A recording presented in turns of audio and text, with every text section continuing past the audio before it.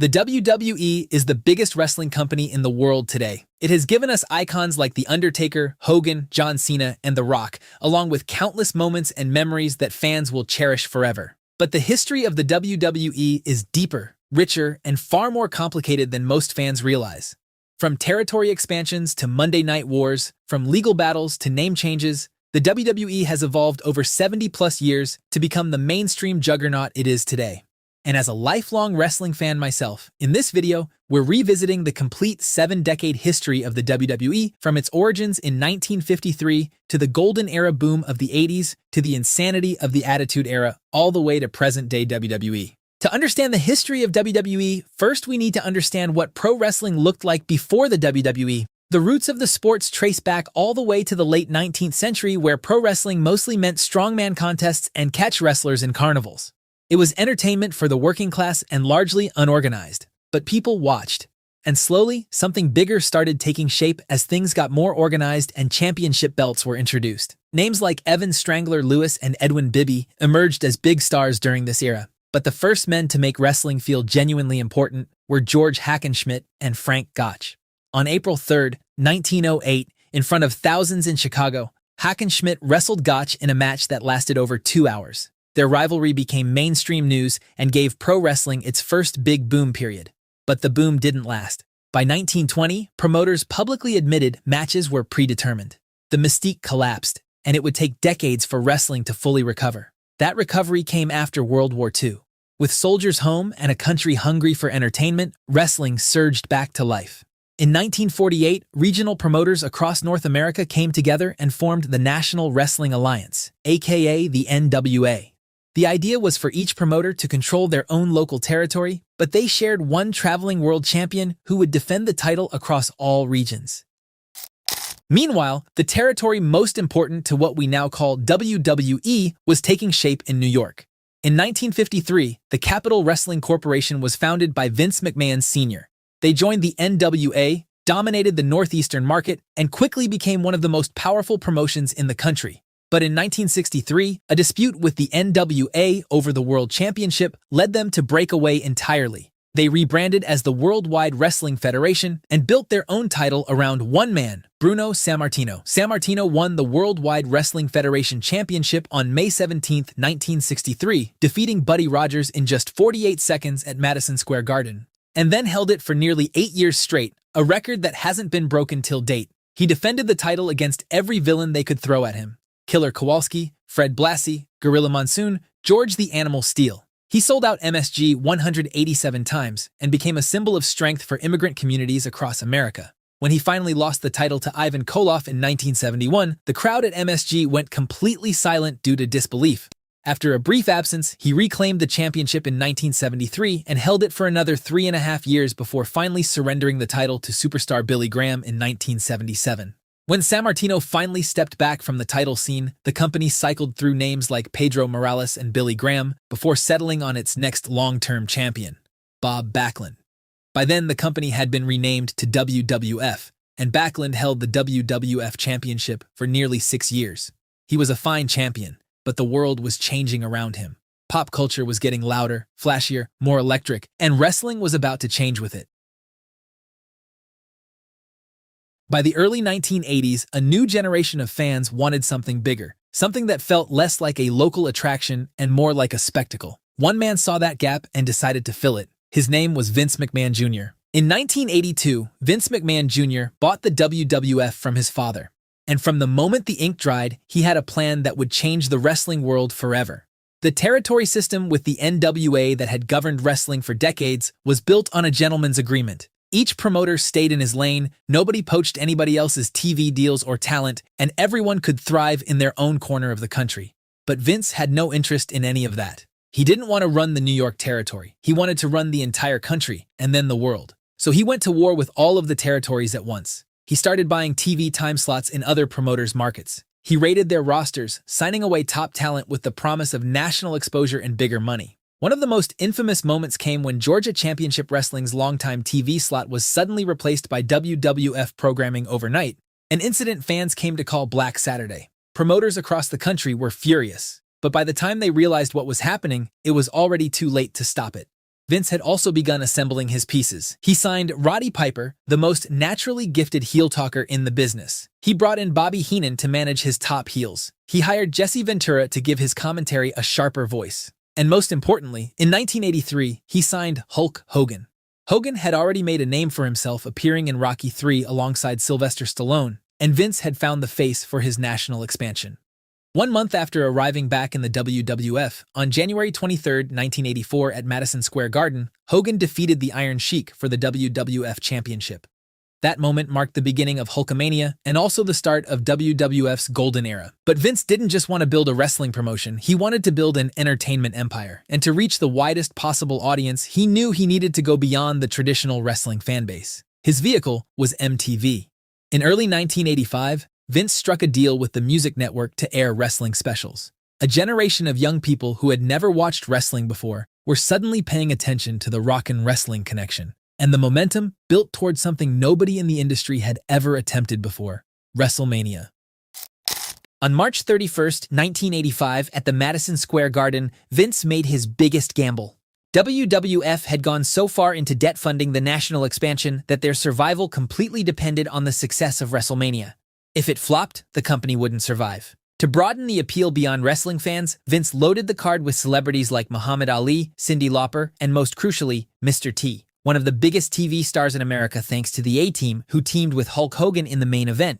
Hogan and Mr. T defeated Roddy Piper and Paul Orndorff in a tag match that had the crowd at Madison Square Garden absolutely electric. 19,121 fans were inside the building, but over 1 million more watched via closed-circuit television screenings at venues across the country. Middle-class families who had never thought about wrestling were suddenly talking about it. Kids who saw that show became fans for life. WrestleMania became a cultural moment. The night professional wrestling stopped being something people were embarrassed to admit they watched and became something everyone wanted to be part of. McMahon's gamble had paid off, and the Golden Era was officially in full swing. WWF merchandise flooded playgrounds. Hulk Hogan's Saturday morning cartoon premiered. Saturday night's main event launched on NBC, but as massive as all of that was, the biggest moments were still to come. After the success of WrestleMania, WWF tried something innovative with Mania 2, where they held the event across 3 different venues. The experiment flopped, and WrestleMania went back to the one-venue format. But if WrestleMania 1 put the WWF on the map, WrestleMania 3 launched it in the stratosphere. What happened that night became one of the defining moments in the history of sports entertainment. When Hogan scooped the 525-pound Andre off the mat and slammed him to the canvas, the building erupted. Hogan won, retained the title, and WrestleMania 3 became the undisputed peak of the 1980s wrestling boom. But that night also contained what many believe is the finest in-ring match of the entire Golden Era. Randy Savage and Ricky Steamboat delivered a breathtaking Intercontinental Championship match that was named Match of the Year. Steamboat won the title that night, but it was Savage who would take center stage for the next 2 years. By early 1988, the WWF gave us one of the biggest storylines of the era. Hogan had lost the WWF Championship to Andre the Giant in a controversial finish. Andre then immediately surrendered the title to the $1 Million Man who had orchestrated the whole scheme. With the title declared vacant due to the surrounding controversy, a 14-man tournament was announced for WrestleMania 4, and that's where Savage stepped up to the plate. He fought through the entire bracket, reaching the final against the $1 Million Man. When Andre tried to interfere, Hogan came charging down to even the odds. Savage won the WWF Championship, and the 2 most popular men in wrestling stood in the ring together with Miss Elizabeth beside them. The Mega Powers were born. As a team, Hogan and Savage were unstoppable. They dominated 1988, teaming against Andre and the $1 Million Man at the first ever SummerSlam. But beneath the surface, the cracks were forming. Savage grew increasingly suspicious of Hogan's attention toward Elizabeth. Hogan's habit of hogging the spotlight irritated Savage more with each passing week, and by early 1989, it all exploded. Hogan vs. Savage for the WWF title was set for WrestleMania 5, billed as the Mega Powers Explode.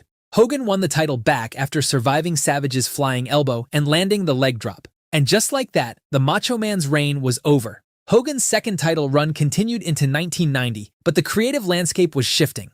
New stars emerged, audiences evolved, and fans got tired to the Hulkamania act. And so, at WrestleMania 6 on April 1st, 1990, Vince McMahon made his boldest creative call since the first WrestleMania.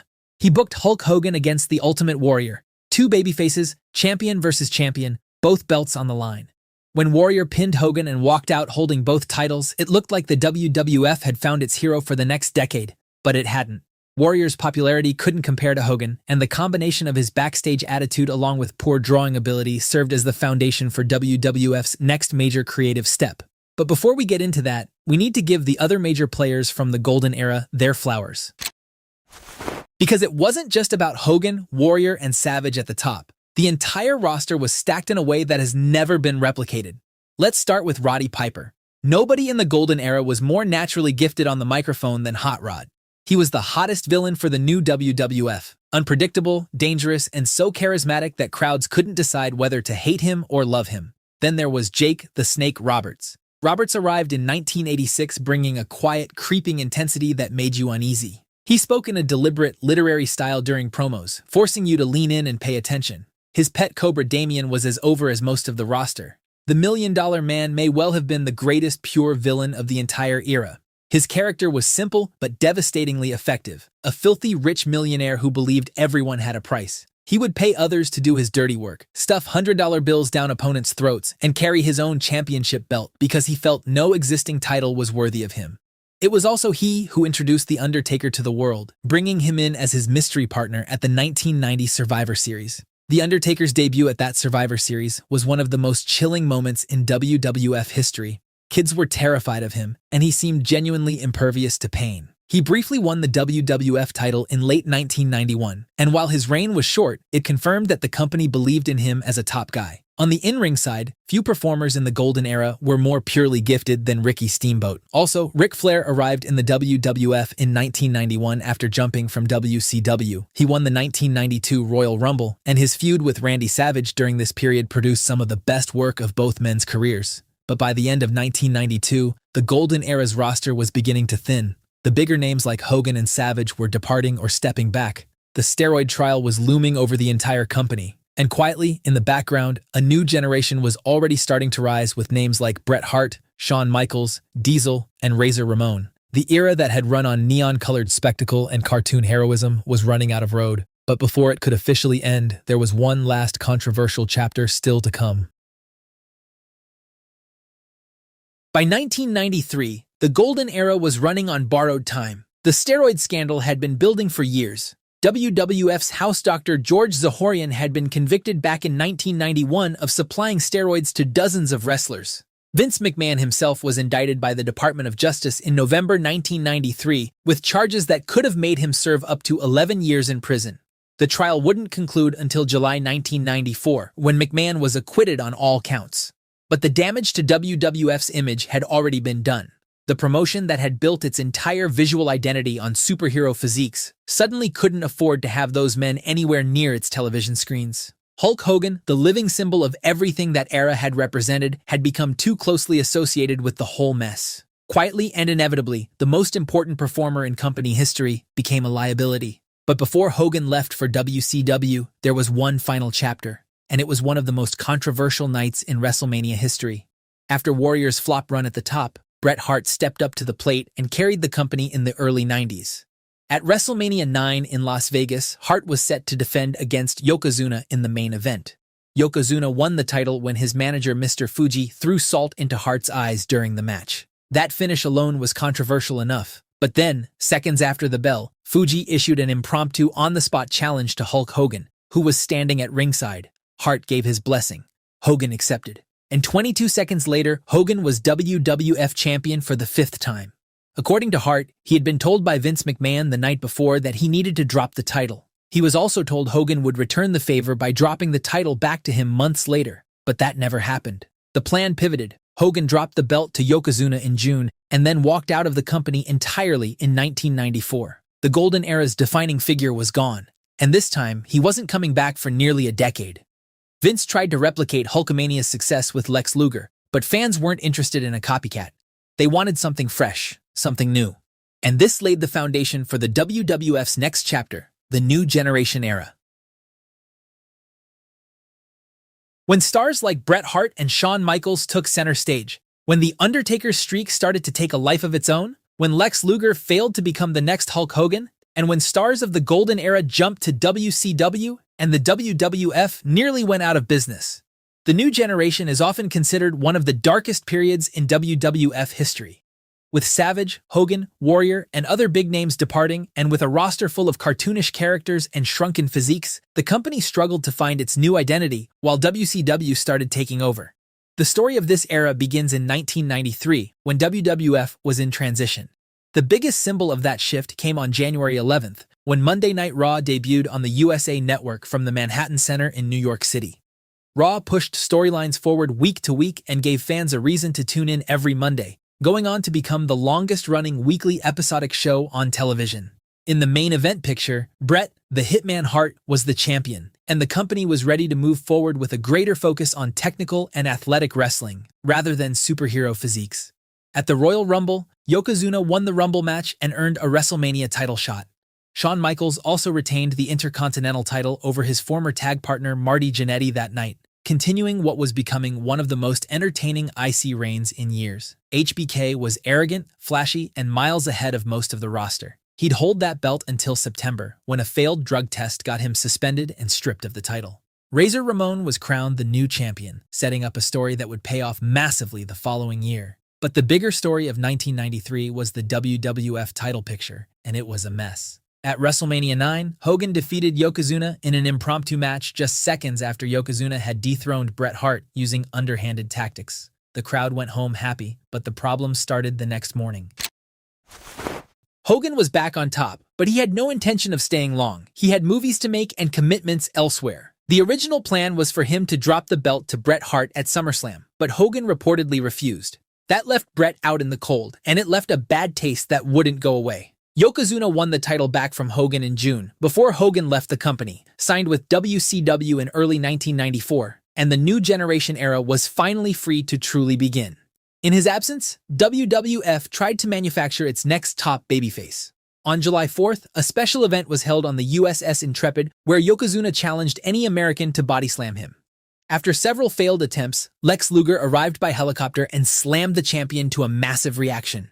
WWF immediately pivoted him from heel narcissist to all-American hero, stuck him on the Lex Express tour bus, and pointed him toward a title shot at SummerSlam. The problem was it all felt manufactured, and fans could sense it. Bret Hart, meanwhile, kept proving he was the most valuable man on the roster. He won the King of the Ring tournament in June with 3 excellent matches in one night, and then feuded with Jerry Lawler and Shawn Michaels for the rest of the year.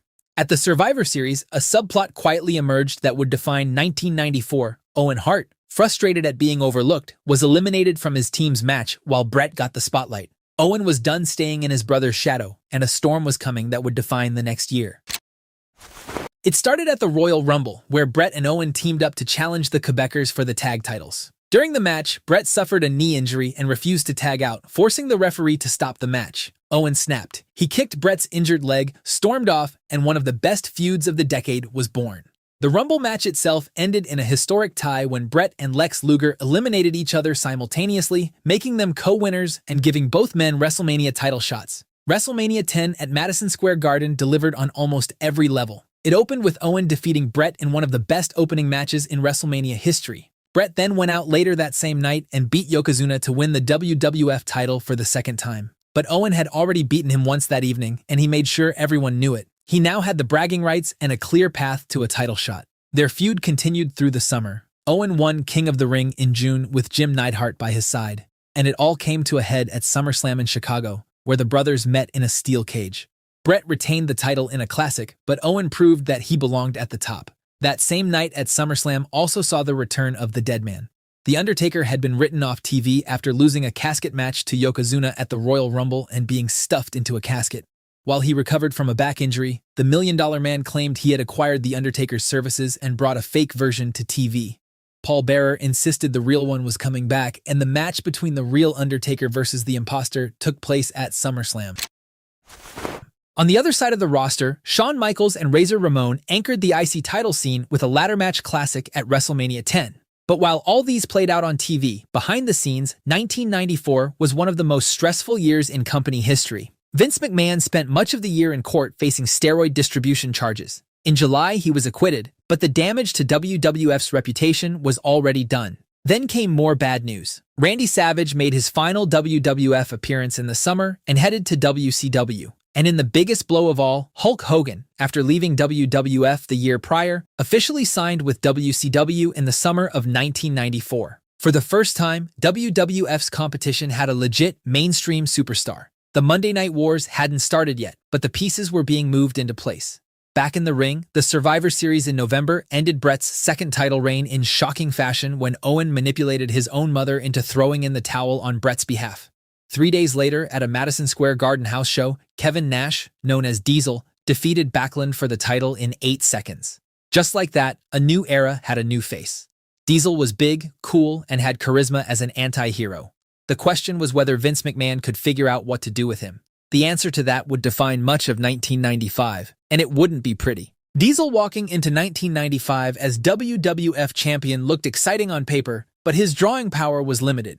Plus, instead of letting him be the edgy, intimidating character fans had loved as a heel, WWF tried to turn him into the next Hulk Hogan as a smiling, posing babyface champion. At the Royal Rumble in January, Shawn Michaels won the whole thing and earned his shot at the title against Diesel at WrestleMania 11 in one of the worst installments of Mania. The show was structured almost entirely around celebrity involvement, specifically NFL star Lawrence Taylor versus Bam Bam Bigelow in the main event.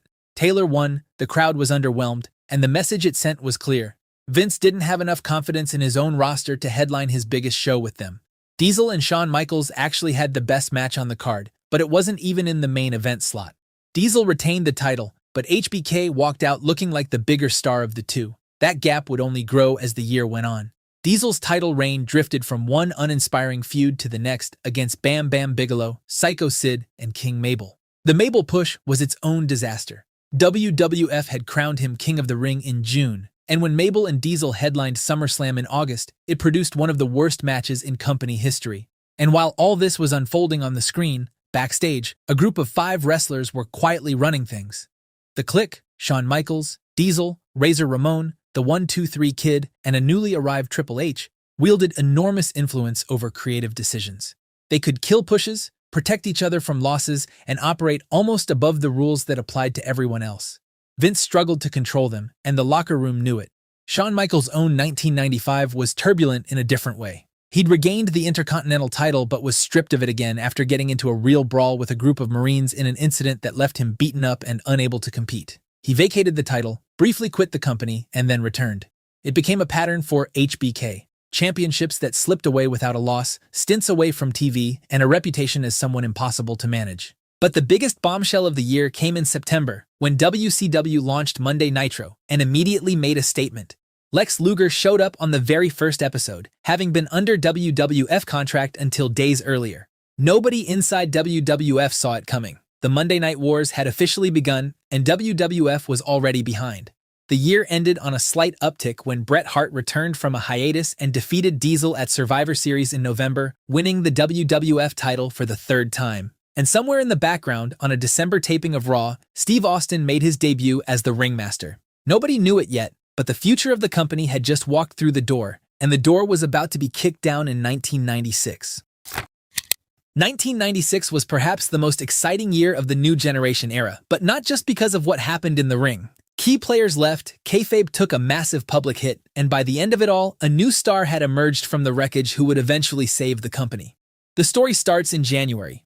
Bret Hart was champion heading into the Royal Rumble in January, where Shawn Michaels won the match for the 2nd year in a row, booking himself a WrestleMania shot at the title. The months between the Rumble and WrestleMania were built around HBK's boyhood dream of becoming champion, and Bret Hart's growing frustration at being the obstacle in his path. Real-life tension between the two men simmered under the surface, and it would keep growing for the next 2 years. WrestleMania 12 on March 31st in Anaheim delivered exactly what was promised in the main event. Hart and Michaels went 60 minutes in the first-ever Iron Man match in WWF history, with neither man scoring a fall. It went to sudden death overtime, where HBK hit 2 super kicks to finally get the pin and win his first WWF championship. It was the moment the new generation era fully handed the torch to its new centerpiece. Bret Hart, frustrated and undervalued, would take the next several months off from WWF entirely. But then came another incident in the middle of the year that altered the trajectory of the business forever. On May 19th at a Madison Square Garden house show, Kevin Nash and Scott Hall worked their final WWF matches before leaving for WCW. After the main event, all 4 Clique members still in the company, Nash, Hall, Michaels, and Triple H, met in the ring and embraced in a group hug in full view of the crowd, completely dropping the pretense that some of them were enemies. It was an open violation of kayfabe at one of wrestling's most iconic venues, and Vince McMahon was furious. Since Hall and Nash were already gone and HBK was the champion, the only person he could punish was Triple H. The King of the Ring win. Triple H had been set up to receive was stripped from him on the spot. It went instead to Steve Austin, and what happened next changed everything. After defeating Jake Roberts to win the tournament, Austin grabbed the microphone and cut the infamous Austin 316 promo. And within weeks, Austin 316 merchandise was flying off the shelves. Fans immediately connected with his anti-authority, take-no-prisoners attitude, even though he was technically supposed to be a villain. Nash and Hall, meanwhile, had landed in WCW and formed the NWO with Hulk Hogan. And suddenly, WCW felt like the cooler place to be. Nitro began beating Raw in the ratings consistently. Meanwhile, The Undertaker carried his share of storylines through the year, feuding with Mankind, who became the first person to consistently get the better of the dead man. Their boiler room brawl at SummerSlam was genuinely unsettling. Paul Bearer, Undertaker's longtime manager, also turned on him and aligned with Foley.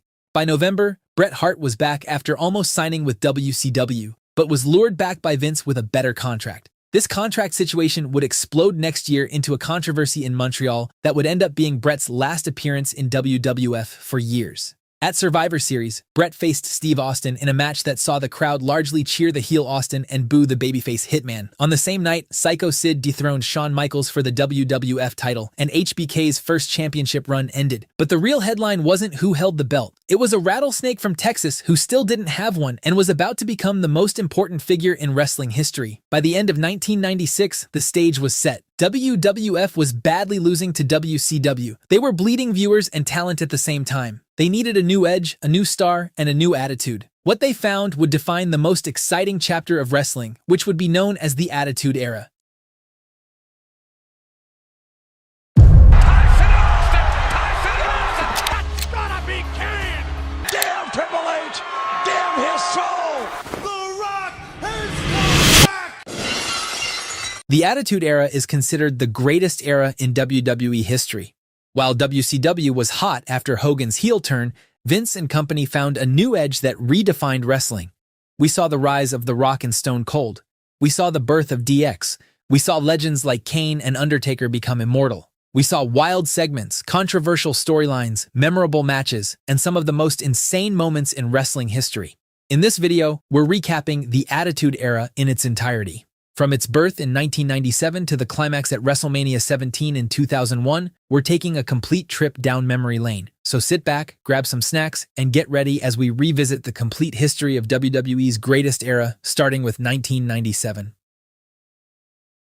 A year that saw Kane emerge from hell to confront his brother. When Survivor Series ended with the most controversial finish in wrestling history. When Stone Cold Steve Austin began his meteoric rise to the top of the industry. When the first Hell in a Cell match redefined brutality. When Vince McMahon transformed from announcer to the greatest villain the business had ever seen. When DX made parents hide the remote from their kids. When Rocky shed his babyface persona and became The Rock. And these are just some of the things that happened in the crazy year of 1997. From a creative standpoint, 1997 was the most important year in WWE history. It's the year that changed the world of pro wrestling forever. But what exactly made this year so transformative? What were the rivalries, double turns, and backstage controversies that would redefine the company forever? Let's turn back the clock and revisit the craziest year in WWE history. Heading into 1997, the WWF found itself in a desperate fight for survival. WCW had been demolishing them in the ratings war ever since the introduction of the New World Order in the summer of 1996. Shawn Michaels, despite being the top guy and delivering consistently incredible matches, felt the weight of the company's struggles on his shoulders. Just weeks after regaining the WWF Championship at the Royal Rumble, Michaels would deliver his infamous promo where he lost his smile and vacate the championship. The official reason was a knee injury that required time off, but the backstage rumor, one that Bret Hart loudly voiced, was that Shawn was ducking their inevitable rematch at WrestleMania 13.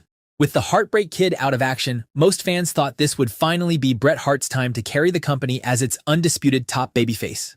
But 1997 had different plans. Instead of Bret Hart's coronation, the year would witness the meteoric rise of a beer-drinking, foul-mouthed, authority-defying rebel who would transform not just the WWF, but professional wrestling itself. After winning the 1996 King of the Ring tournament, Austin cut his infamous Austin 3:16 promo that changed the trajectory of his career. But Stone Cold's journey to becoming the face of pro wrestling truly began in 1997. At the 1997 Royal Rumble, Austin entered at number 5 and lasted until the very end, where Bret Hart eliminated him over the top rope. But the referees were distracted and didn't see the elimination. In true Stone Cold fashion, Austin slid back into the ring and dumped out Vader, The Undertaker, and Bret Hart himself to steal the victory. Bret Hart was furious, and rightfully so. He went on Raw the following night and cut a promo announcing he was quitting the WWF, tired of being screwed over by Austin, Shawn Michaels, and Vince McMahon himself. But WWF President Gorilla Monsoon convinced Hart to return by booking a fatal four-way match at In Your House, giving Austin, Vader, The Undertaker, and Bret another chance to earn the WrestleMania main event. When Shawn vacated the title after the Rumble, this match became for the championship itself. Bret would win that night, capturing his 4th WWF championship, but just like everything else in 1997, it wouldn't last. The very next night on Raw, Psycho Sid regained the title thanks to interference from Stone Cold, giving Bret yet another reason to complain about his treatment, and complain he did. Throughout early 1997, Bret Hart transformed from the respected veteran into a bitter, whining heel. His complaints were completely justified from a logical standpoint, but wrestling fans don't always respond to logic. They respond to attitude, charisma, and rebellion. Stone Cold had all three in spades, and every time Bret pointed out his rule-breaking antics, it only made Austin cooler by comparison. The stage was set for WrestleMania 13 in Chicago, where Bret Hart and Steve Austin would face each other in a submission match that would go down in history. At WrestleMania 13, Austin and Bret beat the hell out of each other in a brutal war that lasted over 22 minutes. The key moment came towards the end when Bret locked in the sharpshooter while Austin's face was a crimson mask. Austin eventually passed out from the blood loss, giving Bret the victory. But while Bret won the match, Austin won the war. Chicago went home that night having witnessed wrestling history, a double turn so perfectly executed that both men's careers would never be the same. However, the feud between Austin and Hart didn't end at WrestleMania. It intensified. Bret reformed the Hart Foundation, who were heroes in Canada and villains in America. Austin became their chief antagonist, the beer-drinking American hero who would defend his country's honor. Their rivalry culminated in a brutal street fight which further established Austin as the toughest SOB in the WWF. But Austin's rise hit a devastating speed bump at SummerSlam when Owen Hart, attempting a sit-down tombstone piledriver, accidentally broke Austin's neck. Doctors told him his career might be over, but Stone Cold refused to listen. He'd missed some time, but nothing, not a broken neck, not doctor's orders, not common sense, would stop the rise of the Texas Rattlesnake in the WWF. By the end of 1997, despite the injury, Austin would return and position himself as the company's next megastar. The Austin era was coming, and nobody could stop it. But while Austin was bulldozing his way to the top of the WWF, the company was simultaneously crafting a supernatural saga that would become one of the most popular storylines in history. The Undertaker had been the WWF's resident phenom since 1990, but in 1997, the dead man's past came back to haunt him in the form of a brother he thought had died in a fire decades earlier. The story began with The Undertaker's longtime manager Paul Bearer, who had guided the Phenom for years. Following his title win at WrestleMania 13, Bearer attempted to rejoin Taker as his manager. When Taker refused, Bearer claimed to possess a dark secret from Undertaker's past. When The Undertaker refused to bend to Bearer's will, the vengeful manager began aligning himself with Undertaker's most dangerous rival, Mankind. In April, Taker and Mankind faced off with Bearer at ringside. Undertaker overcame the numbers game, but Bearer's threats continued to hang over him like a dark cloud. By the summer, Bret Hart had emerged as the top heel in the company, which led to an unlikely feud with The Undertaker. These two veterans with completely different styles were booked to collide at SummerSlam for the WWF Championship. But this match had another crucial ingredient that made it unpredictable: the involvement of Shawn Michaels as the special guest referee. Shawn had been lurking around WWF television since losing his smile, making occasional appearances but not wrestling. His selection as referee for the SummerSlam main event immediately raised eyebrows, given his hatred for Bret Hart. Throughout the match, Michaels appeared to be calling it down the middle, but in the closing moments, Shawn accidentally struck The Undertaker with a steel chair that had been intended for Bret Hart. The miscue cost the dead man his championship, with Hart escaping SummerSlam as the new WWF champion. The Undertaker was furious. He'd been screwed out of his title by the Heartbreak Kid, whether intentionally or not, and he wanted revenge. This set up a feud between two of the WWF's biggest stars, both of whom had been babyfaces for the majority of their careers. But this time, Shawn Michaels wasn't coming back as a hero. When HBK returned to active competition, it was as the leader of D-Generation X, the most rebellious and controversial faction the WWF had ever produced. D-Generation X, consisting of Shawn Michaels, Triple H, Chyna, and Rick Rude, represented everything the Attitude Era would become: crude, disrespectful, and completely unapologetic about breaking every rule in the book. Their treatment of The Undertaker was particularly ruthless. DX would regularly jump the dead man, beating him down with the numbers advantage while mocking his supernatural persona. The animosity between Undertaker and Shawn Michaels reached its boiling point at Bad Blood in October, where the two would face off in the first-ever Hell in a Cell match. For 30 minutes, Undertaker dominated Shawn Michaels and used the demonic structure to systematically dismantle the leader of D-Generation X. But just when it appeared The Undertaker would finally get his definitive victory over Shawn Michaels, the lights went out. A nightmare from Taker's past was coming back to haunt him. After months of threats, Bearer had revealed Undertaker's darkest secret. He had a brother, and that brother was alive. His name was Kane, and he was coming for revenge. As darkness engulfed the arena, an ominous music started playing. The lights went red. And then, in one of the most spectacular debuts in wrestling history, Kane ripped the door off the Hell in a Cell. Kane entered the cell, stared at his brother for a long moment, and then delivered a devastating tombstone piledriver to The Undertaker. Shawn Michaels, barely conscious, draped an arm over the dead man for the 3 count, but nobody cared about the match result anymore. Kane had arrived, and the WWF would never be the same. The Brothers of Destruction storyline had begun, and it would become one of the most important sagas in wrestling history. But while Kane and Undertaker's personal saga unfolded on the screen, behind the scenes, a perfect storm of politics, personal grudges, and ego clashes was brewing that would lead to the most controversial finish in WWE history. The Montreal Screwjob changed the course of the Monday Night Wars forever, and the roots of the Screwjob trace back to the complicated relationship between Bret Hart and Shawn Michaels. Their backstage confrontations had become increasingly hostile throughout 1997, with both men refusing to back down or show respect to the other. But personal animosity wasn't the only issue. The WWF's financial struggles in 1997 had pushed the company dangerously close to bankruptcy. Vince McMahon, desperate to cut costs, approached Bret Hart about his lucrative contract and admitted he could no longer afford to honor it. McMahon encouraged Bret to negotiate with WCW, where Eric Bischoff was more than happy to offer the Hitman a massive deal. There was just one problem, though. Bret Hart was still the WWF champion, and he absolutely refused to lose the title to Shawn Michaels, especially in Canada.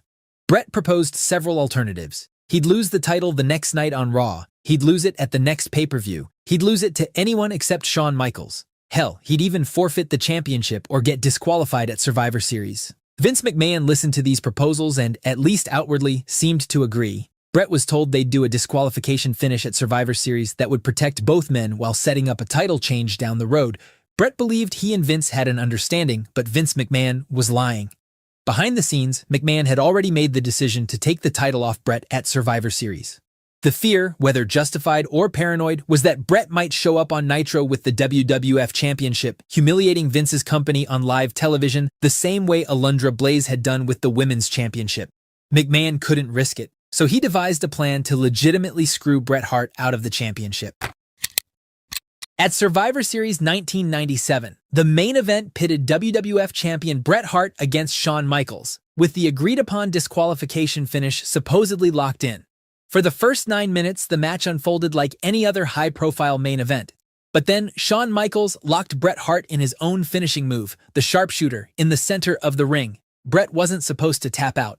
The plan, as far as he knew, was for the match to break down into chaos. But as Shawn locked in the sharpshooter, Vince McMahon shouted at the ref to ring the damn bell. The referee immediately called for the bell, and the ring announcer announced that Shawn Michaels was the new WWF champion.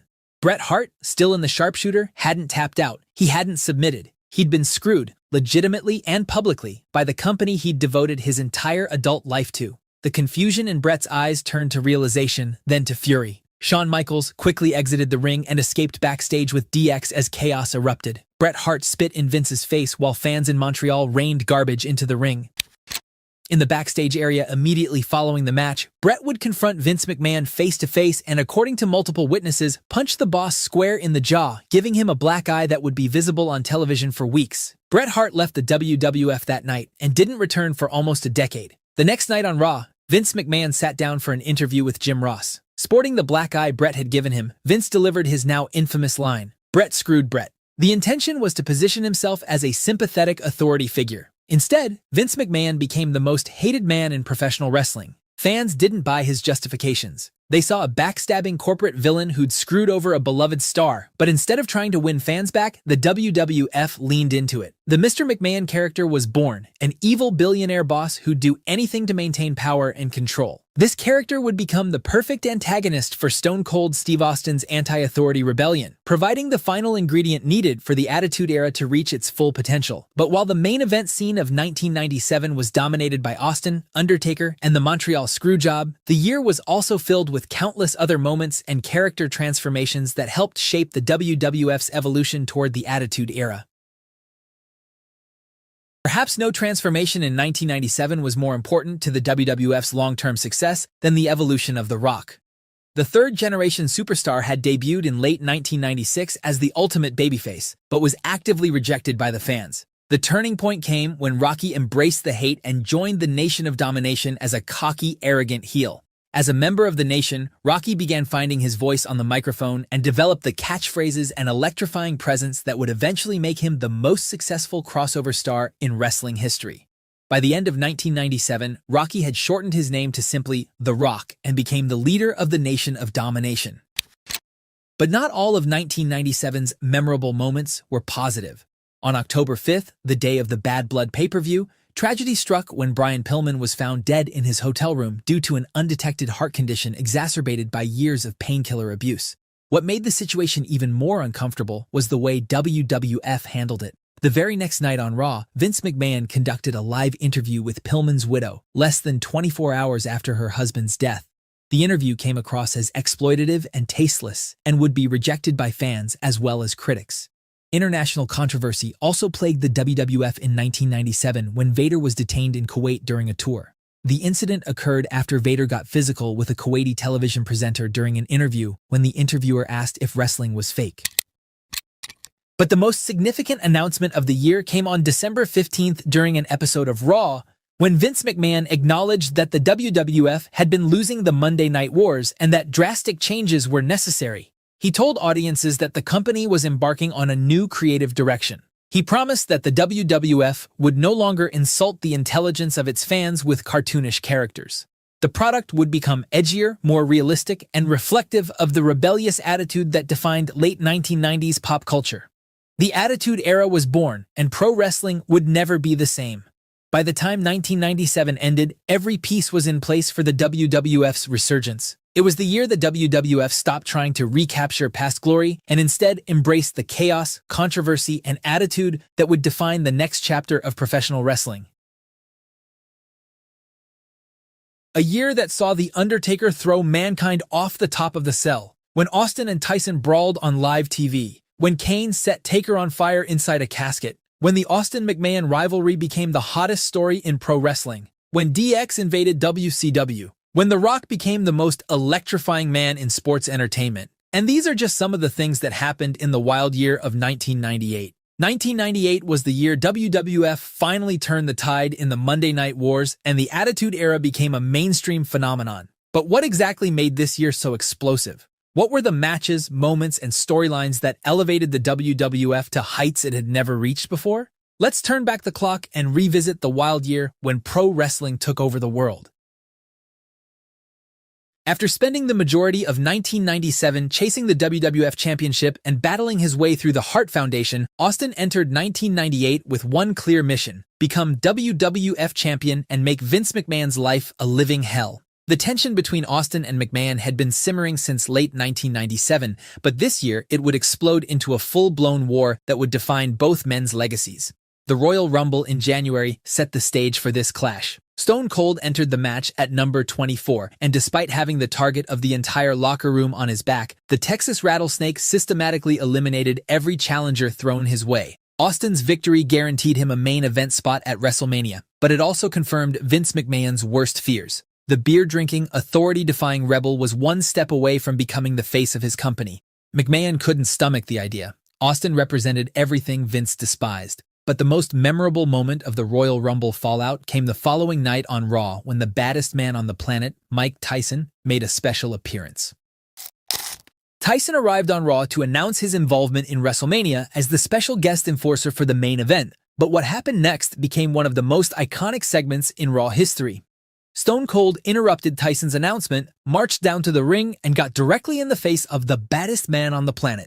Austin flipped Tyson off, trash-talked him without any fear, and sparked a brawl that had to be broken up by dozens of security guards. The segment was pure chaos, and it brought mainstream attention to the company. Vince McMahon was furious, not because the segment didn't work, but because Austin had once again proven he couldn't be controlled. McMahon wanted a corporate champion, but Austin was the exact opposite, and the boss made it his mission to ensure the Rattlesnake never wore the WWF Championship.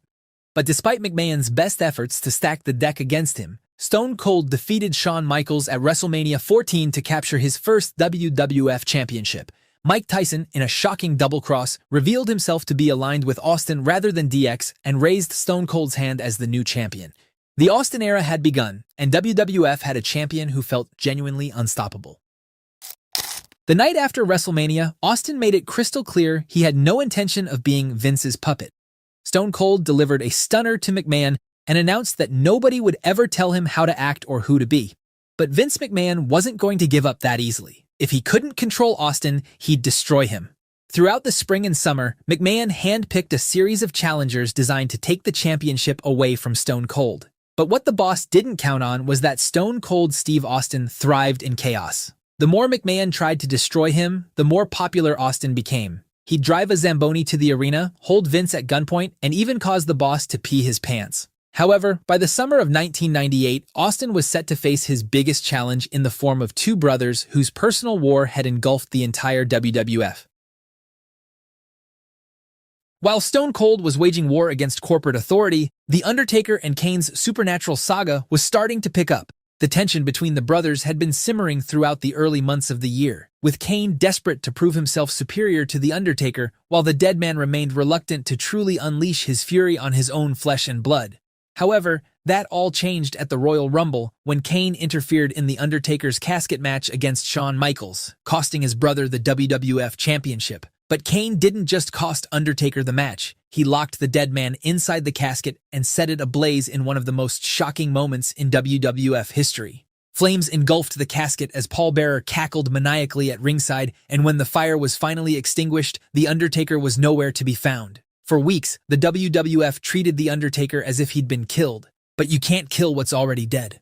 Just days before WrestleMania, Taker made his return when lightning struck a casket on the stage. This version of Taker was different, darker, more vengeful. The usually stoic dead man now had murder in his eyes. The stage was set for their inevitable confrontation at WrestleMania 14, where the two behemoths would finally settle their differences in front of over 19,000 fans. The match itself was less about technical wrestling and more about two unstoppable forces settling the score. The Undertaker dominated much of the encounter, but Kane's supernatural resilience kept bringing him back from the brink of defeat. In the end, The Undertaker hit Kane with 3 tombstone piledrivers to finally put his brother down for the 3 count. The victory should have ended their rivalry, but in the world of the WWF, the story never ends. Throughout the spring and summer, Kane and The Undertaker's paths continued to cross. Taker even defeated Kane in the first ever Inferno match, but their relationship took on a new dimension when Vince McMahon saw an opportunity.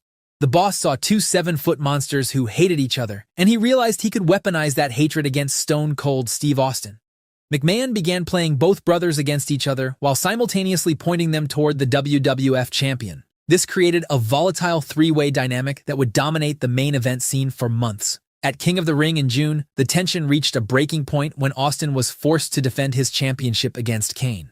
The match was pure chaos, with both The Undertaker and McMahon getting involved at various points, and it ended with Kane capturing the WWF Championship for the first time in his career. But Kane's reign would last exactly one night. The very next night on Raw, Austin invoked his rematch clause and recaptured the championship. However, while the story of Kane, Taker, and Austin was dominating the main event scene, a bigger story was brewing elsewhere on the card, which would culminate with a deadly game tournament at Survivor Series. The upper mid-card scene in 1998 became a proving ground where future main eventers were being forged, and three men in particular would use it as their launching pad to superstardom. Mankind, aka Mick Foley, had spent years establishing himself as one of the WWF's most unpredictable performers. At the Royal Rumble, Foley entered the match 3 times, as Cactus Jack, Mankind, and Dude Love. But it was his transformation into Dude Love that would define the first half of his year. Vince McMahon, desperately searching for someone who could take the WWF Championship away from Stone Cold Steve Austin, saw an opportunity in Foley. The boss believed he could mold Mankind into a corporate puppet, someone who would follow orders and serve McMahon's interests rather than his own ego. At Unforgiven in April, Dude Love pushed Austin to his absolute limit as McMahon's hand-picked challenger, but Austin still managed to walk out with the title. In the second half of the year, as a reward for Foley's loyalty, Vince McMahon bestowed a brand new title upon Mankind, the Hardcore Championship. The belt was designed specifically for Foley's brand of extreme violence, and it gave the company a way to showcase the increasingly brutal matches that had become a staple of the Attitude Era. But more importantly, it kept Mankind in Vince's pocket. Foley played along, believing that his loyalty to McMahon would eventually be rewarded with a shot at the WWF Championship. But what he didn't realize was that Vince was playing multiple angles at once, and Mankind was just a pawn in a much larger game. The Rock's evolution in 1998 represents one of the most successful character transformations in wrestling history. The fans who had once rejected Rocky as a babyface now couldn't get enough of his arrogant, trash-talking heel persona. Throughout the spring and summer, The Rock's confidence grew exponentially. His promos became must-see TV as he developed the catchphrases and electrifying presence that would eventually make him a crossover superstar. By the summer, The Rock had kicked Farouk out of the Nation of Domination and taken over as the faction's leader. But The Rock's ambition extended far beyond the Nation. He wanted the WWF Championship, and he made that desire known loudly and repeatedly.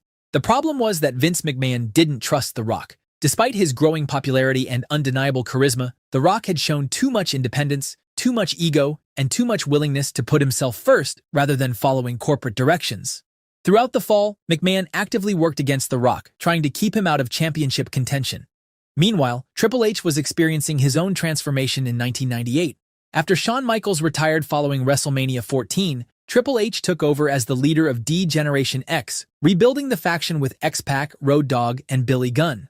Triple H positioned himself as a main event player throughout the year, capturing the Intercontinental Championship and engaging in high-profile feuds with The Rock and Owen Hart. But more importantly, Triple H was learning how to be a top guy, developing the psychology and presence that would eventually make him one of the company's most dominant champions in years to come. All three men, Mankind, The Rock, and Triple H, eyed the Survivor Series Deadly Game Tournament with championship aspirations, but only one could leave as WWF champion. Meanwhile, the Austin-Kane-Taker saga had taken a wild turn. Taker had turned heel and aligned with his brother in an attempt to dethrone the Texas Rattlesnake. At Breakdown, Taker and Kane pinned Austin at the same time, leading to the title being vacated. At Judgment Day in October, Kane and The Undertaker faced off for the vacant WWF Championship with Stone Cold as the special guest referee.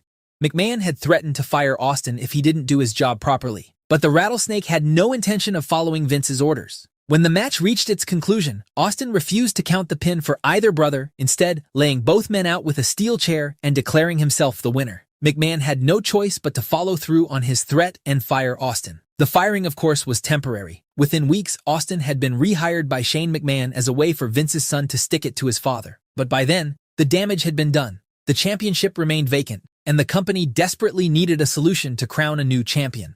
Vince McMahon announced that at Survivor Series in November, a one-night tournament called the Deadly Game would determine the new WWF champion. 14 superstars would compete in a bracket-style tournament, with the finals taking place that same night.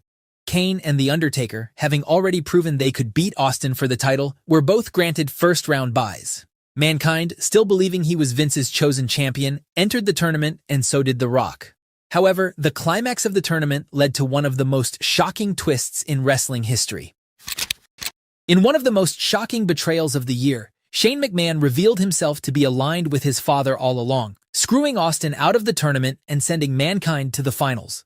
The Rock, meanwhile, navigated his side of the bracket by defeating Big Boss Man in the first round, Ken Shamrock in the quarterfinals, and The Undertaker in the semifinals. The finals pitted The Rock against Mankind in what appeared to be a straightforward match to crown a new champion. But Survivor Series 1998 had one more massive swerve in store. As the match reached its conclusion and Mankind appeared poised to capture his first WWF Championship, The Rock turned on him and aligned with Vince McMahon. The Rock became WWF champion, but more importantly, he became the corporate champion, Vince McMahon's hand-picked golden boy who would carry the company forward as the face of corporate authority. The following weeks, The Rock explained that he didn't sell out, he bought in.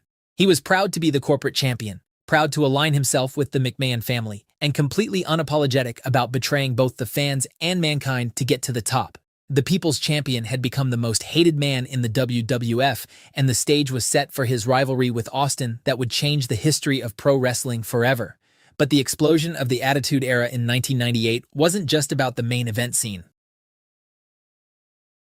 D-Generation X, now led by Triple H, became the embodiment of everything the Attitude Era represented. The faction's most infamous moment came when DX loaded up a military jeep, drove to the arena where WCW Nitro was being held, and attempted to invade their competition. The tag team division started undergoing a renaissance, with teams like the New Age Outlaws, the Hardy Boys, and Edge and Christian beginning to establish themselves as future stars. Val Venis almost got his chopped off. Sable became a star. The Hardcore division, anchored by Mankind's new championship, provided a chaotic element. And by the time 1998 came to a close, the WWF had completely transformed itself. The company that had been on the verge of bankruptcy just 2 years earlier was now a mainstream phenomenon. Austin, The Rock, Kane, and The Undertaker had become household names, while the next generation of stars was already being groomed for greatness.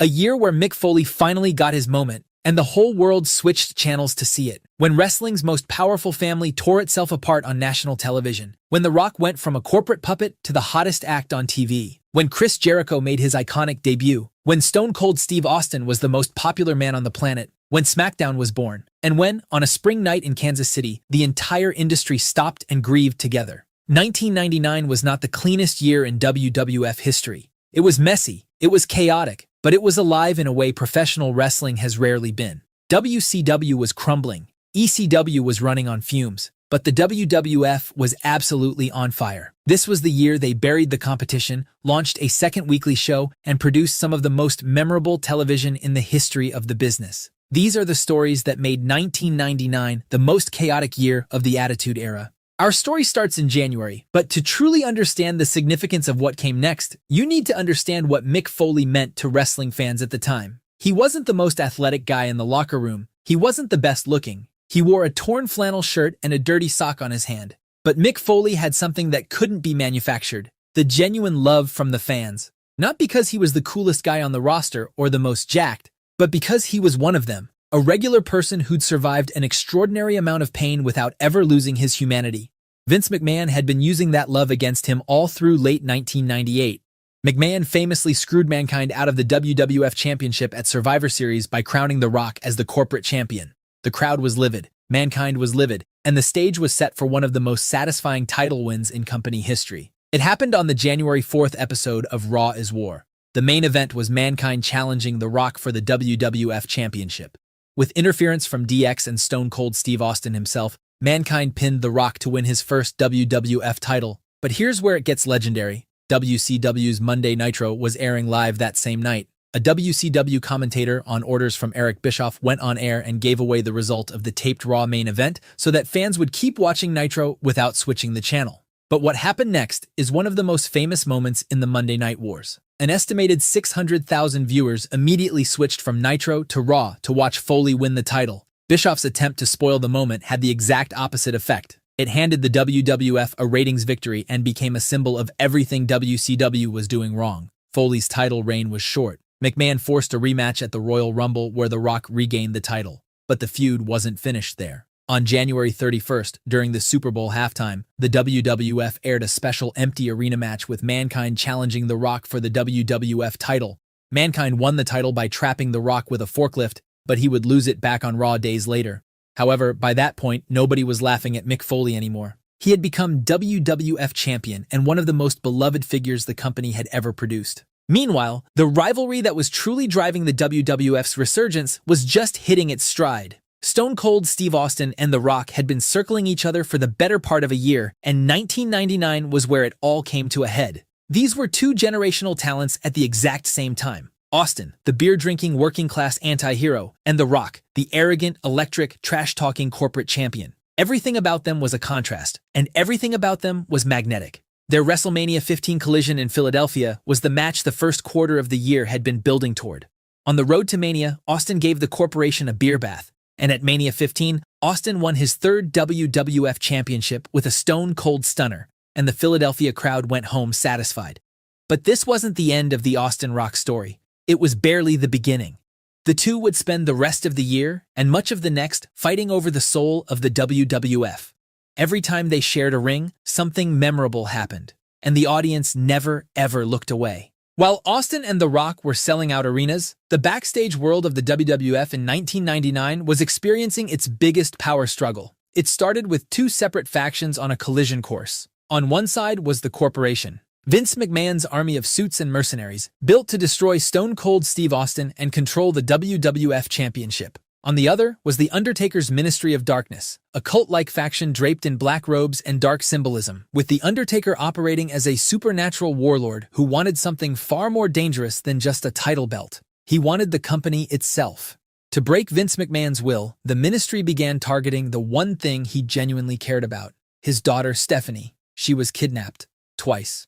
The second time, The Undertaker tied her to his symbol in the ring and attempted to marry her in one of the most genuinely disturbing segments the Attitude Era ever produced. It was Steve Austin, of all people, who crashed through the arena to save her. For one brief, strange week, Austin and McMahon were almost allies. However, that alliance didn't last. On April 29th, the pilot episode of a new show called SmackDown, Shane McMahon dropped the bombshell. He announced that the corporation and the Ministry of Darkness had merged into a single faction, the Corporate Ministry. It was the most powerful stable the WWF had ever assembled, and Shane, not Vince, was running it. He had quietly been consolidating power for months, eventually kicking his own father out of the corporation and telling him the old man he respected was gone. The Corporate Ministry's first act was to book a WWF Championship match at Over the Edge, Austin versus The Undertaker, with Shane as the referee. Commissioner Shawn Michaels countered by forcing Vince to serve as co-referee to keep it honest. But it didn't matter. Shane fast counted a pin, and The Undertaker walked out as WWF champion. The McMahon family civil war was in full swing. But then came the reveal. For weeks, the Corporate Ministry had been referencing a mysterious, higher power, someone even The Undertaker answered to. The identity of this shadowy figure was finally exposed on June 7th. Vince McMahon pulled back his hood and stepped into the light. The whole thing, the ministry, the kidnappings, the merger, had been his scheme from the beginning. Every bit of it designed to destroy Stone Cold Steve Austin once and for all. The crowd booed, Vince cackled, and Austin, standing in the ring, finally understood the full scope of what he was up against. The stable would quietly dissolve by August, but its legacy defined the first half of 1999. However, as the ministry faded into the background, a new power-hungry tyrant was stepping up to the main event, and it was time to play the game. For most of 1998 and early 1999, Triple H was the second most important man in DX. He was talented, ruthless, undeniably good in the ring, but always one step behind the main event. Shawn Michaels was the leader. Austin was the top babyface. The Rock was McMahon's chosen champion. Triple H was hovering just outside the room where it all happened, but 1999 was the year he kicked the door down. At WrestleMania 15, Triple H helped Shane McMahon retain the European Championship against his own DX teammate X-Pac, officially turning heel and joining the corporation. Just like that, the most calculating man in the locker room had made his move. Through the summer, Triple H positioned himself as the most dangerous player in the Corporate Ministry power struggle. He feuded with both Austin and The Rock, losing more often than not, but always finding a way to stay relevant, always finding a way to look credible in defeat. By the time SummerSlam rolled around in August, the company had built a triple threat match for the WWF Championship between Austin, Mankind, and Triple H, with Jesse Ventura as the special guest referee. Mankind won the title that night, but the very next night on Raw, with Shane McMahon's help, Triple H defeated Mankind to capture his first WWF Championship.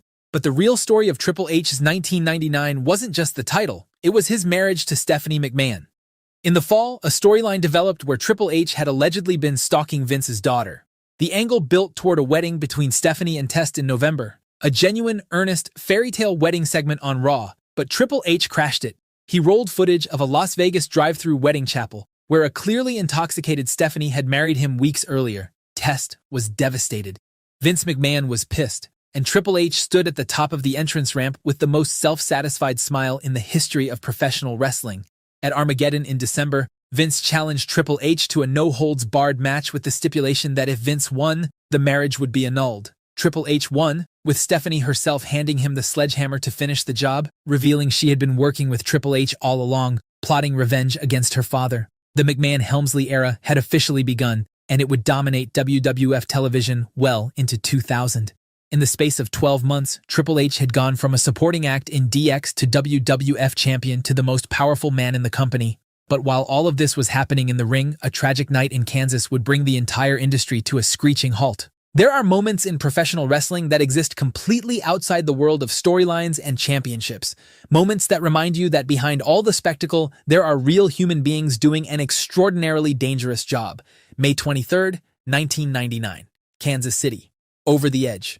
Owen Hart was one of the most technically gifted wrestlers alive, a man who could get a great match out of virtually anyone, who could make a crowd laugh or cry with equal ease. He was performing that night under the Blue Blazer gimmick, a superhero character that parodied the larger-than-life personalities of the era. His entrance was designed to be spectacular. He would descend from the arena rafters on a harness, mimicking WCW's Sting, before being accidentally dropped into the ring as part of the comedy act. The stunt had been tested before. It had worked before.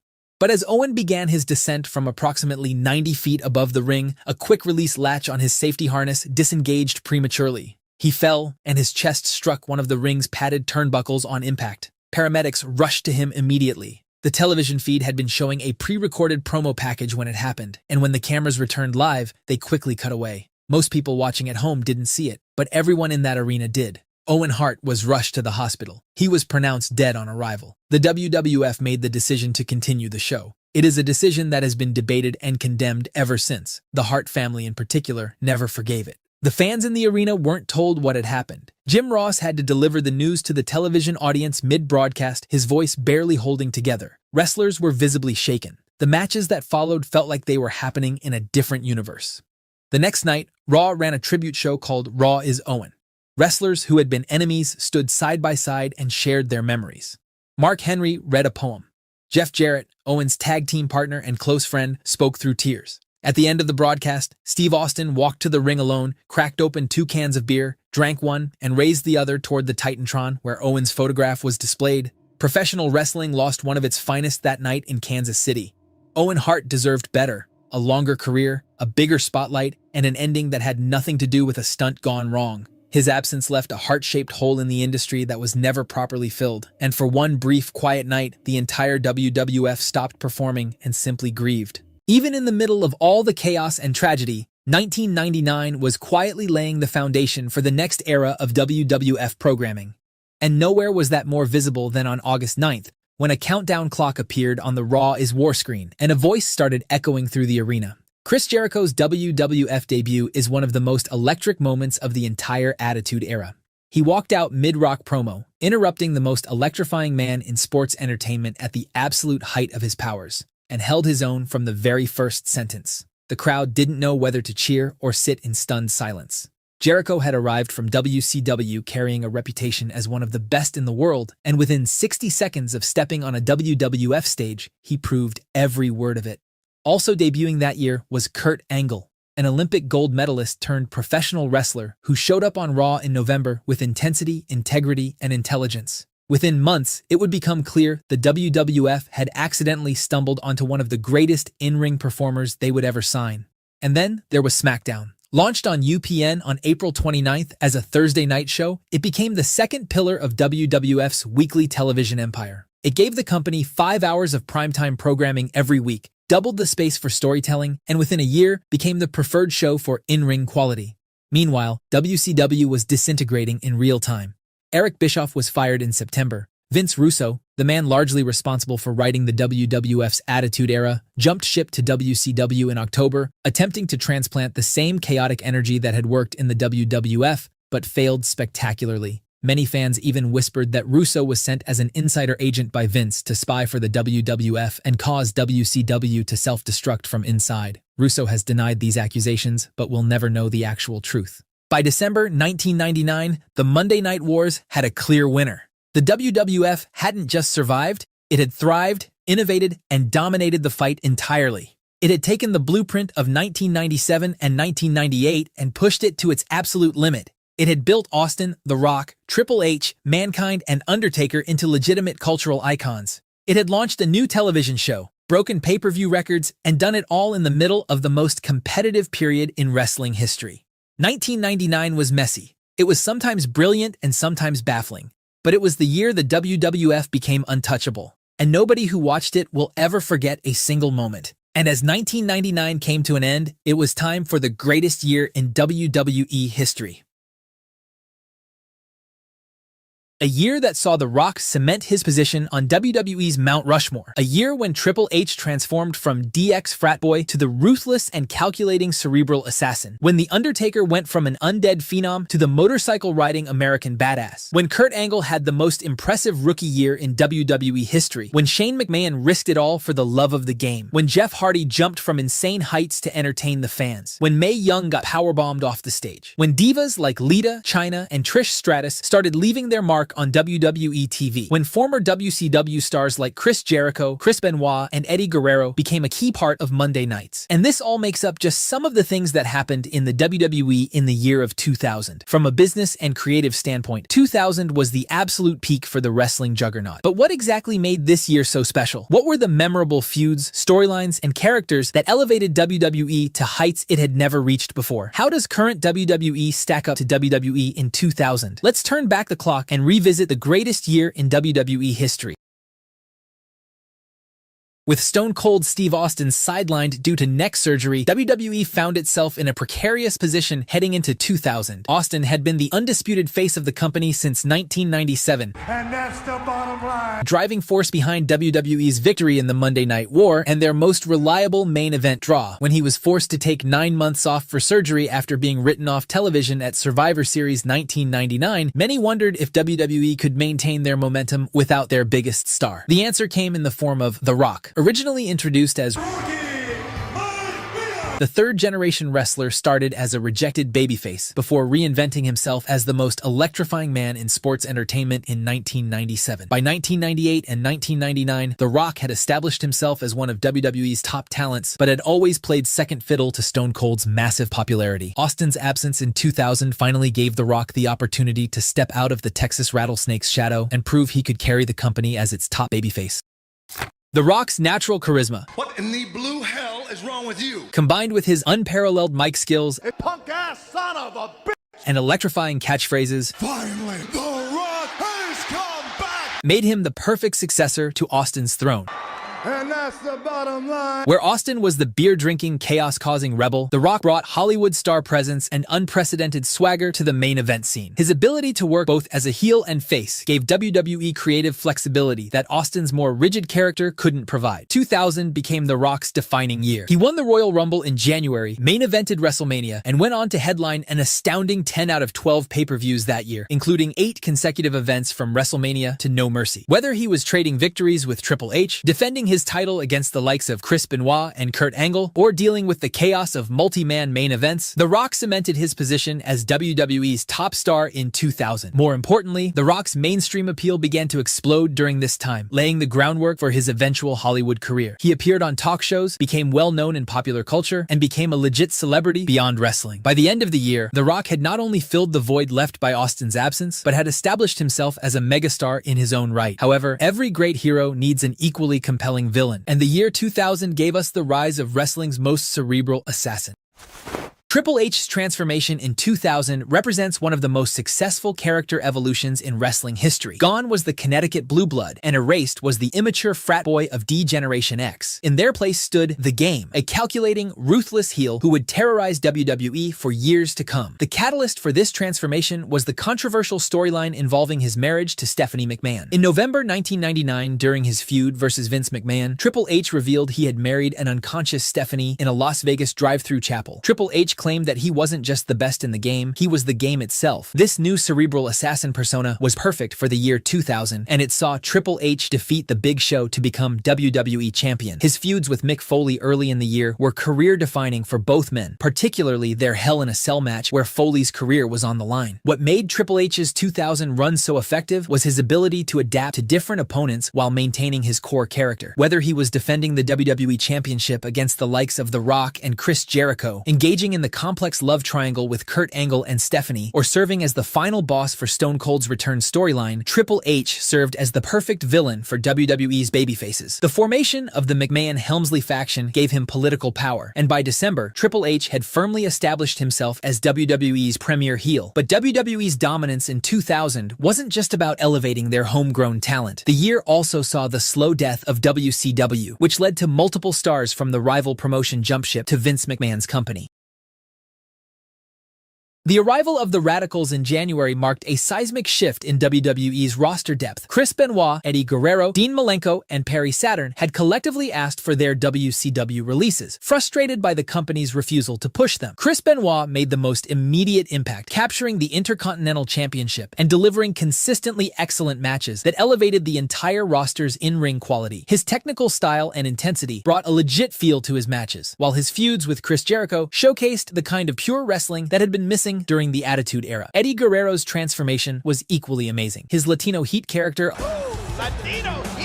allowed him to display both his incredible wrestling ability and natural charisma, something WCW had never fully capitalized on. His romantic storylines with Chyna added layers to his character, while his matches consistently stole the show. Chris Jericho, who had arrived in the WWE in 1999, truly found his footing in 2000. After struggling initially to connect with WWE audiences, Y2J's natural wit and arrogance began to shine through. His feuds with established stars like Triple H for the WWE Championship proved he belonged in the main event conversation, while his matches against the likes of Chris Benoit and Kurt Angle cemented him as one of the best in-ring performers of this time period. These former WCW stars brought credibility, work rate, and fresh matchups that revitalized Monday nights. Yet perhaps no single acquisition could match the meteoric rise of a certain Olympic gold medalist. Kurt Angle's ascension in the year 2000 remains one of the best rookie years in wrestling history. What made Angle special wasn't just his legit Olympic background, it was how perfectly he understood character work and adapted to the sports entertainment style of WWE. His portrayal of the arrogant, all-American hero who genuinely believed his own hype was perfect heel work. The character work was matched by incredible in-ring ability. Angle's amateur wrestling foundation gave him a unique style that combined technical precision with surprising power and agility for a man his size. His matches elevated every opponent, whether he was trading holds with the likes of Chris Benoit and Chris Jericho or brawling with powerhouses like The Undertaker and Triple H. The learning curve that typically takes wrestlers years to navigate was compressed into months for Angle. His championship victories throughout 2000 marked the greatest rookie year in WWE history. The European Championship, Intercontinental Championship, and King of the Ring tournament victory were merely stepping stones to his ultimate prize. When Angle defeated The Rock for the WWE Championship at No Mercy in October, it marked the completion of a journey from Olympic rookie to world champion in less than a year. But most impressively, Angle's personal storylines added depth to his character without overshadowing his athletic achievements. His alignment with Edge and Christian, the love triangle involving Triple H and Stephanie McMahon, showcased his acting ability without watering down his in-ring performance. By the end of 2000, Kurt Angle had established himself as a complete performer who belonged in the world title picture. Meanwhile, one of WWE's most established stars was undergoing his own dramatic transformation that would mark a new chapter of an already legendary career. The Undertaker's metamorphosis from supernatural deadman to motorcycle-riding American badass represented one of the boldest character reinventions in wrestling history. After nearly a decade of portraying the mystical phenom, Mark Calloway shed the gothic persona that had defined his career and became a beer-drinking, Harley-riding tough guy who fit perfectly with the Attitude Era's grittier aesthetic. The transformation debuted at Judgment Day during The Rock and Triple H's Iron Man match, when Undertaker roared into the arena on a motorcycle, and this complete personality overhaul connected with fans of the era who had grown up listening to nu metal and embracing rebel culture. This new Undertaker brought fresh energy to his feuds, whether battling Kurt Angle, participating in the chaotic Hell in a Cell match at Armageddon, or forming unlikely alliances with The Rock and Kane. While main event storylines like Taker's return and The Rock vs. Triple H captured headlines, the year 2000 also revolutionized wrestling at every other level of the card. The tag team division in 2000 reached heights that have arguably never been matched since. Edge and Christian, the Hardy Boys, and the Dudley Boys completely redefined what tag team wrestling could be. Their triangle ladder match at WrestleMania and the first ever TLC match at SummerSlam introduced fans to a level of risk-taking and innovative offense that had never been seen before on WWE TV. Hardy's Swanton Bomb off a 20-foot ladder and Edge spearing Jeff from the top of a ladder are moments that fans still cherish to this day. Each team brought distinct personalities. Edge and Christian's pretty boy looks and arrogant comedy, the Hardy Boys' death-defying aerial attacks, and the Dudley Boys' hardcore brawling style created magic that elevated tag team wrestling from bathroom breaks to must-see TV. The mid-card scene was equally stacked with compelling storylines and characters. The Intercontinental Championship changed hands regularly between names like Chris Jericho, Chris Benoit, Eddie Guerrero, and Kurt Angle. The women's division, while still developing, had some memorable moments with names like Lita and Trish Stratus becoming more prominently featured. Even the hardcore division, with its infamous 38 title changes throughout the year, provided a sense of chaos and excitement that maximized the use of the roster. Every wrestler on the roster had a defined role and personality that contributed to the show's overall cohesiveness. This roster depth meant that every segment of every show served a purpose. There were rarely any throwaway matches or meaningless feuds. Everything connected to create a living, breathing wrestling universe where every character mattered and every storyline was interconnected. Nowhere was this more evident than in the main event scene, where WWE was at the peak of creative storytelling in the year 2000. The Triple H, Kurt Angle, and Stephanie McMahon love triangle stands as one of WWE's most entertaining storylines of all time. What began as Kurt's crush on Stephanie evolved into something more complex, with genuine ambiguity about whether Stephanie was reciprocating his feelings or simply using him for her own purposes. Triple H's paranoia and jealousy added layers of drama, while Kurt's naive charm added depth to this character. The McMahon family dynamics added another layer of complexity, with Vince, Shane, Linda, and Stephanie all playing different roles throughout the year. The Stone Cold parking lot mystery became one of WWE's most memorable whodunit storylines, though the payoff felt rather underwhelming. The initial revelation that Rikishi was responsible I did it for The Rock felt anticlimactic, but the subsequent twist that Triple H had orchestrated everything elevated the storyline. The first ever six-man Hell in a Cell at Armageddon perfectly encapsulated the year's main event chaos, with every major storyline culminating in one match. Austin seeking revenge, The Rock chasing the championship, Triple H proving his worth, The Undertaker asserting his dominance, Kurt Angle defending the title, and Rikishi paying for his actions, all in one match. Austin's return at Backlash, Triple H and Mick Foley's brutal battle, Taker's return as the American Badass, the iconic first ever TLC match, Shane McMahon falling off the stage, Triple H and Trish's backstage antics, and Mae Young being powerbombed off the stage were just some of the unhinged moments from WWE in 2000 that made this year so iconic. When the dust settled in December, WWE had achieved a perfect storm of creative excellence and mainstream popularity that has never been replicated. The year represented the Attitude Era at its most refined, combining the edginess that made it famous with storytelling sophistication and in-ring action that elevated it beyond mere shock value. Over 2 decades later, WWE still chases the magic of 2000. It remains the gold standard against which all other years are measured, because when it's all said and done, WWE in 2000 was at its peak. But as 2001 arrived, the pieces were falling in place for the peak and climax of the Attitude Era. At the Royal Rumble, Stone Cold Steve Austin won his 3rd Rumble and punched his ticket to WrestleMania. At No Way Out in February, The Rock defeated Kurt Angle to become a 6-time WWF champion. The stage was set. The 2 biggest stars of the generation, Austin and The Rock, were on a collision course for the grandest stage of them all. But while the locker room prepared for Houston, the wrestling world experienced a tectonic shift. On March 23, 2001, the unthinkable happened. Vince McMahon purchased World Championship Wrestling for roughly $7 million. The Monday Night Wars were over. The industry had officially become a one-horse race, and WrestleMania 17 was to be the victory lap. April 1st, 2001. The Houston Astrodome. Over 67,000 fans gathered for a card that is often considered the greatest show in wrestling history. The night saw Chris Jericho retain the Intercontinental title against William Regal. It saw the culmination of the McMahon family feud, with Shane defeating Vince in a street fight. The undercard peaked with the second-ever TLC match, as Edge, Christian, the Hardys, and the Dudleys redefined what human bodies could endure. Meanwhile, The Undertaker extended his streak by defeating Triple H. And then it was time for the main event. The match was a no-disqualification war, a relentless exchange of strikes and finishers. But as the battle neared its end, the impossible happened. Vince McMahon, Austin's mortal enemy for 4 years, walked to the ring. Instead of attacking Austin, he handed him a steel chair. Austin unleashed a chair-shot assault on The Rock, hitting him 16 times before pinning him to win the WWF Championship. As the show went off the air, Stone Cold Steve Austin had sold his soul to the corporate machine. It was a shocking heel turn that effectively ended the Attitude Era. The WWF had won the war, the stars had aligned, and professional wrestling had reached its peak. This was the climax of WWE's greatest era. But what followed next would be another hot period for wrestling, known as the Ruthless Aggression Era.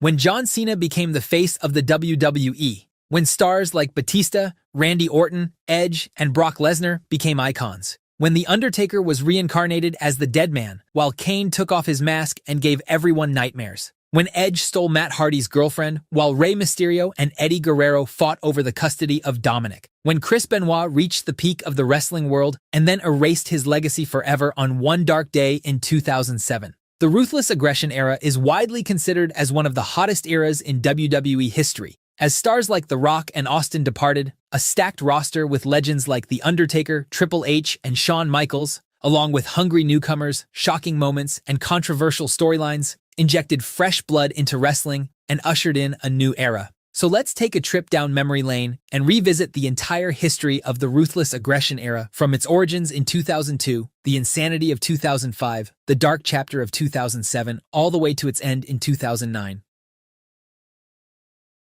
The year 2002 changed everything for WWE. The logo changed, the name changed, and with it, the entire structure of the company changed too. After the failed Invasion storyline, and with a roster bloated beyond control, Vince McMahon made the bold decision of splitting the talent across two separate brands. Raw and SmackDown would operate as rival shows. It was a gamble that would define the next decade. But with the top names of the previous years like Rock and Austin leaving, WWE needed someone to fill that void immediately. What they got was the next big thing. His name was Brock Lesnar. From the moment he debuted, it was clear this wasn't an ordinary rookie. Within weeks, he was destroying legends. In just 5 months, Lesnar defeated The Rock to become WWE Champion. He beat Hulk Hogan and The Undertaker in the same calendar year. No rookie had ever done what Brock Lesnar did in 2002. By the time the year ended, Lesnar was the new standard. But while SmackDown had found its future, Raw was about to get something it hadn't seen in 4 years. Shawn Michaels had been gone since 1998. A broken back, personal demons, and years of uncertainty had kept one of the greatest performers of all time far away from the ring. Most people assumed they'd never see him compete again. But then, in the summer of 2002, HBK returned. Within weeks, his former best friend Triple H turned on him, setting up one of the most personal feuds in years. At SummerSlam, in an unsanctioned street fight, Michaels proved the doubters wrong with one of the greatest comeback performances in wrestling history. The feud continued through the year, anchoring Raw's main event scene and giving the brand a shot in the arm it desperately needed. But while those two were main eventing Raw every week, something quietly extraordinary was happening in the mid-card of SmackDown. Kurt Angle, Chris Benoit, Eddie Guerrero, Edge, Rey Mysterio, and Chavo Guerrero, collectively known as the SmackDown Six, were delivering classics on free television every single week. It was some of the best wrestling the company had produced in years, and most casual fans didn't even realize it. But 2002 wasn't just about established talent, it was the year the next generation arrived. John Cena debuted by answering Kurt Angle's open challenge. Randy Orton arrived as a cocky, spoilt brat. Batista walked in looking like a monster carved out of stone. Rey Mysterio brought a style the company had never seen on this level. These men would go on to carry WWE for the next decade. Away from the ring, though, the year had a darker side too. The infamous plane ride from hell. a flight home from a UK tour that descended into chaos involving public intoxication and real-life confrontations. It was a reminder that behind the spectacle, the locker room was a complicated and sometimes dangerous place. But nothing was more complicated in 2002 than WWE's attempts to recreate past glories. When Hulk Hogan, Kevin Nash, and Scott Hall returned to reform the NWO, the reaction was electric. The problem was WWE had no idea what to do with them once they got there. The group that had revolutionized wrestling in 1996 arrived in 2002 and immediately felt out of place. They were heels in name only, lacking the menace and chaos that had made them iconic. Hogan himself sensed it first. The crowd wasn't booing him. So at WrestleMania 18 against The Rock, he leaned into it. The iconic red and yellow colors of Hulkamania returned, and with Hogan turning face, Hall and Nash had no place on the card, and quickly made their exit. Then came Scott Steiner, a man who had been a monster in WCW, but arrived in WWE clearly diminished. His matches were painful to watch. His feuds went nowhere. The company had tried twice to recapture old magic of the 90s and failed twice. But that failure carried an important lesson. The future of WWE wasn't in the past. It was in the young men debuting every week, hungry, athletic, and ready to build something new. And in 2002, that future had only just begun. But if 2002 was the year WWE planted seeds for the future, 2003 was the year the weeds took over. On Raw, Triple H had won the World Heavyweight Championship and showed absolutely no signs of letting it go. What followed became known as the Reign of Terror. A suffocating grip on the top of the card that lasted the better part of 2 years. To tighten that grip, Triple H formed Evolution, a four-man faction built around himself: Ric Flair, Randy Orton, and Batista.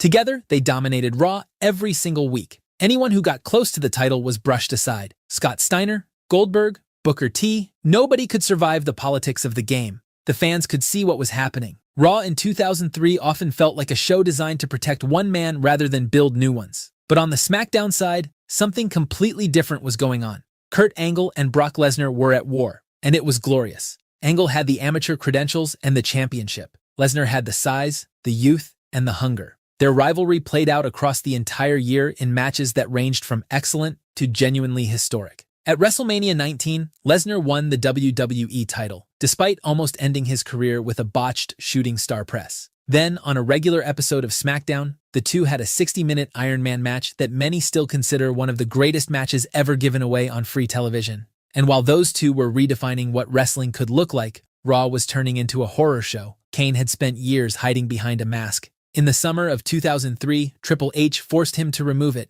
and just as Kane took off his mask, nobody on the Red brand was safe. RVD, Eric Bischoff, Linda McMahon, Kane attacked everyone. He was a man stripped of his identity, angrier, and more unhinged than ever before. Kane channeled that rage into a feud with Shane McMahon that took them through increasingly violent encounters. But the defining moment of Kane's year came after his feud against Shane. At Survivor Series, Kane interfered in the Buried Alive match between The Undertaker and Vince McMahon, turning on his own brother and burying him under 6 feet of dirt. The Undertaker disappeared from television entirely. For months, the uncertainty lingered.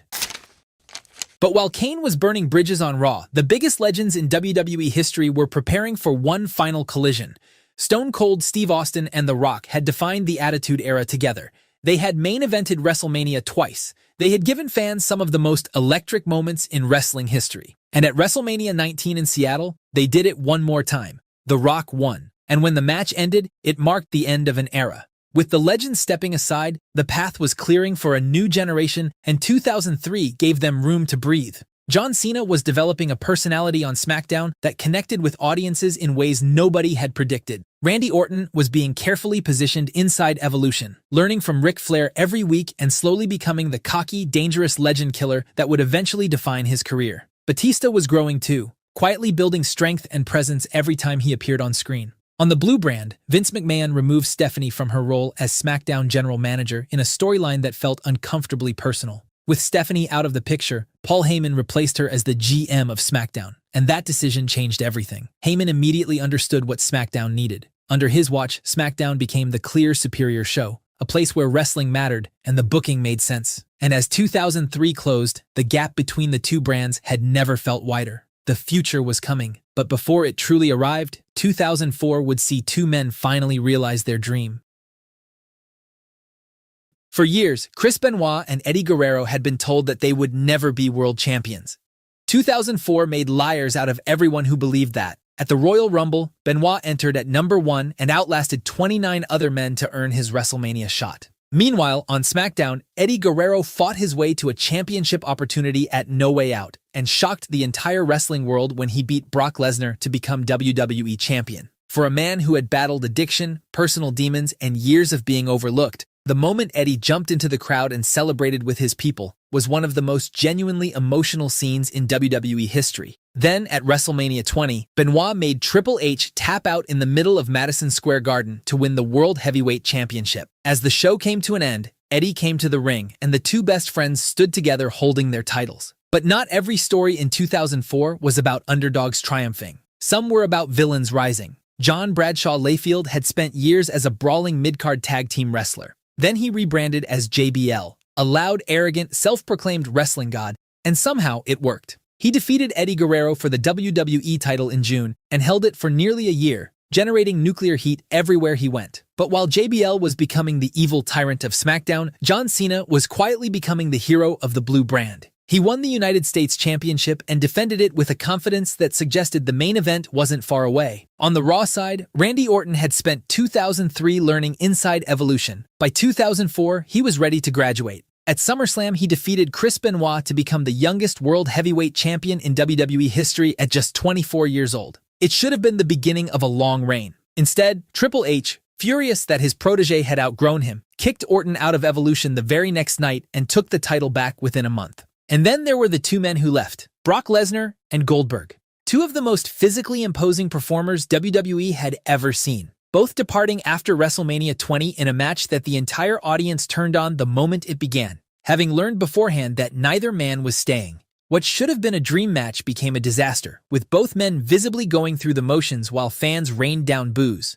Stone Cold Steve Austin was the special referee, and even he couldn't save it. Their exits left a significant hole, but also cleared the way for the others to step up, and into that space stepped a dead man. The Undertaker had disappeared in late 2003, buried alive by his own brother. When he returned at WrestleMania 20, the biker character was gone. The hat, the coat, the gong, the darkness. It was all back. The dead man had returned, and the reaction from the Madison Square Garden crowd was unlike anything else that night. He dismantled Kane in minutes, took his streak to 12-0, and then spent the rest of 2004 dominating SmackDown. Even JBL's title felt secondary whenever The Undertaker walked through the curtain. Away from the major storylines, 2004 had plenty of other moments worth remembering. Shawn Michaels and Triple H finally settled their war. The first ever Taboo Tuesday gave fans the chance to vote on match stipulations. Stars like Batista, Kurt Angle, Rey Mysterio, John Cena, and Edge were ready to ascend to the next level. The puzzle pieces were in place. The roster was ready. And now, it was time for the hottest year in WWE history. A year that saw Edge steal Matt Hardy's girlfriend. When Randy Orton set The Undertaker on fire. When JBL made Cena bleed buckets. When Vince tore both his quads. When Batista gave Triple H the thumbs down. When HBK made Hogan look like a fool in front of the world. When Ray and Eddie fought over the custody of Dominic. When ECW came back from the dead. When two new champions were crowned on the grandest stage of them all. And these are just some of the things that happened in the unforgettable year of 2005. From a creative standpoint, 2005 was the year WWE finally moved on from the Attitude Era and embraced ruthless aggression. The company had spent 3 years rebuilding after losing icons like The Rock and Austin. But rather than dwelling on the past, in 2005, WWE bet everything on creating new stars. The year had controversial storylines, personal angles, and two men in particular would rise to the top and change WWE for years to come. But what made 2005 so iconic? What were the feuds, the controversies, and the real-life drama that shaped WWE's future? Let's turn back the clock and revisit the hottest year in WWE history. Our story starts in January at the Royal Rumble. 30 men would compete to earn their ticket to the WrestleMania main event, and the stage was set for WWE's future. The final two competitors were Batista and John Cena, both men being groomed as the next big thing in WWE. The match was supposed to end with Batista eliminating Cena and earning his WrestleMania title shot. Instead, both men tumbled over the top rope and hit the floor simultaneously in one of the most infamous botches in WWE history. Referees panicked, producers scrambled, and then, in a moment that became legendary for its absurdity, Vince McMahon stormed to the ring to restart the match. As the boss slid under the ropes, he legitimately tore both of his quads. Unable to stand, McMahon was forced to sit in the ring barking orders while his legs dangled beneath him. The visual was unintentionally hilarious, but the show had to go on. Batista won the restarted match as planned. But the real drama came in the following weeks as Triple H tried desperately to manipulate his protege. Heading into 2005, Triple H's reign of terror had suffocated Raw for over 2 years. Despite delivering some memorable matches, the game's stranglehold on the World Heavyweight Championship had grown stale. Meanwhile, his Evolution stablemate Batista was showing signs of independence, and fans were ready to see the animal break free. The game attempted to convince Batista to challenge JBL for the WWE Championship on SmackDown instead, allowing Evolution to control both brands. The Puppet Master pulled every string he could, but on the February 21st episode of Raw, Batista finally snapped. He gave Triple H the thumbs down, powerbombed him through a table, and completed his babyface turn. The stage was set for WrestleMania 21, where after 2 years of dominance, Triple H's reign of terror came to an end at the hands of his protege. The animal was unleashed, and he had taken over as the king of the jungle. But while Batista's rebellion dominated Raw's main event scene, another Evolution member was stuck in a fight against the dead that had changed the landscape of WrestleMania forever. After being kicked out of Evolution, Randy Orton spent months floundering in the mid-card scene on Raw. But heading into WrestleMania 21, Orton needed to make a statement, and what better way to make a statement than by conquering the dead?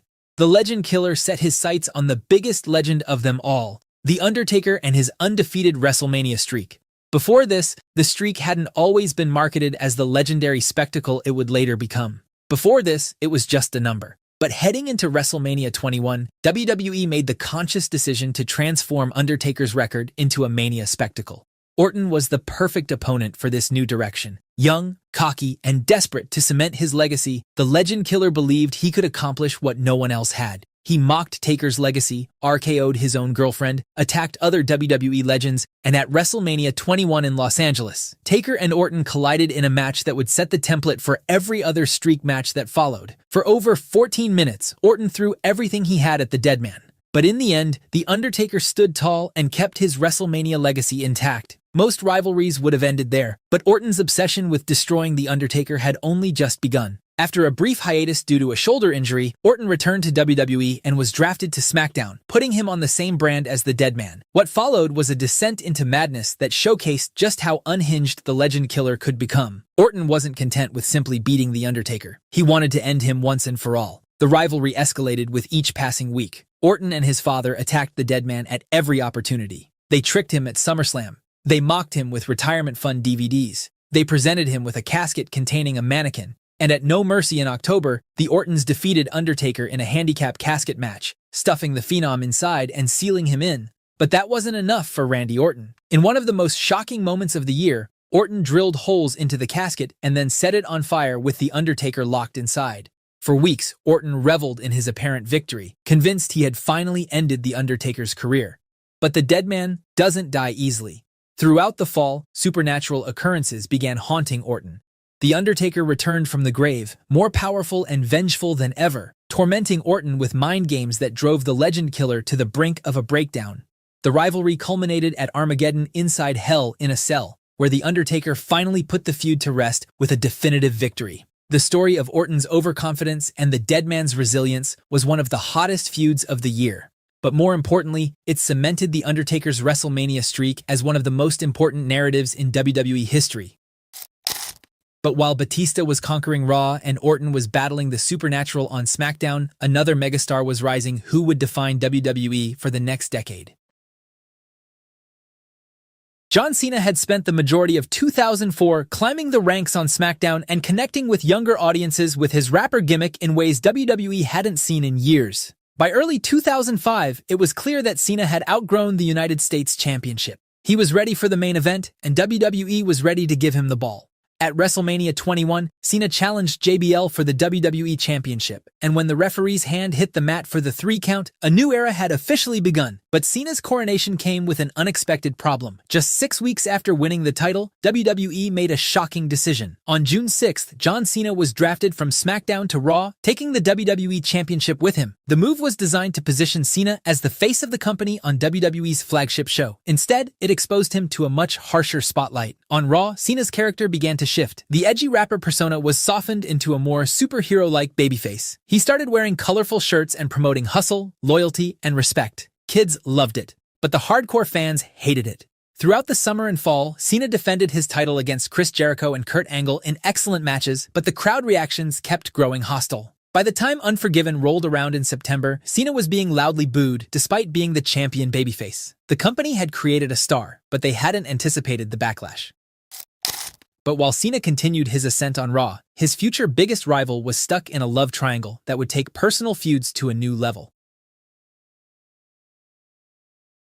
Matt Hardy and Lita had been dating since 1999. By early 2005, Hardy was out with a knee injury and suggested that his girlfriend travel with their old friend Edge on the road to keep her company. Edge was married at the time and considered a trusted friend. Matt thought she'd be safe, but he was wrong. Edge and Lita began an affair behind Hardy's back. When Edge's wife discovered incriminating phone calls between the two, she informed Matt about the relationship. Heartbroken and furious, Hardy broke up with Lita and began dropping hints on his website about what had happened. The situation exploded into public view, and WWE's immediate response was to fire Matt Hardy. However, the decision backfired spectacularly. Fans rallied behind Hardy. They brought signs to WWE events, they chanted his name, and the heat was so intense that WWE had no choice but to bring Hardy back and turn the real-life drama into a storyline. On July 11th, Matt Hardy returned to Raw and attacked Edge backstage, screaming that he was going to make his life a living hell. The worked shoots blurred reality and fiction in uncomfortable ways as both men referenced the affair openly on television. Lita called Matt obsessive. Edge claimed the situation was ruining his life. Matt admitted he'd been shopping for wedding rings before everything fell apart. The feud culminated in a series of matches at SummerSlam, Unforgiven, and Raw, with Edge winning the majority of them. In the end, Hardy lost a loser leaves Raw ladder match and was sent to SmackDown. Edge and Lita remained together on Raw, and their real-life relationship gave rise to one of the most hated couples in WWE history. But if the Edge and Lita situation was personal, nothing could prepare fans for the soap opera that was about to unfold on SmackDown. Eddie Guerrero and Rey Mysterio were best friends. They'd won the WWE Tag Team Championships together earlier in the year. But Eddie, ever the master manipulator, had become consumed by jealousy. Rey kept beating him. Rey kept overshadowing him. And Eddie couldn't accept being second best. The breaking point came when Eddie brutally assaulted Rey and ripped his mask off on live television. What followed was a character transformation that showcased Eddie's incredible range as a performer. The Latino Heat became unhinged, desperate, and willing to do anything to destroy his former friend. At Judgment Day, Eddie beat up Rey with a steel chair. But that wasn't enough for Eddie. Eddie had a secret, one he'd been holding over Rey's head for weeks. Eddie finally revealed the truth that Rey Mysterio wasn't Dominic's biological father. Eddie claimed that years ago, when Rey couldn't have children, Eddie had given his son to the Mysterio family. Now, he wanted Dominic back. Custody papers were presented, social workers got involved, and at SummerSlam, the two competed in a ladder match where the winner would gain legal custody of the child. For 15 minutes, Eddie and Rey delivered another excellent performance while a terrified Dominic watched from ringside. Vicky Guerrero, Eddie's real-life wife, ultimately betrayed her husband by pushing over the ladder, allowing Rey to grab the custody papers and keep his son. While the storyline was ridiculous on paper, but Eddie and Rey's performances were so committed, so emotionally raw, that fans couldn't look away. It remains one of the most talked-about angles in WWE history. But while some storylines in 2005 pushed the boundaries of personal vendetta, others were based on pure wrestling excellence. For years, people had called Shawn Michaels the greatest wrestler in WWE history, and Kurt Angle was determined to prove that statement was a lie. Over the following weeks, Angle embarked on a mission to recreate and surpass all of Michaels' greatest moments. He made fun of HBK's iconic ladder match win. He brought back Marty Jannetty to mock the Rockers. He even dressed up as Michaels himself, complete with chaps, sensational sherry, and a hilarious rendition of HBK's theme song. But when all the games were over, at WrestleMania 21, the two finally collided in what many consider the greatest match in WrestleMania history. For 27 minutes, Angle and Michaels delivered a 5-star classic that justified every ounce of hype. Angle won with the ankle lock, but both men proved they belonged in the conversation as all-time greats. But following his loss to Angle, Shawn Michaels found himself in another dream match scenario, this one decades in the making. Hulk Hogan, the immortal icon of the 1980s, had returned to WWE for a brief run. The company wasted no time booking Hogan and Michaels in a tag team match, which naturally led to the two agreeing to face each other one-on-one. Behind the scenes, however, tensions were brewing. The plan had been for Michaels and Hogan to wrestle a series of matches, with each man getting a victory. But Hogan, never one to willingly lose his spot, politicked his way into only agreeing to a single match at SummerSlam. And of course, the Hulkster would be going over. Shawn Michaels was furious. He'd spent years working his way back to the top of the WWE. But now Hogan, who hadn't been a full-time performer in years, was refusing to put him over. So Michaels decided to make a statement in the most Shawn Michaels way possible. At SummerSlam on August 21st, HBK delivered one of the most ridiculous performances in wrestling history, which was a masterclass in pettiness. For 20 minutes, Michaels turned the match into a comedy routine by overselling every single move Hogan threw at him. A simple shove sent Michaels spinning through the air. A boot to the face caused him to flip completely over. The Toronto crowd ate it up, laughing and cheering as Michaels made a mockery of Hogan's offense. Hogan got the pinfall victory as agreed, but everyone watching knew the truth. Shawn Michaels had won the war. The match became an instant classic for all the wrong reasons, and Hogan never worked with Michaels again. But apart from these memorable matches and rivalries, 2005 also had other historic moments that defined the year. On June 12th, WWE presented ECW One Night Stand, a pay-per-view dedicated to the Extreme Wrestling promotion that had closed its doors 4 years earlier. The Hammerstein Ballroom in New York City became a time machine as legends like Sabu, Sandman, and Tommy Dreamer returned to recapture the magic. The show was so successful that it planted the seeds for ECW's eventual revival as a WWE brand. But just as the year seemed to be reaching its peak, tragedy struck. On November 13th, Eddie Guerrero was found unresponsive in his Minneapolis hotel room. The 38-year-old had suffered a massive heart attack brought on by years of substance abuse that had taken its toll on his body. His nephew Chavo discovered him, but it was too late. One of the most beloved performers in wrestling history was gone. The wrestling world mourned. Tribute shows replaced Raw and SmackDown. Wrestlers broke down in tears on live television. Eddie's death cast a shadow over the final months of 2005, reminding everyone that behind the larger-than-life characters, real human lives hung in the balance. By the time 2005 ended, WWE had accomplished what many thought impossible. They'd created two legit main event stars in Batista and John Cena. They'd elevated The Undertaker's streak into a WrestleMania tradition. They'd pushed the boundaries of reality with controversial storylines. And they'd delivered some of the greatest matches in company history. The pieces were in place for WWE's next chapter, but the memories of 2005, both triumphant and tragic, would echo through the company for years to come. It truly was one of the hottest years in WWE history. But if 2005 was the year WWE created its next megastars, 2006 was the year those stars collided. And no collision was more constant, more heated, or more defining than the one between John Cena and Edge. Edge had spent years being one of the most talented performers on the roster without ever being trusted with the top spot. Then, in January at New Year's Revolution, he changed that himself. Cena had just survived a brutal Elimination Chamber match, battered and barely standing, when Edge sprinted to the ring and cashed in his Money in the Bank contract. Moments later, Edge was WWE Champion.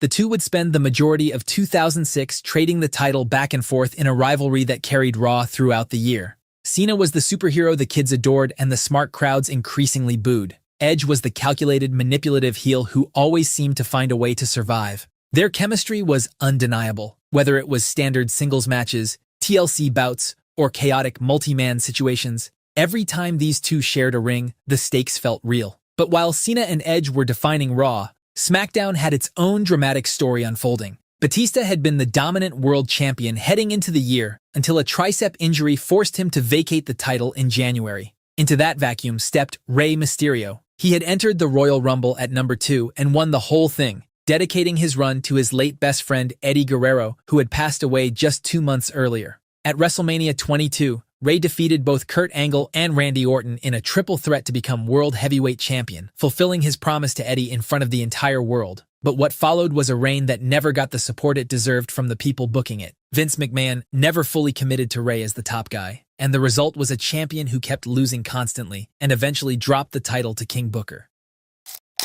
With the main event scene shifting on both brands, Raw needed something to capture the audience's imagination. It got exactly that in May when Triple H returned to help Shawn Michaels fight off the McMahons and the Spirit Squad. DX was back.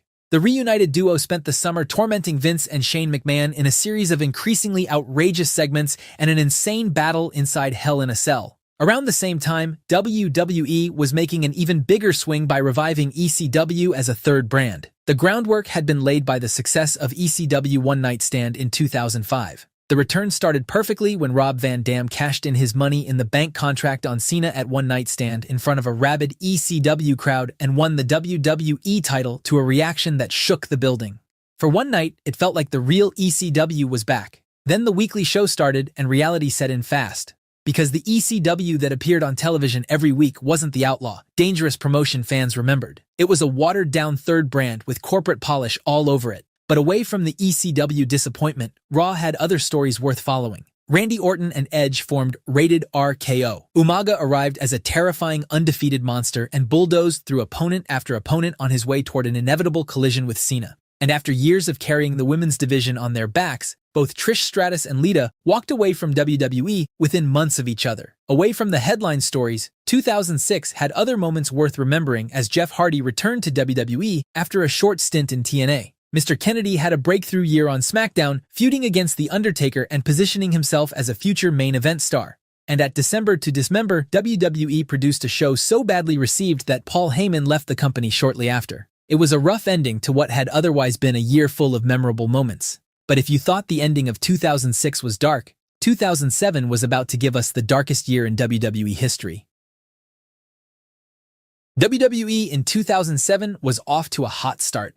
You had John Cena versus Shawn Michaels, Batista versus The Undertaker, and WrestleMania broke pay-per-view records with Trump shaving Vince bald.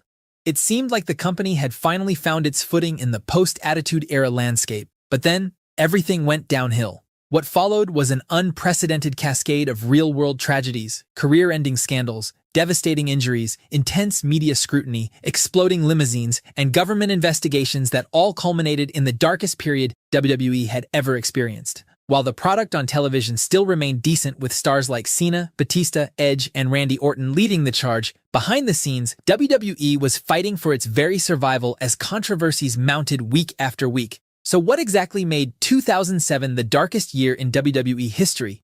What were the tragedies, scandals, and disasters that almost caused the wrestling industry to crumble completely? And how did a company that started the year with such promise find itself desperately trying to rebuild its reputation from the ground up? Let's find out.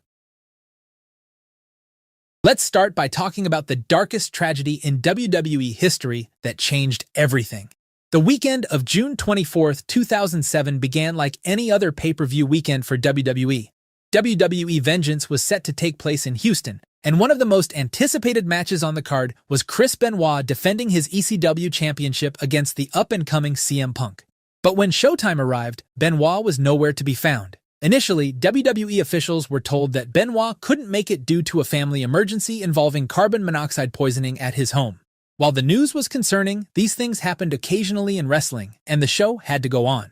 Johnny Nitro was quickly substituted into the match, defeating CM Punk to become the new ECW champion. Throughout the night, fans and fellow wrestlers kept wondering where their beloved technical wrestler had gone. But behind the scenes, a much darker reality was unfolding. WWE officials couldn't reach Benoit by phone, and as hours passed without contact, panic began to set in. The company was already dealing with the fallout from Vince McMahon's exploding limousine segment, which was supposed to culminate in a special 3-hour tribute episode of Raw the following night. Instead, the planned McMahon Memorial Show was quickly scrapped when news broke that would change everything. On Monday afternoon, just hours before Raw was set to air, police discovered the bodies of Chris Benoit, his wife Nancy, and their 7-year-old son Daniel at their home in Fayetteville, Georgia. Initial reports suggested a possible family tragedy. Perhaps the carbon monoxide poisoning that had been mentioned earlier. In a state of shock and confusion, WWE made the decision to transform their planned McMahon tribute into a Chris Benoit memorial show. For 3 hours, WWE superstars sat with tears in their eyes, sharing memories of Benoit and showcasing his greatest matches. They showed his Royal Rumble victory, his WrestleMania triumph, and countless technical masterpieces that had made him one of the most respected wrestlers in the world. Edge broke down on camera. William Regal spoke about Benoit's dedication to the craft. It was a touching tribute to a man they all believed had died tragically alongside his family. But as the show progressed, more details began emerging from the police investigation. This wasn't a family tragedy or an accident, it was something darker. Chris Benoit had killed his wife Nancy, his son Daniel, and then taken his own life. The revelation hit WWE like a nuclear bomb. Vince McMahon, who had been dealing with his fictional death storyline, now faced a very real crisis that threatened to destroy his company's reputation forever. The next night on ECW, a visibly shaken McMahon appeared on television to address what had become apparent. With one of the angriest expressions ever seen on his face, he promised that Chris Benoit's name would never be mentioned on WWE programming again. But the damage was already done. The wrestling world had just broadcast a 3-hour tribute to a man who had committed one of the most heinous crimes imaginable, and mainstream media was about to pounce on the industry like never before. Within hours of the Benoit tragedy being revealed, every major news outlet in America descended upon pro wrestling like vultures. CNN, Fox News, ESPN, and countless other networks launched into wrestling with a vengeance. The narrative painted WWE and pro wrestling as a cesspool of steroid abuse and violence. When wrestlers like Kevin Nash appeared on Fox News to provide context and defend their industry, they were met with hostile interrogation rather than genuine discussion. The media's approach was ruthless and often dishonest. Anchors who had never watched a wrestling match in their lives suddenly became experts on the industry and painted every wrestler as a ticking time bomb waiting to explode. What made the media assault particularly devastating was its timing. Wrestling had already been dealing with public perception problems since the end of the Attitude Era, and this gave critics the ammunition they needed to paint the entire industry as irredeemably corrupt. But the media firestorm was just the beginning of WWE's problems, because as reporters dug deeper into the wrestling world, they uncovered a scandal that would forever change how WWE superstars looked and performed. As if the media scrutiny following the Benoit tragedy wasn't devastating enough, WWE was about to face an even more immediate crisis that would gut their roster and expose the widespread use of performance-enhancing drugs throughout the industry. The investigation had actually begun months earlier, in February 2007, when Sports Illustrated started looking into a potential steroid distribution network operating out of Florida. What started as a routine investigation quickly expanded into something much larger when major wrestling names began appearing in the records. Kurt Angle was the first major star implicated, though he denied any wrongdoing. But Angle was just the tip of the iceberg. On March 19, 2007, Sports Illustrated dropped a bombshell article revealing that multiple wrestlers had received prescriptions from Dr. David Wilbert in Arizona between November 2004 and April 2005. The initial list included names like Eddie Guerrero, Rey Mysterio, Randy Orton, Edge, and Gregory Helms.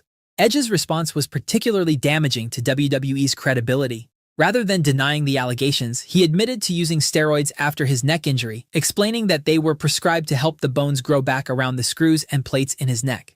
The situation exploded on August 30, 2007, when the New York Daily News published a comprehensive list of wrestlers who had received steroids and other drugs from internet doctors. 12 current WWE wrestlers were named, and the fallout was catastrophic.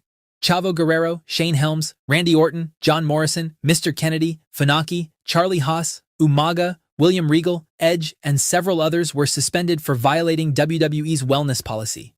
The timing couldn't have been worse. WWE was already dealing with the Benoit aftermath and intense media scrutiny. Now they were losing another dozen wrestlers to suspensions. Storylines had to be rewritten overnight. Umaga lost the Intercontinental Championship to Jeff Hardy, John Morrison was stripped of the ECW title and lost it to CM Punk, and countless other angles were abruptly terminated. But perhaps most heartbreaking was Mr. Kennedy's fall from grace. Kennedy had been positioned as WWE's next big star, chosen to be revealed as Vince McMahon's illegitimate son in what was supposed to be a career-defining storyline. Instead, his suspension ended his push, and the angle was quickly rewritten with Hornswoggle taking his place. The scandal didn't stop there. Congress got involved and demanded records from WWE dating back to 1998. TNA was also asked to provide information, making this an industry-wide crisis. But even as WWE reeled from suspensions and media scrutiny, their problems were about to get worse. As if the Benoit tragedy and steroid scandal weren't devastating enough for WWE's roster, 2007 also became a year where it seemed like every major star was cursed to suffer career-threatening injuries at the worst possible moments. The injury plague began early in the year when Triple H suffered a devastating quad tear that would sideline him for 7 months. The timing was horrible since Triple H was being planned for a high-profile WrestleMania rematch with John Cena, forcing WWE to completely rewrite their biggest show of the year at the last minute.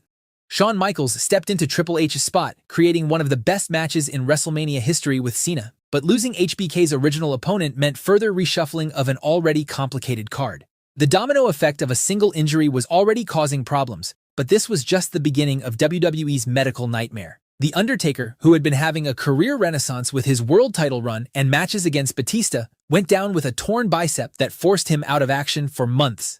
Edge, fresh off winning the World Heavyweight Championship and positioned as SmackDown's top heel, suffered a pectoral injury that forced him to vacate the title he had just won. Bobby Lashley, who had been built as ECW's franchise player, also suffered injuries that disrupted his momentum. But perhaps the most devastating blow came when John Cena, WWE's undisputed top star and face of the company, tore his pectoral muscle in October. The injury bug was so severe that by the summer of 2007, WWE's main event scene had been reduced to Batista, Rey Mysterio, Randy Orton, and King Booker. When you combine the injuries with the suspensions, WWE was left with a roster so thin that they were forced to put the World Heavyweight Championship on the Great Khali, not because he was the best choice, but because he was one of the only credible heels left standing. But WWE's crisis went beyond just immediate injuries and suspensions. These mounting disasters forced the company to make changes that would reshape the wrestling industry forever. The mounting crises of 2007 forced WWE into a desperate period that would fundamentally alter the direction of pro wrestling forever. What emerged was a complete philosophical shift that transformed WWE from the edgy, controversial shows that had defined the Attitude Era into something entirely different. The most immediate change came in response to the Benoit tragedy and the growing understanding of CTE in the company. Unprotected chair shots to the head, which had been a staple of hardcore wrestling for decades, were immediately banned following the discovery that Benoit's brain showed damage equivalent to an 87-year-old Alzheimer's patient. The company also implemented stricter concussion protocols and enhanced their wellness policy, which had originally been created after Eddie Guerrero's death. More frequent testing, stricter penalties, and increased medical oversight became the new standard as WWE tried to prove to critics that they were serious about performer safety. But the most visible change was WWE's gradual shift toward family-friendly programming. This wasn't entirely due to the 2007 controversies. There were financial incentives to pursuing a PG rating that would attract more mainstream advertisers and sponsors. However, the events of 2007 accelerated this transition dramatically. Network executives and advertisers who might have overlooked wrestling's edgier content were now actively distancing themselves from anything associated with WWE's violence and controversy. The move toward PG programming was evident in small changes at first. Hornswoggle began appearing in more child-friendly segments, blood was gradually reduced, and storylines became less focused on adult themes. The gritty look of Raw was abandoned, hardcore matches became increasingly rare, and the overall tone shifted from rebellious entertainment to something parents could watch with their children. WWE's decision to go HD in 2008 provided the perfect cover for this transition, but industry insiders knew the real motivation. The company needed to rebuild its reputation from the ground up, and that meant abandoning everything that had made wrestling controversial in the first place.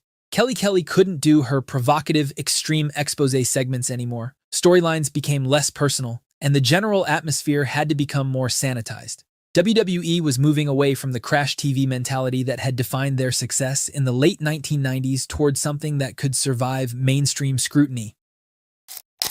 This shift toward PG programming would define WWE's content for over a decade, fundamentally changing how storylines were written, how characters were developed, and what kinds of matches could be presented. However, even as WWE was implementing these changes to salvage their reputation, 2007 still had more tragedy in store.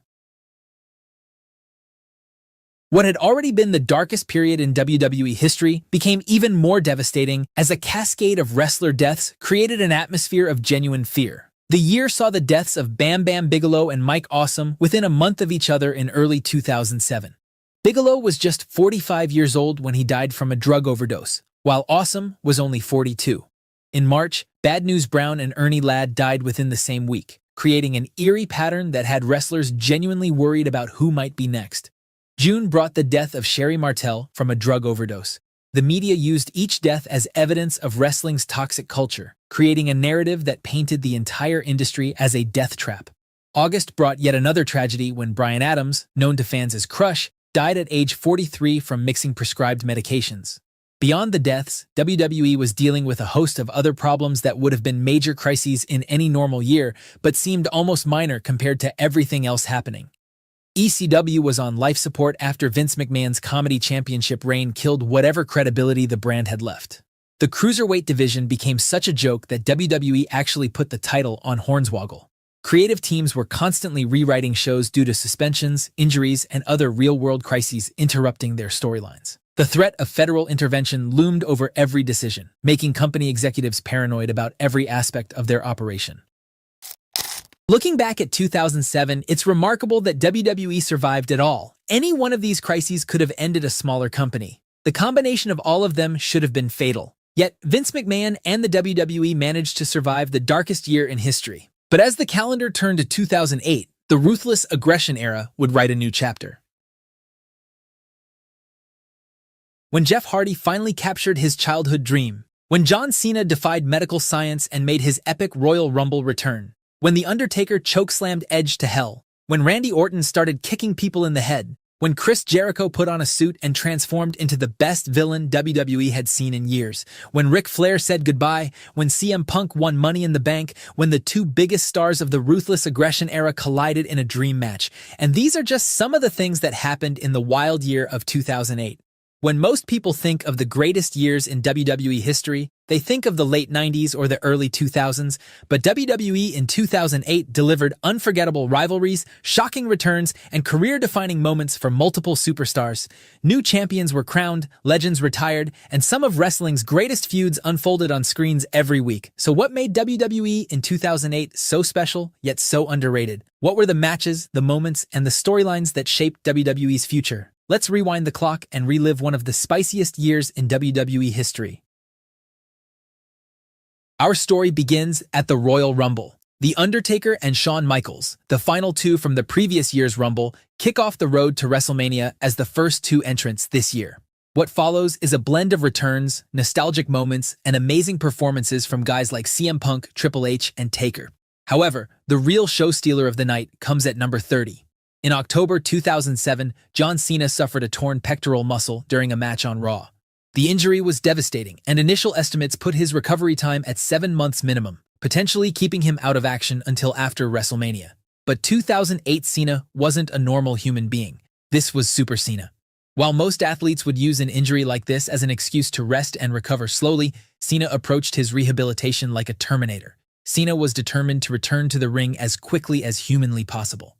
And when Cena's music hit at number 30, MSG erupted.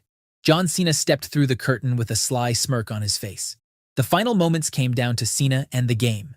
For nearly 5 minutes, the two went back and forth before Cena eliminated Triple H and won the Royal Rumble. In another shocking development, Cena would announce that he wasn't going to wait till Mania and instead challenged Orton for the WWE title at No Way Out. Orton would intentionally get himself disqualified and retain the title, leading to a triple threat at Mania between Orton, Cena, and Triple H, where the Viper managed to once again walk out with the gold. But while Orton was dominating Raw, a dark and personal story was brewing on SmackDown. In the summer of 2007, Edge cashed in his Money in the Bank on a weakened Undertaker and became the World Heavyweight Champion. After the Dead Man made his return, the Rated R superstar spent months dodging Taker's wrath. But the Phenom earned his shot by winning the SmackDown Elimination Chamber and punching his ticket to WrestleMania. At WrestleMania 24, The Undertaker defeated Edge to capture the World Heavyweight Championship and extend his undefeated streak to 16 wins. But this wasn't the end of their story. It was only the beginning. Edge had an advantage that most challengers didn't possess. His storyline girlfriend Vicky Guerrero served as SmackDown's general manager, and she was willing to abuse her power in every conceivable way to help her man succeed. In an act of blatant corruption, Vicky banned Taker's Hell's Gate, calling it too dangerous and stripping The Undertaker of the World Heavyweight Championship. At Judgment Day, The Undertaker and Edge battled once more for the vacant championship. Undertaker won the match by countout, But Vicky quickly reminded everyone that titles cannot change hands on a countout. The gold remained vacant, The Undertaker remained frustrated, and Edge continued to smile, knowing the game was rigged in his favor. That brought us to One Night Stand, where WWE decided to settle things once and for all. The match would be a TLC bout, Edge's specialty, a match type synonymous with his name from his legendary encounters with the Hardy Boys and Dudley Boys. For The Undertaker, it was uncharted territory. The Dead Man had competed in Hell in a Cell matches, casket matches, buried alive matches, but never in a TLC match. However, that wasn't the big story here. There was one more stipulation that made the stakes impossibly high. If The Undertaker lost, he would be forced to leave WWE. Edge brought his entire faction to ringside. Every time The Undertaker climbed toward the championship, La Familia dragged him back down. The numbers were too much. Towards the end, Undertaker ascended the ladder, fingertips inches from the gold. Edge, barely conscious, mustered one final burst of energy and shoved the ladder. The Undertaker tumbled backward, falling through 4 tables stacked at ringside in the most terrifying bump of his legendary career. Edge climbed the ladder and retrieved the championship. The Undertaker's career in WWE was over. Edge celebrated with his championship and his allies. Vicky Guerrero gloated from her position of power. And for the first time in years, SmackDown would have to move forward without the Phenom. Of course, this being professional wrestling, The Undertaker's banishment wouldn't last forever. 2 months later, after Edge was caught cheating on Vicky with their wedding planner, she would bring The Undertaker back for a Hell in a Cell match at SummerSlam. The Dead Man destroyed Edge at SummerSlam and chokeslammed him to hell in one of the most satisfying revenge moments in WWE history. The Edge and Taker feud carried SmackDown for months, and during that magical summer of 2008, they gave us some of the best segments and matches in WWE history. But while Edge and Taker dominated the first half of the year, a certain charismatic enigma's pursuit of the WWE Championship would define the second half. For years, Jeff Hardy had been dancing on the edge of greatness. He'd won tag team gold with his brother Matt, he'd captured the Intercontinental Championship multiple times, he'd stolen shows with death-defying stunts that left fans speechless. But the one prize that had always eluded him was the WWE Championship. In 2008, that would finally change, though the road to glory would be paved with setbacks, near misses, and heartbreak. The year started promisingly when Hardy challenged Randy Orton for the WWE Championship at the Royal Rumble. For a brief second, it looked like Hardy might capture his first world title, but then Orton reversed the twist of fate into an RKO, and the dream died. However, after being drafted to SmackDown in June, Hardy found himself thrust into the main event scene on the blue brand. He competed in the championship scramble match at Unforgiven, coming within seconds of winning the gold before time expired. Then, at No Mercy, he challenged Triple H one-on-one, landing a swanton bomb that should have sealed the victory, only for the game to roll him up for a quick pinfall. The frustration was mounting. Every time Hardy reached for the brass ring, it slipped through his fingers. At Survivor Series, Hardy was scheduled to challenge for the WWE Championship, but he was found unconscious in his hotel and written out of the match. Edge replaced him and captured the title. It seemed like yet another setback, another cruel twist of fate preventing Hardy from achieving his dream. But fans didn't give up on him. They kept chanting his name. They kept pushing him towards his dream. And it all led to December 14th, 2008, Armageddon. This was Jeff's last chance. In the closing moments, Triple H hit a pedigree on Edge. But before he could capitalize, Jeff delivered a swanton bomb onto Edge. Triple H rolled out of the ring. Hardy covered Edge. And 3 seconds later, the arena exploded. After years of coming up short, after months of near misses, Jeff Hardy was the WWE Champion. The image of Jeff standing atop the Armageddon set, championship held high, got etched in wrestling history. The underdog, the risk taker, the daredevil who'd put his body on the line for over a decade, had finally reached the mountaintop. But while Jeff was climbing his way to the top on SmackDown, Raw was about to see the biggest dream match of the Ruthless Aggression Era. Ever since they both debuted in 2002, people had wondered when John Cena and Batista would finally clash. Both men had followed similar paths, but they'd been kept apart till now. Cena was on Raw, while Batista was on SmackDown. But that changed in 2008, when the Animal got drafted to Raw. On the July 21st episode of Raw, Batista was facing CM Punk for the World Heavyweight Championship when chaos erupted. JBL ran into the ring, trying to escape a vengeful John Cena. When Cena swung at JBL, he ducked, and Batista caught the punch instead. The tension was palpable. WWE seized the opportunity, and announced that Cena and Batista would face each other at SummerSlam. It was billed as 6 years in the making, the first ever singles match between two of WWE's biggest stars. These were the two men who had carried WWE through the mid-2000s. These were the faces of the Ruthless Aggression Era. And finally, they were going to settle who was truly the better man. At SummerSlam on August 17th in Indianapolis, the two delivered a physical war. Cena hit the AA, Batista hit the Batista bomb. Both men refused to stay down. Batista caught a high-flying Cena in midair and hit a modified Batista bomb, but Cena kicked out once again. Finally, Batista went into overdrive, hoisting Cena up for another devastating powerbomb, and this time got the 3 count. The animal had proven himself 3 seconds better than John Cena on this historic night. But there was a price to pay for this blockbuster encounter. During the match, Cena suffered a legit neck injury that would sideline him for 3 months. But while Cena and Batista were settling their score, another rivalry was reaching its peak, one that would be remembered as the greatest feud WWE had produced in years. Chris Jericho versus Shawn Michaels, hero versus idol, truth versus perception. And by the summer of 2008, it had transformed into something far darker and more personal than anyone could have anticipated. The seeds were planted months earlier when Jericho served as special guest referee for the Batista versus Shawn Michaels match at Backlash. In that contest, Michaels faked a knee injury to gain an advantage, ultimately hitting Sweet Chin music on Batista to steal the victory. Jericho was disgusted. This was his hero, the man he'd idolized his entire career, resorting to lies and manipulation. The fans still cheered for Michaels anyway, which only infuriated Jericho more. On an episode of Raw, Jericho invited Michaels onto his talk show segment, The Highlight Reel, only to grab Michaels and drive his head face first into the Geratron 5000. He traded in his leather jacket and jeans for tailored suits. He spoke with precision and confidence. He became a villain who believed he was the hero of his own story. At the Great American Bash in July, the two met in what became one of the bloodiest matches of the year. Jericho systematically targeted Michaels' injured eye, beating him so severely that the match had to be stopped by referee decision. Michaels disappeared from television for a month. Then, at SummerSlam, he returned with his wife Rebecca to announce his retirement. The eye injury was too severe, he explained.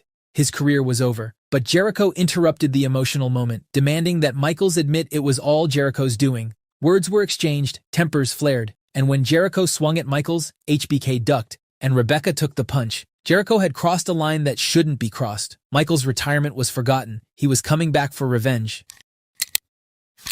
At Unforgiven, they met in an unsanctioned match. For 25 minutes, they destroyed each other in what became one of the most violent encounters of the modern era. Michaels battered Jericho so badly that referees were forced to stop the match. The Heartbreak Kid had his revenge. But Jericho's night wasn't over.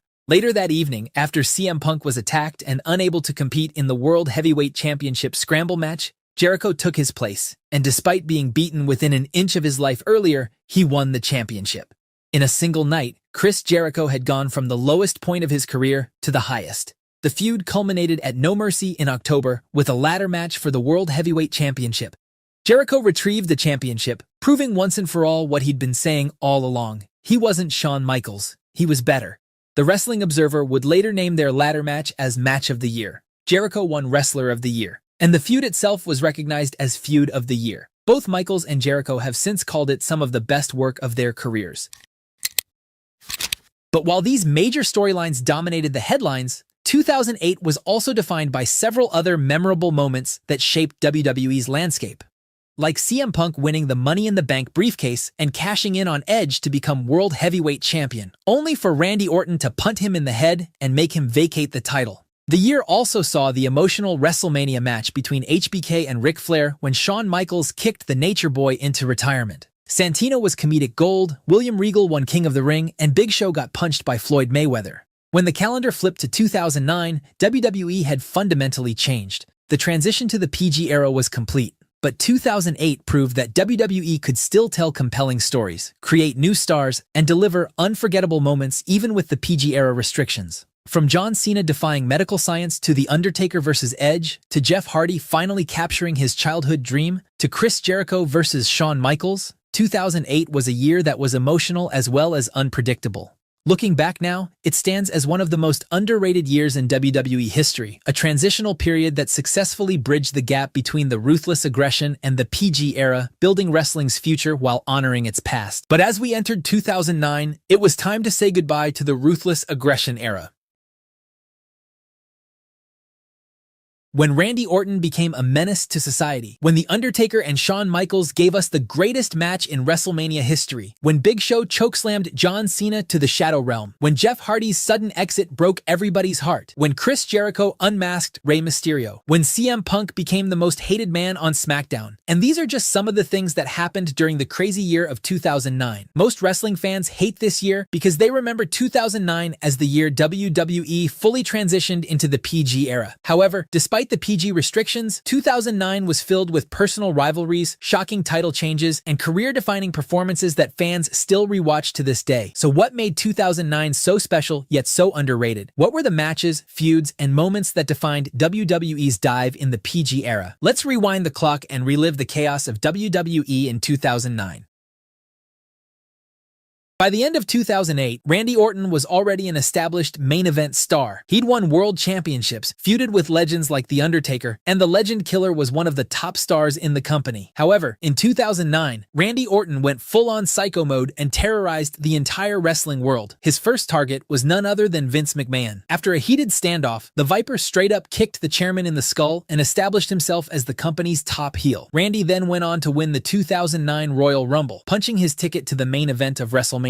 But Orton wasn't done with the McMahon family. When Vince's daughter Stephanie brought back her brother Shane to deal with Orton, Randy ended up punting him in the skull too. But he didn't stop there either. He even RKO'd Stephanie and stood tall over her with a cold, emotionless stare. This wasn't just business anymore. This was personal. And there was one man who couldn't let it slide: Triple H. Triple H and Stephanie were married in real life. Heading into WrestleMania, the game wasn't just defending his championship. He was defending his family. Triple H invaded Orton's home and attacked him ruthlessly. But the Viper got his revenge days later when he handcuffed Triple H and kissed Stephanie right in front of him. The feud built to a boiling point heading into WrestleMania 25. Triple H promised he would end Randy once and for all on the grandest stage of them all, while Orton wanted revenge for Triple H kicking him out of Evolution 5 years ago. After almost 25 minutes of back-and-forth action, Triple H beat Orton and retained the WWE Championship. Orton's era of terror was over, or so everyone thought. But while Randy was making the McMahon's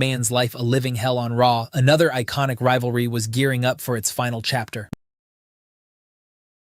John Cena had entered 2009 as the World Heavyweight Champion after returning from injury and dethroning Chris Jericho. However, if Edge is on the same roster as Cena, you know Cena's life won't be peaceful. But here's the thing. In early 2009, Edge and Cena weren't even on the same roster. But the Rated R superstar still managed to finesse the system one more time. At No Way Out, Edge lost the WWE Championship inside the Elimination Chamber after being quickly eliminated by Jeff Hardy. Everyone breathed a sigh of relief thinking his reign of terror was finally over. But the Master Manipulator wasn't going away so easily. Later in the night, Edge attacked Kofi Kingston while he was making his entrance and took his spot in the World Championship Elimination Chamber match. When the night was over, Edge had lost a world title and won another within a span of 3 hours. The stage was set for another epic clash between Cena and Edge. It looked like the most iconic rivalry of the Ruthless Aggression Era was finally going to get its WrestleMania spotlight. Except there was a twist. WWE inserted Big Show into the match, turning it into a triple threat. Show had been caught in a love triangle with Edge and Vicky on SmackDown, and he wasn't about to let Cena and Edge settle things without him. At WrestleMania, the three collided in a hard-hitting affair. But in the end, it was Cena who overcame the odds, capturing his 5th World Heavyweight Championship and bringing the title back to Raw. However, Edge wasn't finished yet. He invoked his rematch clause at Backlash, and this time it was a last man standing match. Cena fought valiantly, but towards the end, Big Show appeared out of nowhere and chokeslammed Cena through a spotlight. Cena laid motionless, and Edge stole the victory. The World Heavyweight Championship was returning to SmackDown once again, but Edge's celebration was about to be cut short by a certain charismatic enigma.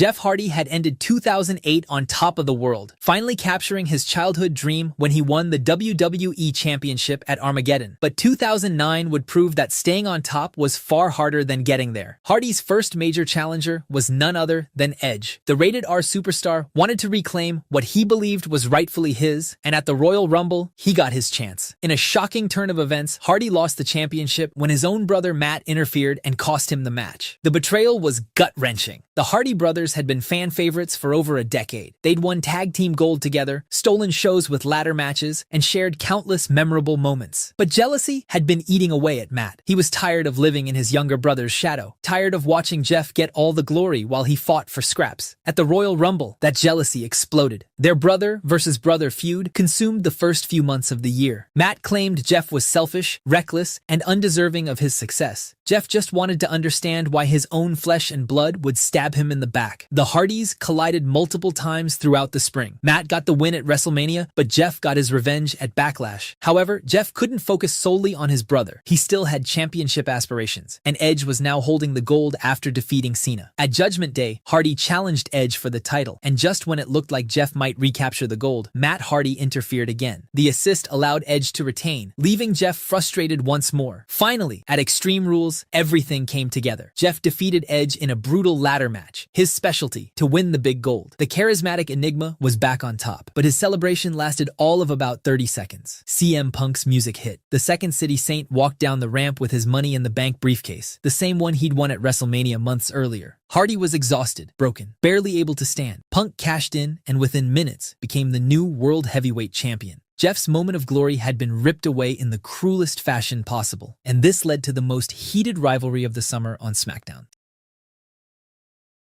CM Punk was the straight-edge superstar who preached about living clean, about avoiding drugs and alcohol. Jeff Hardy had a well-documented history with substance issues. Punk used this against him, constantly berating Hardy for his past mistakes, calling him a failure and a bad role model for kids. They traded wins throughout the summer, and finally, at SummerSlam, they met in a tables, ladders, and chairs match with the World Heavyweight Championship on the line. In a shocking outcome, CM Punk defeated Jeff Hardy to retain his title in what many considered Hardy's signature match type. But the feud didn't end there. SmackDown wasn't big enough for the two of them. Punk and Hardy faced off once again on an episode of SmackDown in a loser leaves WWE steel cage match. Punk won the match, forcing the charismatic Enigma to leave the company. Fans were devastated, kids were crying, and Jeff's glorious run had come to an abrupt end. The backstage reason was that Hardy needed time to heal from injuries, but the real story was darker. WWE chose not to renew his contract when it expired a few months later due to continuing substance abuse issues. Jeff Hardy's meteoric 2009 had ended not with glory, but with a painful goodbye. Had Jeff stayed with the company, he could have main evented WrestleManias and even become the face of WWE. To this day, it remains one of the biggest what-ifs in wrestling history. But before we get too deep into the summer chaos, we need to rewind back to WrestleMania 25 when two legends created magic.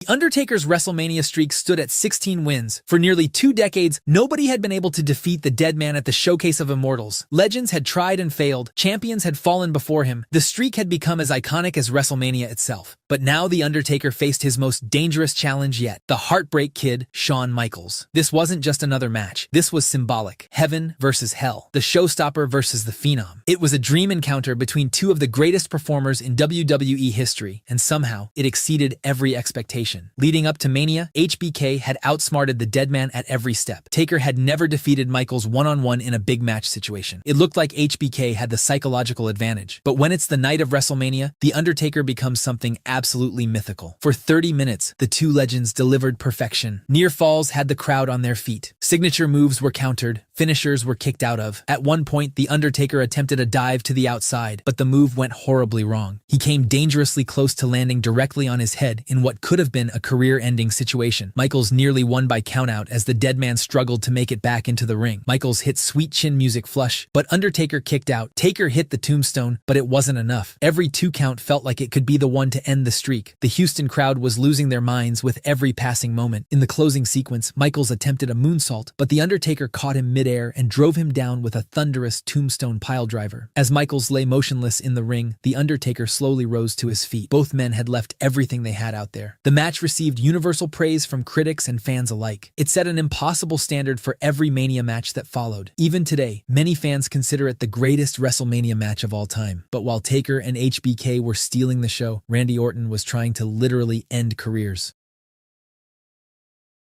Remember when we thought the age of Orton was over after Triple H beat Randy at WrestleMania? Well, that didn't last long. At Backlash, just weeks after losing the championship, Orton found his way back to the top. In a six-man tag team match, a pre-match stipulation stated that if Orton pinned Triple H, he'd become champion. And that's exactly what happened. The Viper was back on top. The age of Orton was upon us once again. But Randy's second reign would be short-lived. At Extreme Rules, Batista defeated him to capture the championship. However, 09 Orton wasn't going to stay down so easily. If he couldn't beat you in a match, he would simply put you out of action. Randy and Legacy attacked Batista, broke his arm, and forced him to vacate the title. With no champion, WWE held a fatal four-way match, and once again, Randy Orton emerged victorious. This third reign would prove to be his longest of the year. Orton successfully defended against Triple H, finally putting their feud to rest in a brutal 3 stages of hell match. But as one rivalry ended, another was about to heat up. John Cena had moved on from his battles with Edge and Big Show, and now he had his sights set squarely on the WWE Championship. His feud with Orton dominated the second half of 2009. At SummerSlam in August, Orton used every dirty trick in the book and walked out as champion once again. Finally, at Breaking Point in September, Cena defeated Randy Orton in an I Quit match to capture the WWE Championship, but Orton invoked his rematch clause immediately. At Hell in a Cell inside the demonic structure, Orton regained the championship in controversial fashion. The rivalry reached its epic conclusion at Bragging Rights in October with a 60-minute Iron Man match. For a full hour, Cena and Orton battled back and forth, trading falls and punishment. At one point, Randy even tried to blow up Cena with pyro, but the GOAT won't stay down. In the final moments, with the score tied, Cena locked Orton in the STF, and the Viper had no choice but to tap out. John Cena stood tall as champion, and their legendary 2009 rivalry had finally reached its conclusion. But 2009 wasn't just about main event rivalries. Throughout the year, other compelling stories unfolded. DX reunited and had an epic feud with Legacy that included a Hell in a Cell match, a submissions match, and HBK and Triple H even had an epic TLC match against Jericho. Speaking of TLC, the December pay-per-view delivered one of the biggest shocks of the year. Sheamus, a relative newcomer who'd only been on the main roster for a few months, defeated John Cena in a tables match to become WWE champion. The year also saw The Undertaker reclaim the World Heavyweight Championship, CM Punk's transformation into one of the company's top heels, Chris Jericho and Rey Mysterio's entertaining feud over the IC title, and Kofi Kingston's brief run in the main event scene before Randy thought he was stupid.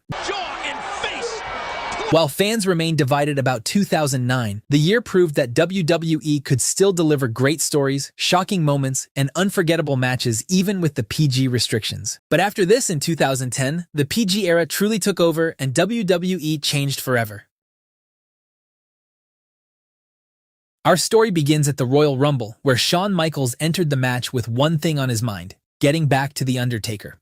A year earlier, the two had delivered what many called the greatest WrestleMania match of all time. HBK had been obsessed with a rematch ever since, but The Undertaker had turned him down. So Michaels tried to win the Rumble, earn a title shot against the Phenom, and it almost worked. But with HBK on the verge of winning, Batista eliminated him, and Michaels snapped. He sat on the floor staring into nothing, and then started super kicking referees. It was one of the most devastating moments the Rumble had ever produced.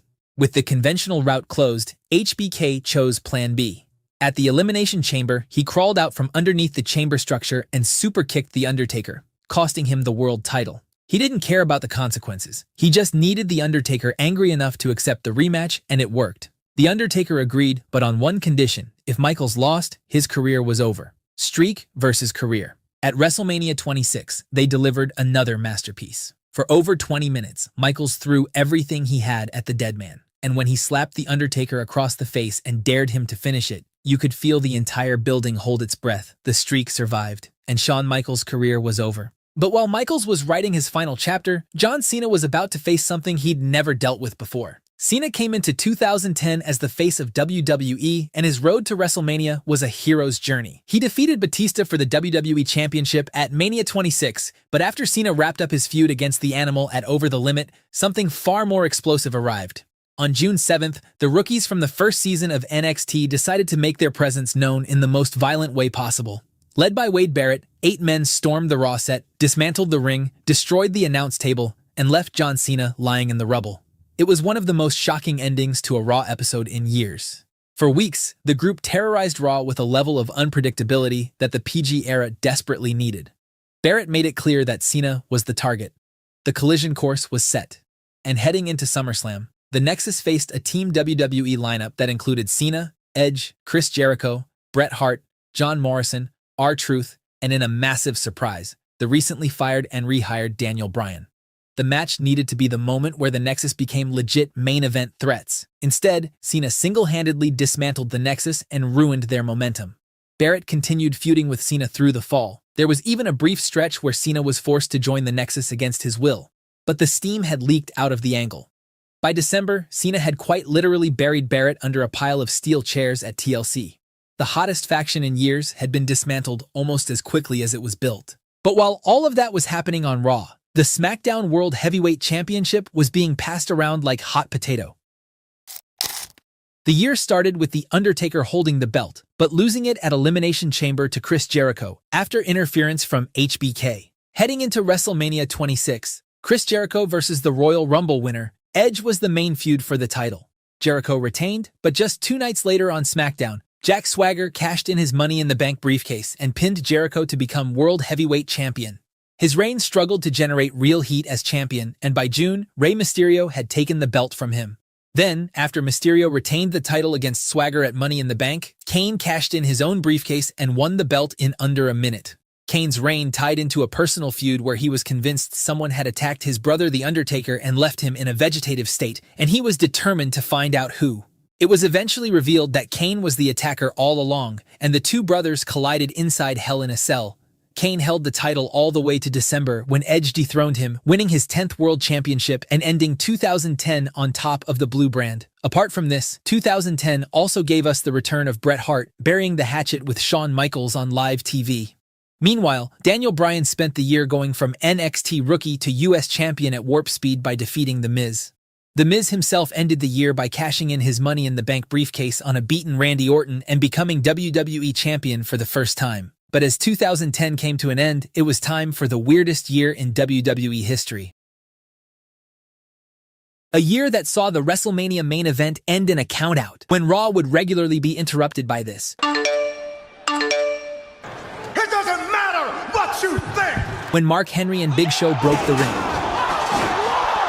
When Rey Mysterio became WWE champion just to get wrecked by Super Cena on the same night. When R-Truth started talking to his imaginary friend. When everyone found out that Kevin Nash was still somehow alive. And we also got whatever the hell this was. Bruh. I've been a wrestling fan for almost 30 years, and I can tell you without a shadow of doubt that 2011 was the weirdest, most bipolar, and most schizophrenic year in WWE history. You'd have a banger like Triple H versus Undertaker, and the next moment, Snooki was doing cartwheels in the ring. You'd have Edge's retirement making you all emotional, and the next moment, Michael Cole was trying to get Jerry Lawler to lick his feet. On one hand, you had CM Punk delivering the pipe bomb, but then you'd turn around and have Kevin Nash trying not to blow out his quads on Raw. And these are just some of the wild antics WWE was throwing at us in 2011. It felt like the company couldn't decide if it wanted to be Game of Thrones, Breaking Bad, or The Truman Show. So what exactly made 2011 the weirdest year in WWE history? What were the baffling moments, storylines, and creative decisions that turned Monday Night Raw into an unpredictable fever dream? And how did a company manage to produce the most exciting angle in a decade and some of the most embarrassing television in the same year? Let's take a trip down memory lane and relive the insanity that was WWE in 2011.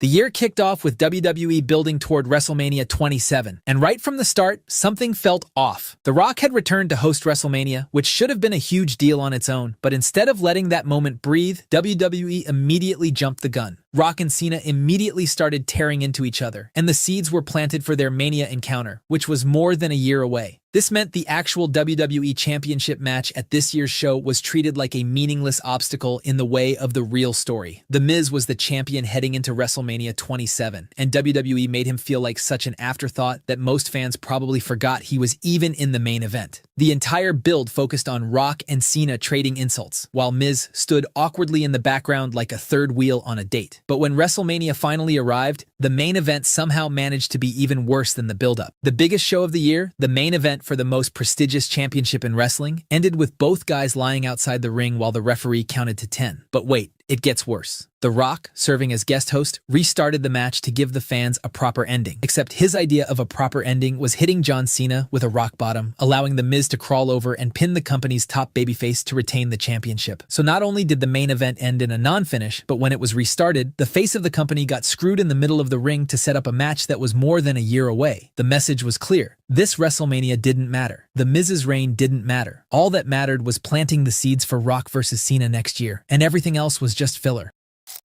After this disaster, The Miz went from WWE champion to a mid-card comedy act within months. But while the WWE Championship picture was a mess, the World Heavyweight title scene on SmackDown was going through its own identity crisis that somehow managed to be even more confusing.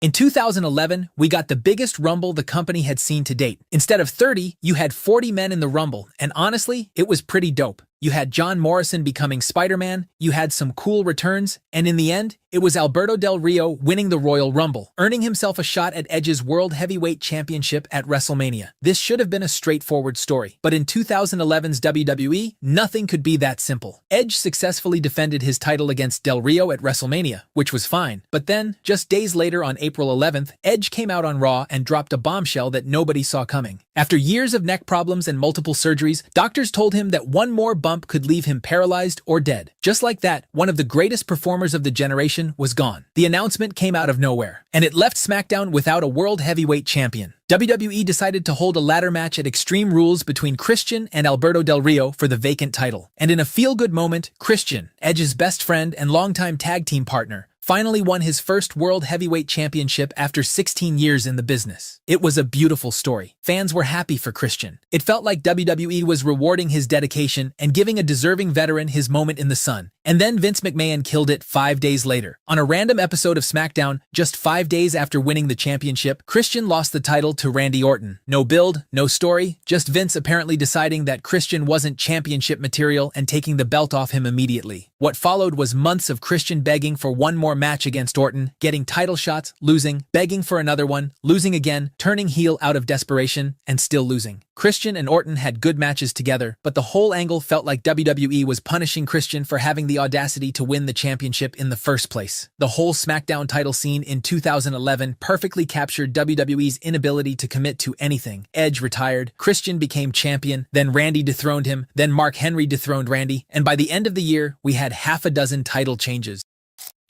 But as chaotic as the title scene was, it wasn't even close to being the weirdest thing happening on WWE television. For that, we need to go back to the absolute circus that was WrestleMania 27.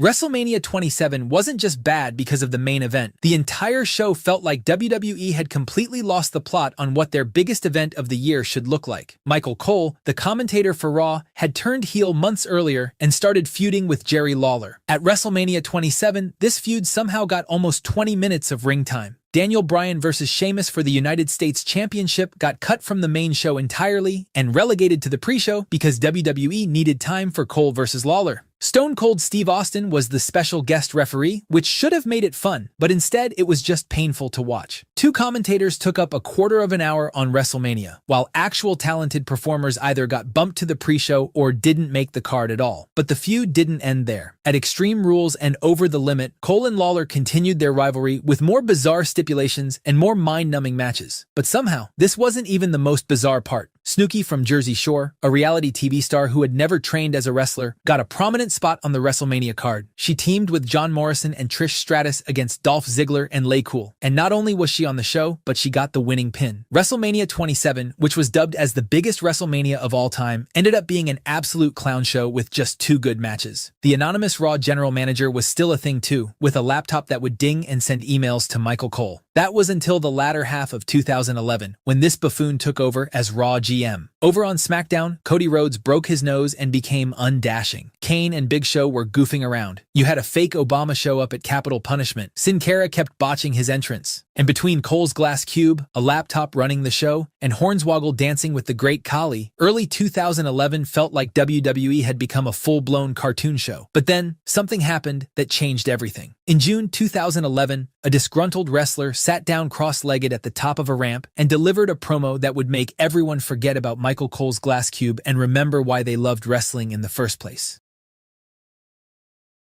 On June 20th, 2011, CM Punk sat down cross-legged at the top of the entrance ramp and delivered what would become known as the pipe bomb, an unfiltered rant that felt more real than anything WWE had done in over a decade. He called out Vince McMahon. He buried Triple H's politics. He mocked John Cena's merch machine. He name-dropped Ring of Honor and New Japan Pro Wrestling. He mentioned Colt Cabana. And he revealed that his contract was expiring on July 17th at Money in the Bank, and he was planning to leave WWE with the championship. For the first time in years, wrestling felt unpredictable again. Was this a work? Was it a shoot? Was Punk actually leaving? The internet exploded with speculations, and fans couldn't look away. Money in the Bank in Chicago became one of the hottest tickets in wrestling history. Punk challenged John Cena for the WWE Championship in his hometown, and the atmosphere was electric. When Punk hit the GTS and pinned Cena in the middle of the ring, the building exploded. He grabbed the championship, blew a kiss to Vince McMahon at ringside, and left through the crowd like a folk hero escaping with stolen treasure. It was perfect. Absolutely perfect. Punk had the belt, his contract had expired, and he was free. WWE had created a storyline that existed both inside and outside their bubble, and fans were completely invested in where it would go next. But then, the company panicked and ruined everything. Instead of letting Punk stay gone for months and build the mystique, WWE brought him back after just 8 days. Instead of letting the story breathe and keeping fans guessing, they immediately shot themselves in the foot and made Rey Mysterio look like a clown in the process. At SummerSlam, Punk beat Cena to unify the championships, which should have been the ultimate triumph. Except immediately after winning, Kevin Nash, who hadn't been relevant in years, ran in and attacked Punk for no clear reason. Then Alberto Del Rio cashed in his briefcase and won the title, ending Punk's reign after less than a month. The summer of Punk that should have been a career-defining run became a confusing mess involving Kevin Nash texting himself, Triple H putting on a suit, and Punk getting lost in a corporate conspiracy storyline that nobody understood or cared about. By Night of Champions, instead of being WWE champion and leading a revolution, CM Punk was losing clean to Triple H. But while WWE was busy killing CM Punk's momentum, they were also stumbling into another weird situation that somehow captured both the insanity and entertainment value of 2011. 2011 gave us one of the most bizarre and weirdly entertaining pairings of all time. After losing a #1 contender match, R-Truth snapped, turned heel, and started smoking at ringside and ranting about conspiracy theories. Truth started talking to an imaginary friend named Little Jimmy, accused the audience of plotting against him, and poured drinks on fans in the front row. He wore Confederate soldier hats, spoke in paranoid rants, and acted like a man who had completely lost his mind. It was absurd. It made no sense. But somehow Truth committed so hard to the character that it actually worked. However, Truth wasn't the only person in WWE who was a victim of conspiracy. The Miz, who played a supporting role in his own Mania main event, joined forces with Truth, and the two became obsessed with the idea that there was a massive conspiracy keeping them out of the main event. They started attacking Triple H, they caused walkouts, invaded pay-per-views, and generally made life hell for WWE's corporate structure. At Vengeance in October, Triple H booked himself in a tag team match against Awesome Truth. His partner was none other than CM Punk, the same guy who 3 months earlier had been the rebellious anti-hero fighting against everything Triple H represented. Now Punk was partnering with the boss to fight guys complaining about not getting opportunities. It was bipolar booking at its finest. The year ended with CM Punk finally winning the WWE Championship at Survivor Series and beginning what would become a historic reign. Daniel Bryan cashed in Money in the Bank to win the World Heavyweight Championship at TLC. Triple H and Kevin Nash ran it back like it was 1995. Kane returned with a new mask. Cena and Rock teamed up at Survivor Series, and the Great Khali was somehow still employed. But after the mixed bag of 2011, it was time for the PG era's greatest year. A year when The Rock and John Cena collided in a dream match. When Brock Lesnar made his return. When three legends stepped inside Hell in a Cell at WrestleMania and marked the end of an era. When a man who claimed to be the best in the world spent 434 days proving it. When three men in tactical gear arrived from the crowd and changed everything. And these are just some of the things that happened in the unforgettable year of 2012. Our story begins a full year before WrestleMania 28. On the Raw after WrestleMania 27, with the crowd still buzzing, John Cena and The Rock stood in the same ring and made history by booking a match a full 12 months in advance. For the next year, these two traded barbs every time they shared a screen, and each confrontation felt heated. Cena accused The Rock of abandoning WWE the moment Hollywood came calling. The Rock fired back with everything he had, insulting Cena's colorful merchandise, his catchphrases, and even his real-life personal problems. On April 1st in Miami, two generations collided at WrestleMania 28. When The Rock hit the second rock bottom and got the pinfall, the place shook. Cena had lost on the grandest stage, clean, in front of the world, but Cena barely had time to process the defeat before something far more dangerous arrived. The very next night on Raw, Cena came out to offer The Rock his congratulations. Instead, he got an F5. Brock Lesnar, 8 years removed from WWE, fresh off a UFC career that included a heavyweight championship, had returned, and he made it clear from the first second that he was not here to play along. At Extreme Rules in Chicago, Brock and Cena collided in a match unlike anything the PG era had produced. For most of the fight, it was a mugging. Cena survived on sheer stubbornness, eventually cracking Lesnar with a chain and hitting an attitude adjustment onto the steel steps to steal the win. After this, Cena would go on to have a lackluster feud against John Laurinaitis and even win the Money in the Bank briefcase. But while Cena was making history in the main event, another piece of history was being made on the WrestleMania card itself, and it was being written for the last time. The Undertaker had spent nearly a year haunted by his WrestleMania 27 match against Triple H, where he had to be stretchered out of the building despite winning. He returned in January 2012 and immediately challenged the game to a rematch. Triple H resisted for weeks, telling the world he had moved on and had no interest in ending the streak. But when The Undertaker compared him to Shawn Michaels, the game snapped. HBK was added as the special guest referee.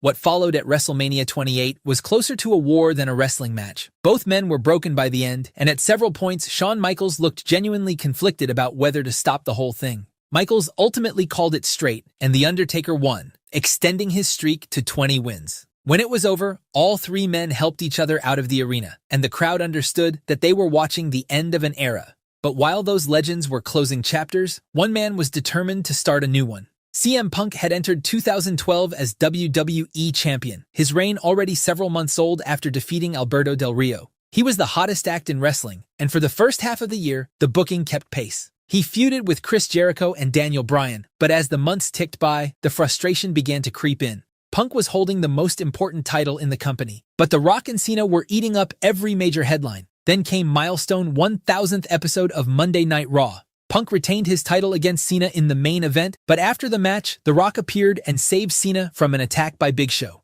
In the chaos, Punk turned heel and hit The Rock with the GTS. Punk dropped any remaining pretense of being misunderstood and leaned into the most compelling version of his character. An egotistical, entitled champion who was furious that nobody was giving him the respect he deserved.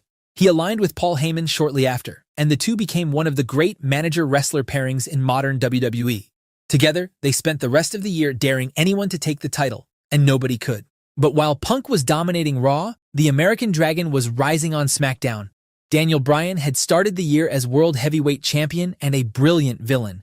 Then he lost the title to Sheamus in 18 seconds at WrestleMania, and the crowd turned on the result immediately. The yes chants that Bryan had used mockingly as a heel were adopted by the audience as a genuine rallying cry. By the time summer arrived, Bryan had been folded into an absurd but hugely entertaining partnership with Kane. The two argued constantly, but somehow became tag team champions and one of the most popular acts on the show. Meanwhile, a new monster had arrived on Raw, Ryback, a powerhouse with a simple premise and a thunderous catchphrase who spent the year obliterating lower-card talent and building toward a WWE title shot. He very nearly won the title at Survivor Series, but just as Ryback was ready to reach the top, three men in tactical vests descended through the crowd. Dean Ambrose, Seth Rollins, and Roman Reigns, collectively, The Shield, put Ryback through the announce table with a triple powerbomb and helped Punk retain. It was one of the most stunning debuts in WWE history. Nobody knew who they were or whose side they were on. Within weeks it became clear. They were a force of nature, and they'd been lurking in the shadows waiting for the right moment to deliver justice. At TLC in December, they had their first official match, a tables, ladders, and chairs clash against Bryan, Kane, and Ryback, and won decisively, announcing to the world that a new era had not just arrived, but taken over. 2012 was a year WWE got a lot right. They delivered the biggest dream match in a generation. They brought back the most dangerous man on the planet. They sent off the last of the Attitude Era legends with the dignity they deserved. And in the final months, they planted the seeds for the next generation. This next generation would continue their takeover in 2013. 2013 was the year when The Rock and Cena ran it back in a WrestleMania rematch. When Daniel Bryan made the whole world chant along with him. When The Shield ran roughshod over every show, and Bray Wyatt arrived with his Wyatt family. When Mark Henry faked his own retirement, and when the Authority became the biggest villains of the era. But the year began with one of the most anticipated title matches in a decade. CM Punk had been champion for over 400 days, and The Rock was here to end that. At the Royal Rumble in January, the two delivered an excellent match, with The Rock surviving Shield interference before finishing Punk with the People's Elbow to end the longest WWE title reign in years. It was a thunderous moment, but it also immediately raised a problem.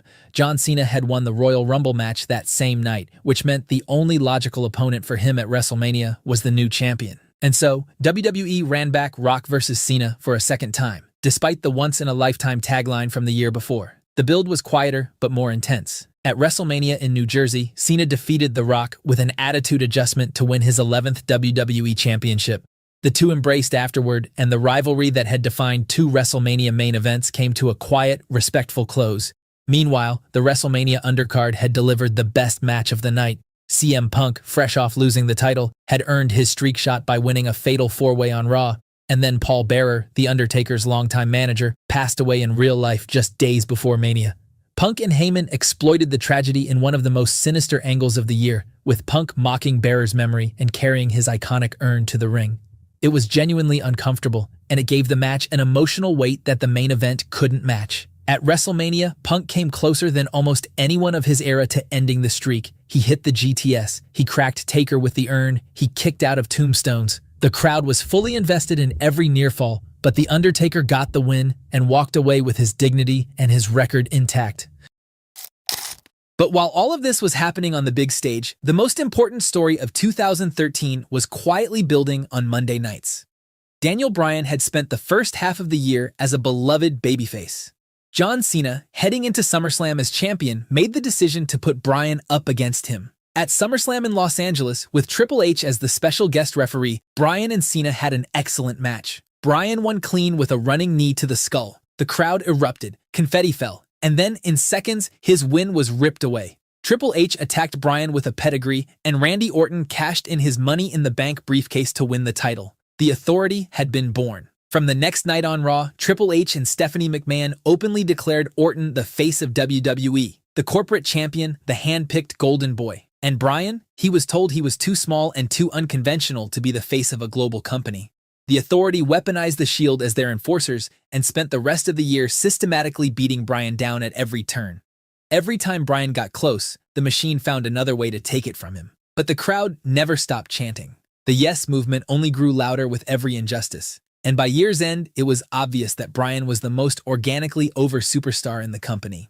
Running parallel to Bryan's story were the two most destructive new forces in WWE. The Shield had arrived in late 2012 and spent all of 2013 dismantling everything in their path. But then, in the second half of 2013, a very different kind of faction arrived from the other direction. Bray Wyatt descended on Raw in July, flanked by Luke Harper and Eric Rowan, and nothing about them looked like anything WWE had produced in years.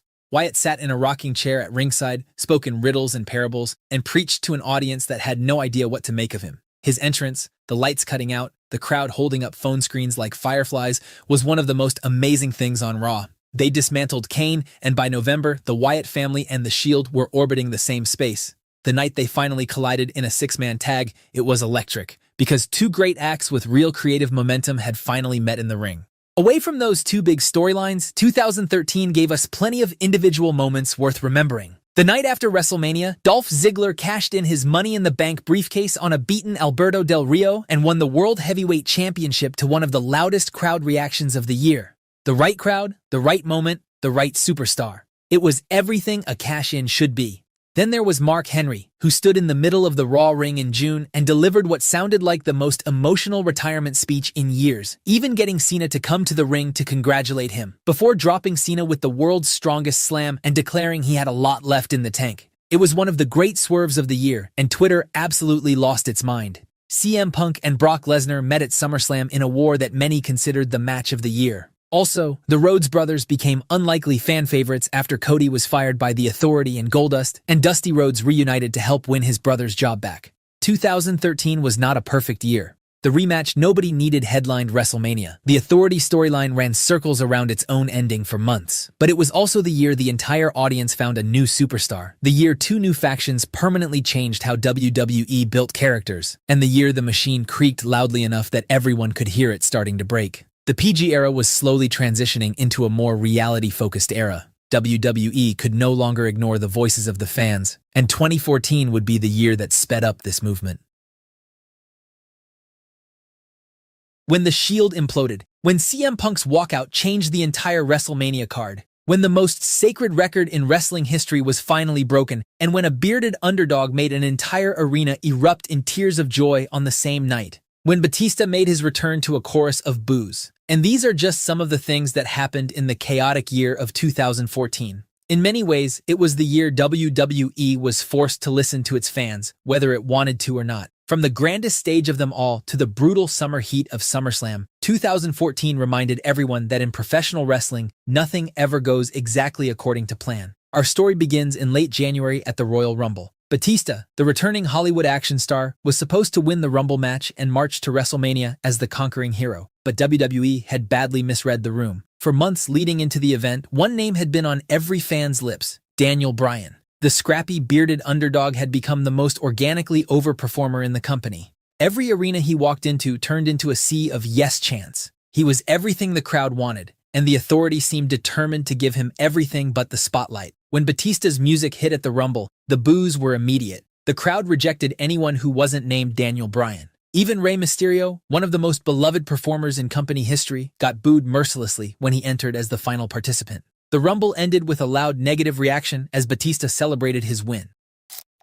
But the Rumble week had one more earthquake to deliver. The following morning, CM Punk, who had entered the Rumble match at number 1 and lasted nearly an hour, walked out of WWE due to creative differences and health issues. The company's most outspoken performer was gone overnight, and suddenly WWE's plans for WrestleMania season had a massive hole in them. The backlash from the Rumble forced WWE's hand. Batista kept getting booed at every appearance, even against obvious heels. Meanwhile, Daniel Bryan refused to go away quietly. On the March 10th episode of Raw, Bryan led a group of fans in physically occupying the ring and demanded Triple H give him a WrestleMania match. The Authority figure, backed into a corner, agreed, with the stipulation that the winner would be inserted into the WWE Championship match that same night. And at WrestleMania 30 in New Orleans, Daniel Bryan delivered one of the great WrestleMania performances in history. He opened the show by defeating Triple H in a hard-fought match, then came back hours later to enter the main event and win the WWE Championship by forcing Batista to tap out. The entire Superdome erupted. The yes chants shook the building. It was the rare moment in wrestling where the story felt truly complete. The fans had willed it into existence, and for one night, it felt like anything was possible. Sadly, it didn't last. Bryan would suffer a neck injury just weeks later and be stripped of the title by June. But while WrestleMania 30 was Bryan's crowning night, there was another moment on that same show that changed WWE forever. For over 2 decades, The Undertaker's undefeated streak had been wrestling's one true constant. It had outlasted championship reigns, careers, and entire eras of the business. Going into WrestleMania 30, the streak stood at 21 wins, and not a single person inside the Mercedes-Benz Superdome genuinely believed Brock Lesnar was going to end it. Behind the scenes, even The Undertaker himself didn't know it was happening until the afternoon of the show. Vince McMahon changed the finish hours before bell time, convinced the moment would transform Lesnar into the biggest monster in WWE history. The Undertaker, who had shown up that day believing he was going over, was told at 1 p.m. that he wasn't. He accepted it like the professional he always was. What followed in the ring was brutal and ugly in the best possible way. Lesnar battered the dead man from the opening bell, delivering 3 F5s before covering him for the pin. The referee's hand hit the mat for the 3rd time. The arena went completely silent. Fans sat frozen in their seats, mouths open, unable to process what they'd just witnessed. The streak was over. The decision divided wrestling fans instantly. But regardless of whether it was the right call, the impact was undeniable. Brock Lesnar was now wrestling's final boss. He backed up that reputation 4 months later at SummerSlam in a way nobody saw coming. John Cena, the face of WWE for a decade, stepped into the ring as champion. The fans expected a competitive match, but what they got was total destruction. Lesnar hit him with suplex after suplex while Cena barely got in any meaningful offense. The Beast Incarnate had conquered the streak, and now he had conquered the company's biggest hero. He won the WWE World Heavyweight Championship in dominant fashion. And for the rest of 2014, no one came anywhere close to his level. But while Lesnar cast a long shadow over the main event scene, the most compelling drama of 2014 unfolded inside a faction that had ruled the company since 2012.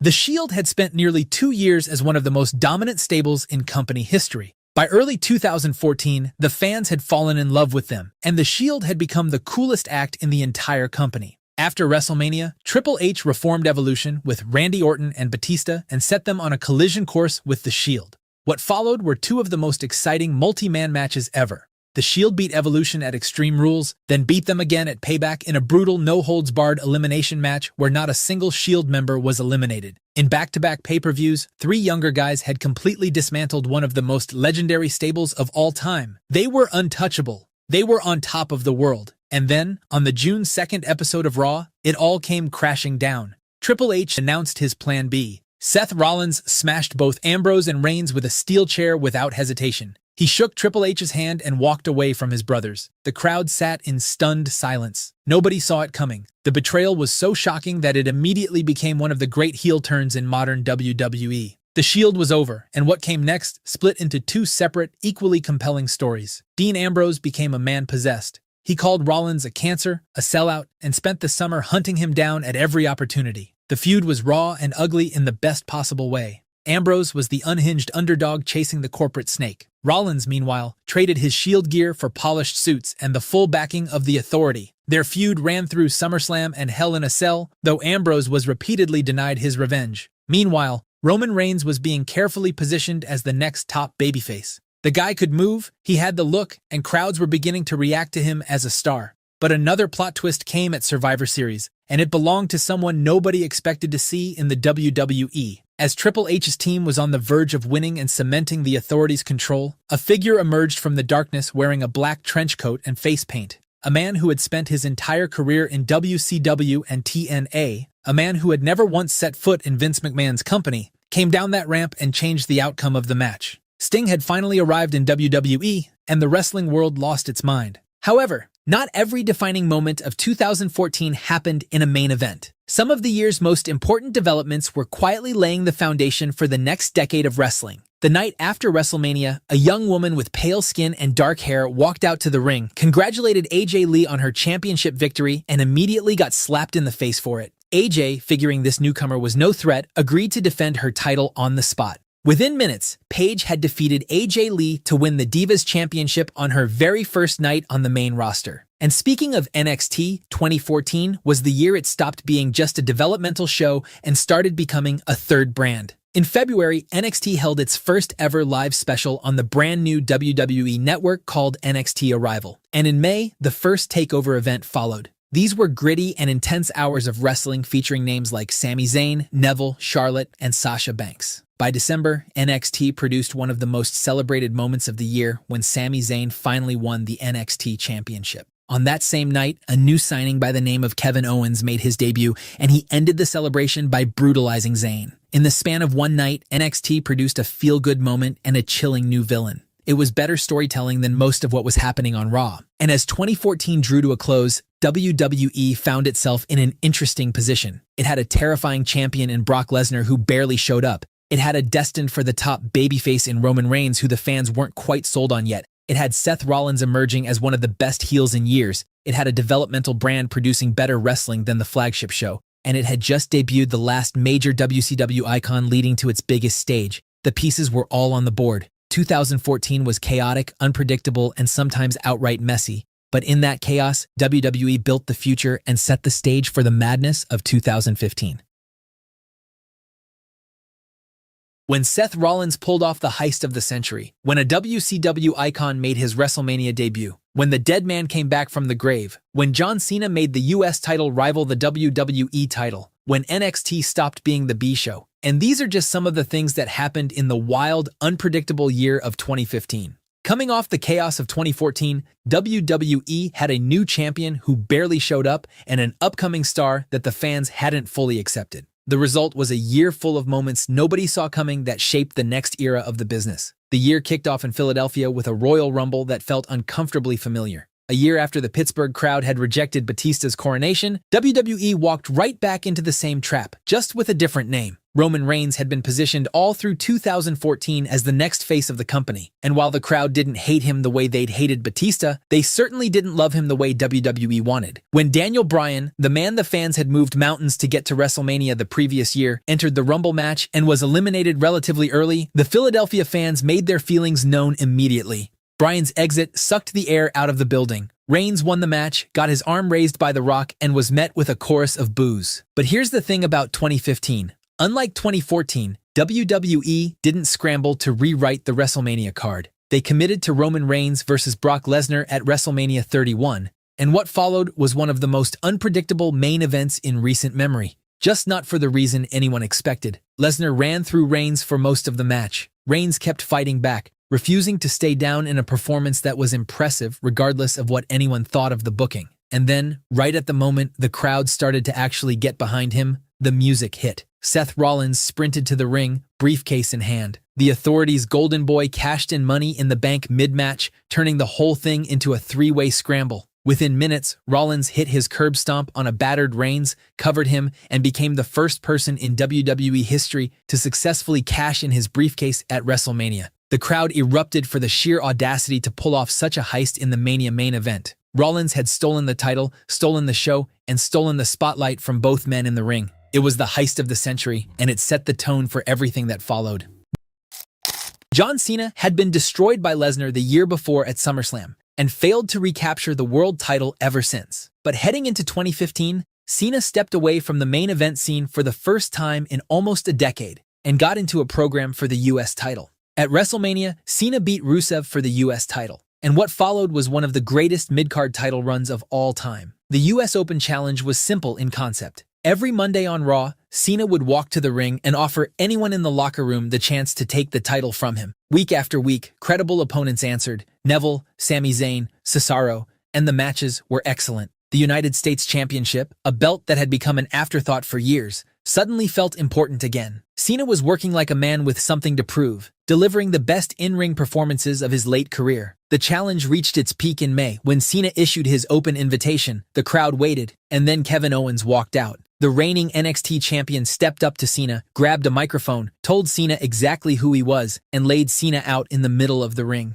At Elimination Chamber 2 weeks later, in a non-title match, Owens defeated John Cena. An NXT call-up had just walked onto the main stage and beaten the company's biggest star on his debut. Kevin Owens had arrived, and he did it in the loudest way possible. Their 3-match series across Elimination Chamber, Money in the Bank, and Battleground was the most consistently excellent feud of the first half of 2015. Owens had been elevated, the US title had been elevated, and the mid-card had briefly become the most exciting place to watch on Monday nights. However, while stars like Rollins and Owens were writing wrestling's future, 2015 also saw wrestling pay homage to its past. For decades, one name had floated above the rest when it came to stars who had never worked for WWE. Sting, the 6-time WCW champion, had spent his entire career refusing to come to WWE. When he finally debuted at Survivor Series 2014, the reaction was enormous. By WrestleMania season, the icon collided against Triple H in a match that paid tribute to the Monday Night Wars, with DX and the NWO all crashing the party. Triple H won the match, and the result immediately divided fans. JBL screamed on commentary that the right side had won again.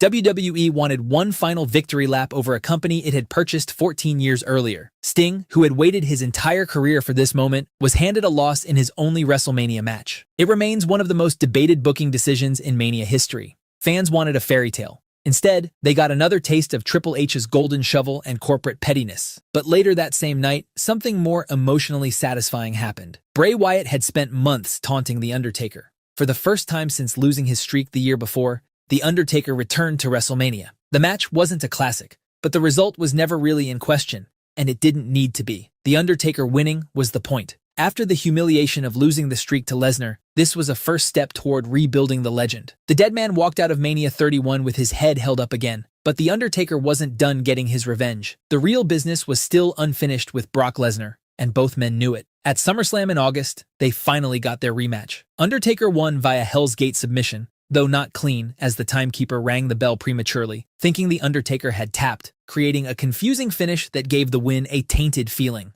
The rematch was set for Hell in a Cell in October. This time, the match was even more brutal. Lesnar eventually won, earning what felt like the definitive victory in their modern rivalry. Then, in a chilling final image, the Wyatt family emerged from the darkness after the match, carrying the broken body of The Undertaker out of the arena into the unknown. But while these feuds dominated the upper midcard, Seth Rollins was quietly stealing the show in the main event. For most of 2015, Seth Rollins was the best thing in WWE. As the reigning WWE World Heavyweight Champion, he defended the title constantly, feuded with Brock Lesnar, Randy Orton, John Cena, and Dean Ambrose, and delivered match after match of excellent wrestling. He was smug, entertaining, and protected by a revolving door of authority goons who gave him just enough cover to be the slimy heel the role demanded. For 220 days, he was the most compelling performer in the company. But then, on November 4th, at a routine live event in Dublin, Ireland, Rollins attempted a sunset flip powerbomb and landed wrong. He tore his ACL, MCL, and medial meniscus simultaneously. By the next morning, he had vacated the title. Just like that, one of the best championship reigns of the era was over in an instant. A 16-man tournament was announced for Survivor Series, with the final rounds taking place on the pay-per-view itself. Roman Reigns, who had been positioned as Rollins' next challenger, was now the tournament favorite. He fought through the bracket, beat Dean Ambrose in the final, and stood in the ring as WWE champion for the first time. And then, Sheamus appeared. The big red-haired Irishman, who had been holding the Money in the Bank briefcase for months, ran to the ring and cashed in to become WWE champion. What followed was a feud between Reigns and the League of Nations that existed almost entirely for Reigns to look strong. The year ended with Reigns eventually winning the title back from Sheamus and heading into 2016 as champion. But while the main event picture stumbled to its feet, other corners of WWE were quietly thriving in 2015. The biggest surprise of the year may have been The New Day. Debuting in late 2014 as a gospel-themed babyface group, Big E, Kofi Kingston, and Xavier Woods had been met with near-universal indifference. Crowds didn't care. The gimmick wasn't working. So in early 2015, WWE made a decision that changed everything. They turned heel. What followed was one of the most remarkable character reinventions in recent memory. By the second half of the year, they were tag team champions and the most fun act on the show. The women's division also underwent a major transformation in 2015. Charlotte, Sasha Banks, and Becky Lynch had been tearing the house down at Full Sail all year, and in July, Stephanie McMahon brought all three to the main roster simultaneously, dubbing it the Divas Revolution. Meanwhile, back in NXT, the real revolution was already in full swing. At NXT TakeOver Brooklyn, Sasha Banks and Bayley delivered what many consider the greatest women's wrestling match in WWE history. 2 months later, they did it again at TakeOver Respect in a 30-minute Iron Man match. When the year finally closed out, WWE was in a familiar place. Complicated, contradictory, messy in its main event picture, but genuinely exciting everywhere else. But as the year came to an end, WWE was ready for another brand split with international stars arriving on the main roster and setting the stage for the modern era. When Roman Reigns became the Tribal Chief, when Vince McMahon stepped down and Triple H took over, when we saw the debut of AJ Styles, the return of Edge and CM Punk, and we also said goodbye to John Cena, The Undertaker, and Bray Wyatt. When Becky Lynch became the man and Rhea Ripley became unstoppable. When the Bloodline saga ruled WWE and Cody Rhodes finished his story. From 2016 to 2026, the WWE's modern era has given us some iconic stories and moments, along with some of the worst booking decisions of all time. In this video, we're revisiting the complete history of the modern era from its origins with the brand split in 2016, the pandemic-era chaos of 2020, the return of the fans in 2021, the peak of the Bloodline saga in 2023, all the way to the present day in 2026. Our story starts in January at the Royal Rumble. Heading into WrestleMania 32, WWE's top card was looking seriously bleak as stars like Cena, Rollins, and Orton were all out of action due to injury. Roman Reigns was defending his WWE Championship inside the Rumble match itself, battling the entire roster in one night. The crowd was hostile, the atmosphere tense, and when the countdown hit 0 for the number 3 entrant, everything changed. AJ Styles, the man who had defined TNA wrestling for over a decade, the man who had made his name all over the globe from New Japan to Ring of Honor, stepped onto a WWE pay-per-view stage for the first time in his career. At 38 years old, many wondered if Styles had missed his window. Vince had a reputation for burying talent he didn't create, and the company's track record with outsiders was mixed at best. But from the moment Styles locked eyes with Roman Reigns, it was clear something different was happening. Over the following weeks, Styles quickly aligned himself with Chris Jericho, forming an unlikely partnership that showcased his personality and in-ring brilliance. The two worked seamlessly together, trading victories and building chemistry until their friendship inevitably crumbled.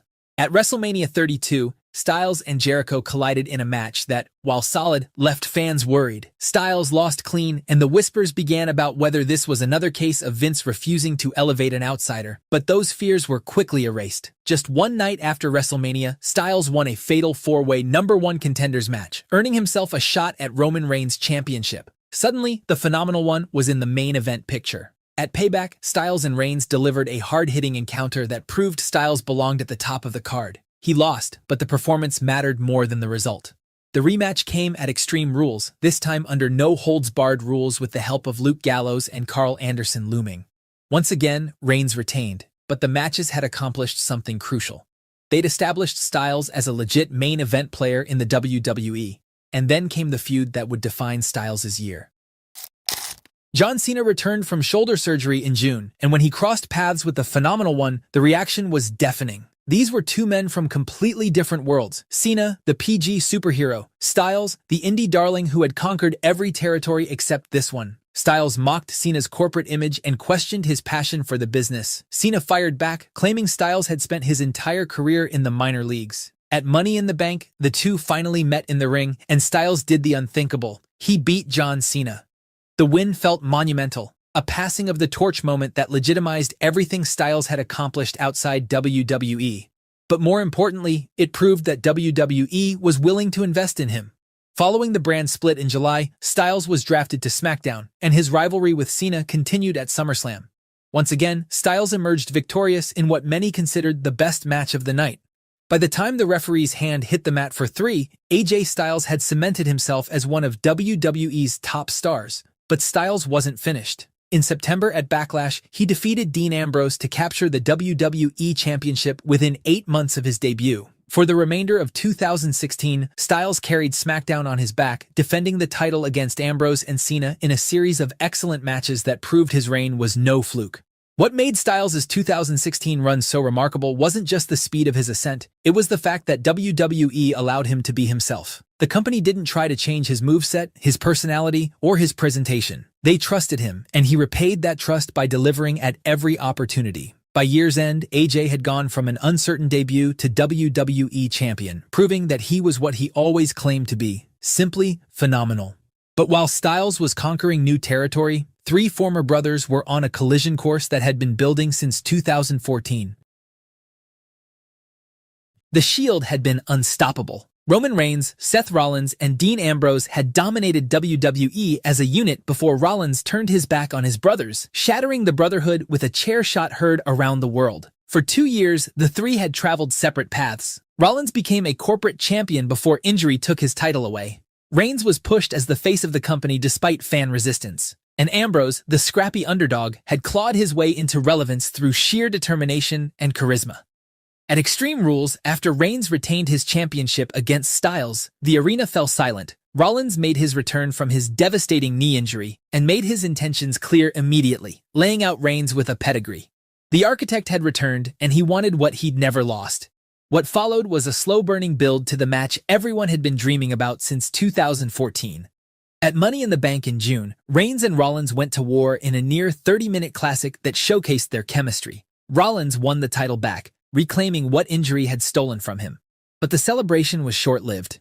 Dean Ambrose had won the Money in the Bank contract earlier that night, and as Rollins celebrated his hard-fought victory, the lunatic fringe struck Rollins with the briefcase, and in a moment of poetic justice, pinned the man who broke the Shield to become WWE champion. The tables had turned. The man who had been left for dead by Rollins in 2014 now stood tall with the gold. But the real story was what happened in those 10 minutes. All 3 Shield members had held the gold on the same night, and it meant one thing was now inevitable. the Shield triple threat. At Battleground in July, the three finally collided in the match the fans had been begging for. And when Ambrose scored the pinfall to retain his championship, it felt like the end of a chapter that had defined wrestling for over 3 years. And with the WWE Championship now heading to SmackDown with Ambrose, the landscape of the company was about to change forever.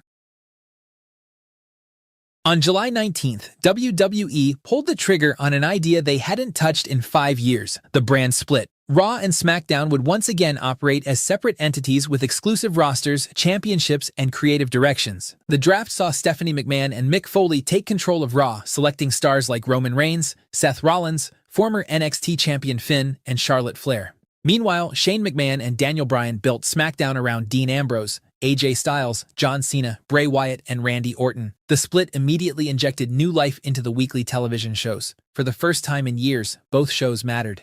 SmackDown Live, rebranded with a new blue aesthetic, embraced its underdog status. The show was dubbed the Land of Opportunity, and they proved it by giving fresh matchups and overlooked talent a chance to shine. Styles dominated SmackDown as WWE champion, but the show's strength came from its depth. Heath Slater, who went undrafted, turned his desperation into comedy gold, begging for a contract on both brands before finally winning the SmackDown Tag Team Championships with Rhino. The Miz transformed the Intercontinental Championship into a prestigious prize, delivering promos that reminded everyone why he was one of the best talkers in the company. His rivalry with Dolph Ziggler at No Mercy saw Ziggler put his career on the line, and the match delivered an emotional classic that elevated both men. Meanwhile, Randy Orton's slow-burn descent into the Wyatt family provided SmackDown with a psychological thriller. Talking Smack, the post-show hosted by Daniel Bryan and Renee Young, became must-see as the unscripted promos created viral moments that sometimes overshadowed the main show itself. The Miz's infamous promo tearing into Daniel Bryan for calling him a coward became one of the most talked-about segments of the year. Raw, on the other hand, struggled with identity issues early on. The Demon King made his main roster debut and faced Seth Rollins for the inaugural Universal Championship at SummerSlam. The match was excellent, and Finn's victory felt like the dawn of a new era. But sadly, a shoulder injury during the match forced him to vacate the title the very next night. The Universal Championship eventually landed on Kevin Owens after Triple H turned on Seth Rollins. Owens' reign, while criticized by some, gave birth to one of the year's most entertaining dynamics, the friendship between Kevin Owens and Chris Jericho.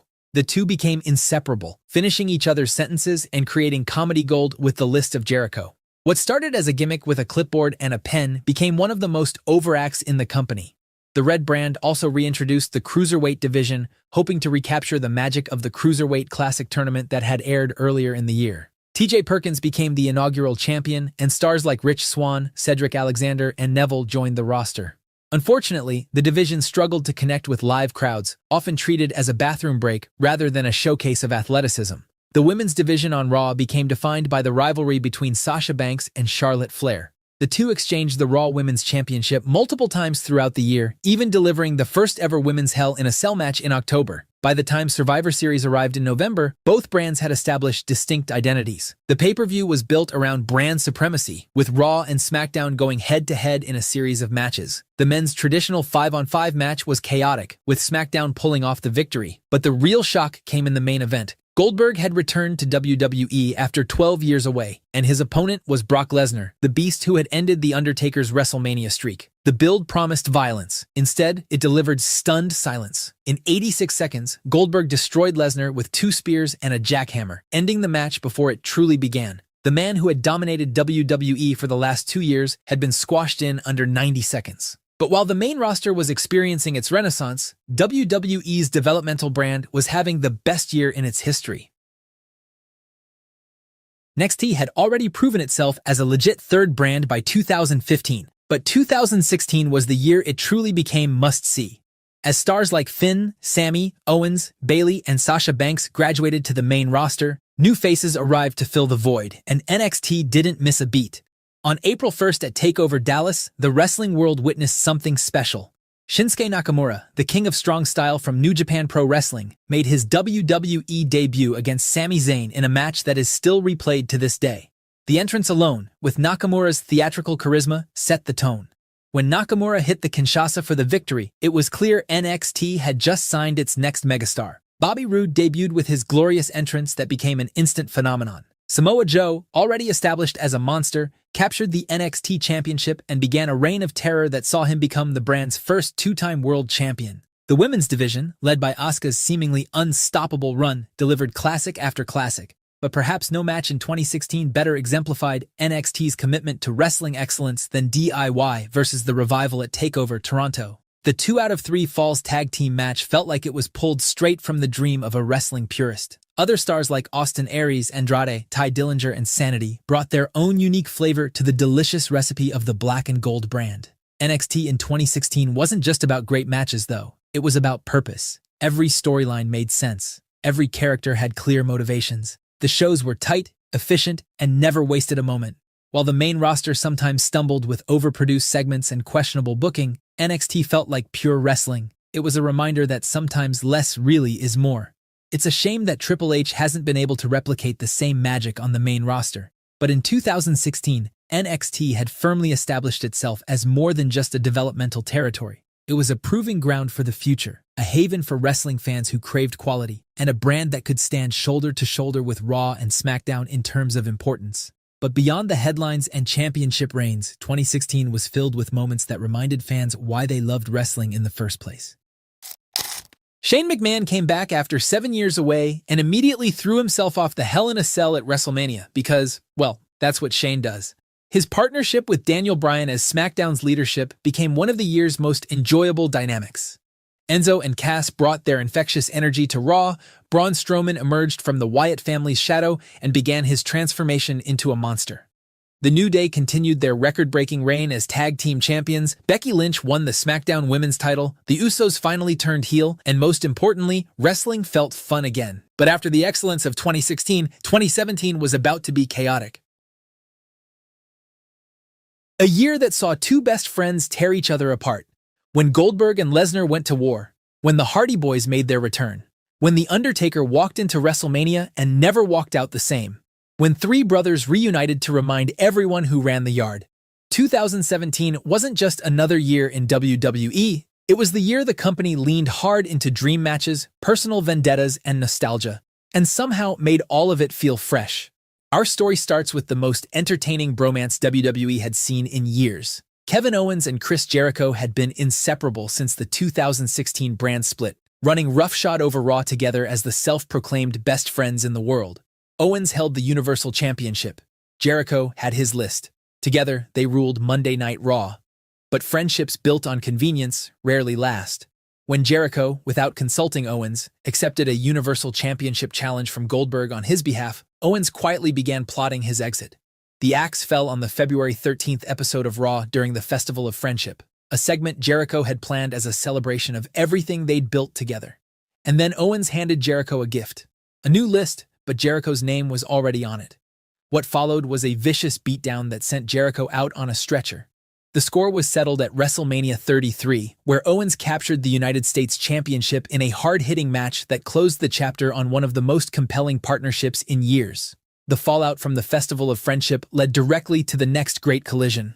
Goldberg, back in WWE after more than a decade, had steamrolled Lesnar at Survivor Series 2016 in under 2 minutes. He then destroyed Owens in seconds at Fastlane to claim the Universal Championship. The man was a runaway train, but Brock Lesnar was waiting at the end of the tracks. At WrestleMania 33, the rematch everyone wanted finally happened. Lesnar and Goldberg went back and forth in a quick finisher spam bout that saw the Beast come out on top as the new Universal Champion. But the night wasn't done delivering its gut punches. In the main event, Roman Reigns faced The Undertaker in a no-holds-barred match. The Phenom, clearly diminished and moving on borrowed time, gave everything he had. When the 3 count came, Reigns had done what only one man before him had managed at WrestleMania. The Undertaker slowly rose, removed his gloves, hat, and coat, placed them in the center of the ring, and walked away. The arena fell completely silent, a bittersweet ending to a turbulent WrestleMania. But while Reigns and Lesnar dominated the red brand through the summer and fall, the blue brand told a different kind of story. Bray Wyatt won the WWE Championship inside the Elimination Chamber, only to lose it to Randy Orton shortly after. Jinder Mahal also had a brief run with the gold, before AJ Styles reclaimed the title later in the year and went on a generational run. Elsewhere on the card, John Cena and The Miz had a deeply personal rivalry that ended with Cena proposing to Nikki Bella at WrestleMania. The real fireworks on Raw, though, were still to come. Roman Reigns had been fighting The Miz and his band of lackeys for weeks and was getting outnumbered every time. The solution was obvious to everyone watching. The Shield reunited for the first time in years, and the reaction was thunderous. Ambrose, Rollins, and Reigns were back, setting up a massive TLC match against The Miz, Braun Strowman, Kane, Cesaro, and Sheamus. It wasn't a permanent reunion, though, as Reigns had to be replaced at TLC by Kurt Angle, and Ambrose suffered a tricep injury weeks later. But while the run lasted, it reminded everyone why the Shield had been the most dominant faction of their generation. TLC also saw the Demon King face the Phenomenal One in a dream match between the two former Bullet Club leaders. On Raw, Braun Strowman spent the year establishing himself as an unstoppable force, dismantling Reigns in violent encounters across the spring and summer, including tipping over an ambulance with Reigns inside, while SmackDown got an intense feud between Kevin Owens and Shane McMahon. Overall, 2017 was a mixed bag of highs and lows with dream matches, reunions, and returns. But as 2017 came to an end, the pieces were in place for what was supposed to be a generational 2018, but ended up falling just short. When Becky Lynch became the man, when Daniel Bryan returned to action, when a dream match between Styles and Nakamura turned into a low-blow contest, when Roman Reigns vacated the Universal title and a brother stabbed another brother in the back on the worst possible night, and when a new women's era didn't just knock on the door, it kicked it clean off the hinges. For years, Becky Lynch had been right there, talented enough, over enough, ready enough, and then passed over, every single time. By mid-2018, she'd built up a winning streak on SmackDown and finally earned her shot at the Women's Championship at SummerSlam. Then, a week before the show, Charlotte Flair was inserted into the match. It was the story of Becky's career. Charlotte always found a way to ruin her moment. At SummerSlam in Brooklyn, Flair stole Lynch's moment and became SmackDown Women's Champion. And then Lynch snapped. She attacked Flair after the bell and the Brooklyn crowd erupted. WWE had planned a heel turn, but instead, Becky became the biggest babyface in the company. Lynch came out on SmackDown 2 days later expecting boos, but instead, she got more cheers. The Irish Lass Kicker character had been accidentally upgraded into something even more electric. She called herself the Man, grew a chip on her shoulder the size of a continent, and refused to apologize for any of it. At Hell in a Cell, she beat Flair to win the title. At WWE Evolution, the company's first ever all-women's pay-per-view, she retained in a brutal last woman standing match. By the time 2018 ended, Becky Lynch wasn't just the most popular woman on the roster, she was arguably the most popular person in all of wrestling. But if Becky's story was the year's greatest triumph, then Styles vs. Nakamura was its biggest comedy.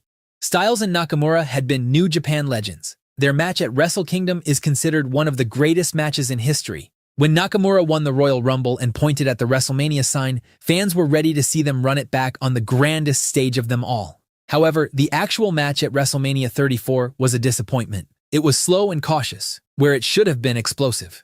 But the aftermath is where things got straight up weird. As Styles held the title, Nakamura kneeled down, presented it to him in a show of respect, then delivered a low blow and turned heel. They spent the next 3 months attacking each other below the belt figuratively and literally. It finally ended at Money in the Bank, where Styles won a last man standing match with the chemistry that had been missing since WrestleMania. Meanwhile, over on Raw, the year's most human storyline was unfolding. Roman Reigns had been forced down the fans' throats for years. They'd rejected him, booed him, chanted anything to drown him out. But on October 22nd, Reigns walked to the ring and told the world his leukemia had returned after 11 years in remission. He placed the Universal Championship in the center of the ring and walked away. The fans who had booed him minutes earlier were now left in shock. The same night Reigns made his announcement, Ambrose and Rollins stood tall with the Raw Tag Team Championships together in the main event. It was the kind of moment that felt like a sweet ending to an emotional night. But then Dean Ambrose turned on Seth Rollins. He dropped his brother with a dirty deeds and beat him up mercilessly. But the follow-through never matched the emotional impact of the moment. Ambrose's heel character was poorly written, the feud with Rollins lacked the intensity it deserved, and within months, it was clear Ambrose had one foot out the door. But while the Rollins vs. Ambrose feud never got the platform it deserved, the more satisfying comeback story of the year belonged to SmackDown. Daniel Bryan had been medically cleared after nearly 3 years away from the ring after being forced into retirement by a series of concussions. At WrestleMania 34, he returned to compete in a tag match alongside Shane McMahon. But it was later in the year that Bryan truly turned the page. On a SmackDown in November, he won the WWE Championship from AJ Styles when he hit Styles with a low blow and walked out a heel. The man the fans had cheered for years was now everything they hated. 2018 also reshaped WWE's women's division from top to bottom. In January, Asuka won the first ever Women's Royal Rumble match, main eventing the pay-per-view in a historic milestone. Immediately after, Ronda Rousey made her surprise debut, pointing at the WrestleMania sign and confirming she'd signed full-time. She made her in-ring debut at WrestleMania teaming with Kurt Angle, won the Raw Women's Championship later during the year, and headlined Evolution, all in her first year. NXT continued to outshine the main roster with consistency and storytelling clarity, producing standout performances from talents who would later reshape Raw and SmackDown. The NXT title scene revolved around names like Ciampa, Gargano, and Aleister Black, while the Undisputed Era fever was slowly taking over the brand. In a quieter corner of Raw, Matt Hardy and Bray Wyatt's Woken Universe gave the midcard something strange and fun at a time when it desperately needed it. 2018 was a year of extremes. Its lowest moments showed creative spinning its wheels. Its highest moments, Becky's rise, Bryan's transformation, Reigns' honesty, reminded everyone why this business could still make you feel something. But as the year of 2018 came to an end, it was time for the worst year in WWE history. When the company's top guy was literally fed dog food on live television. A year that saw Goldberg and The Undertaker risk their life for the sweet Saudi money. When the Universal Champion lost all his aura by cowering in fear and getting buried in one of the worst Hell in a Cell matches of all time. When the feel-good story of the decade ended with an 8-second squash. When Cain Velasquez and Tyson Fury appeared in the WWE ring in matches literally nobody asked for. When watching Rusev get emasculated on worldwide TV was a weekly tradition. And these are just a few of the creative disasters that defined WWE in 2019. From a storytelling and booking standpoint, WWE in 2019 was absolute trash. Despite generating a record-breaking $960 million in revenue, the product on screen was arguably at its lowest point in decades. But what exactly made WWE in 2019 so universally hated by fans? What were the catastrophic matches, embarrassing moments, and questionable booking decisions that turned wrestling's biggest company into a laughingstock? How does WWE in 2019 compare to the product we see today? Let's rewind the clock and revisit what many consider to be the worst year in WWE history. As WWE is reportedly heading to Saudi Arabia for WrestleMania 43, let's start with WWE's obsession with the Saudi shows in 2019. The year's Saudi disasters began with Super Showdown in June, headlined by what can only be described as a potential manslaughter. The Undertaker vs. Goldberg was supposed to be a dream match between two legends, but instead became a terrifying display of what happens when age catches up with part-time performers. This match was doomed even before the bell rang. Goldberg hit his head too damn hard on a door during his entrance, and gave him a concussion even before the match started. But that was just the beginning of this comedy of errors. 2 minutes into the match, Goldberg hit his head against the ring post while attempting a spear and made his concussion even worse. After this, Taker botched a tombstone and had the already concussed Goldberg go headfirst on the mat. In another comical effort, Goldberg nearly broke The Undertaker's neck with a botched jackhammer.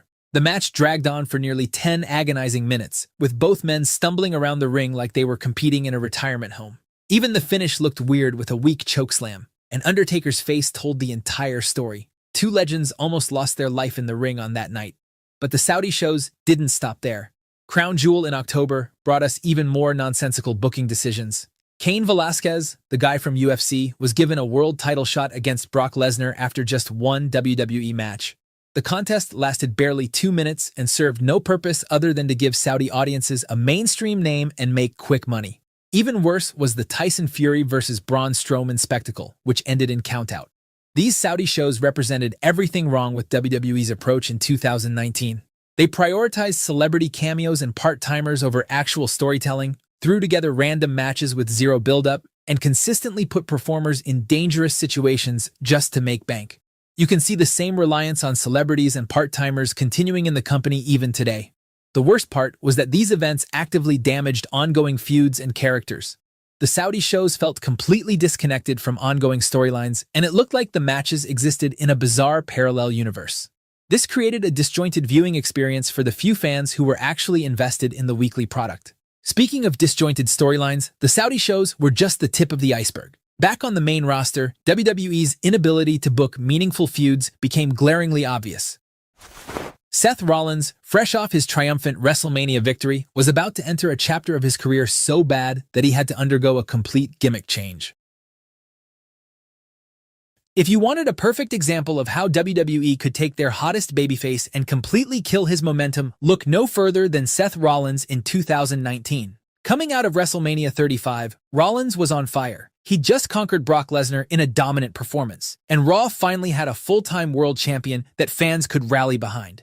But instead of capitalizing on Rollins' white-hot momentum, WWE immediately threw him into a feud with Baron Corbin. For months, fans had to endure the Universal Champion, the top guy on Monday Night Raw, trading wins and losses with a mid-card heel whose biggest character trait was being generically annoying. The feud reached a new low at Stomping Grounds, a pay-per-view so poorly received that half the arena was literally tarped off due to poor ticket sales. The main event featured Rollins defending his Universal Championship against Corbin, with Lacey Evans serving as special guest referee. However, the Corbin feud was just the beginning of Rollins' 2019 nightmare. The company seemed determined to strip away everything that made Seth appealing as a character. The badass who had dominated Brock Lesnar was suddenly cowering in fear from The Fiend. Rollins' Twitter feud with Will Ospreay in 2019, while not directly WWE's fault, made their top champion look petty and immature when he should have been above such nonsense. The booking got so bad that when Rollins finally faced The Fiend at Hell in a Cell, fans were actively rooting against the supposed top babyface of the company. WWE had taken their most popular full-time champion and systematically destroyed everything that made him special. But if Rollins' booking was bad, it was nothing compared to what WWE had in store for his Shield brother and their supposed franchise player. Roman Reigns' booking in 2019 was a clinic in how to make your supposed top star look like a complete joke. Fresh off his emotional return from leukemia, WWE somehow managed to book Roman into the most ridiculous storylines imaginable. The year's most bizarre chapter began with what can only be described as a failed murder mystery. Scaffolding was mysteriously falling on Reigns backstage, his car was getting destroyed in parking lots, and someone was literally trying to unalive Roman Reigns. After months of speculation involving everyone from Samoa Joe to Buddy Murphy, the big reveal ended up being Eric Rowan. The forgettable Wyatt family member was apparently a criminal mastermind bent on destroying the big dog because he wanted to break free from being Daniel Bryan's puppet. But the murder mystery was just the appetizer for the main course of Roman's stupid booking. Baron Corbin, WWE's go-to guy for killing crowd reactions, decided that since Roman called himself the big dog, he must literally be a dog. The logical conclusion for Corbin was to feed Roman actual dog food on live TV. And that's exactly what happened. The company's franchise player, a former world champion, was literally fed dog food on live television in one of the most stupid segments of all time. However, that wasn't even the worst part of the feud. Corbin hired someone to dress up in a dog costume, complete with a remixed version of Roman's entrance music in one of the cringiest segments in history. Throughout all of this, Roman never felt like the top guy. Despite his positioning on the card and his obvious push, the booking made him feel like a mid-card comedy act stuck in nonsensical feuds with Baron Corbin. The sad part is that this was supposed to be Roman's triumphant return after his absence due to leukemia, but instead of conquering mountains, he was quite literally rolling around in dog food. But it wasn't just Reigns and Rollins.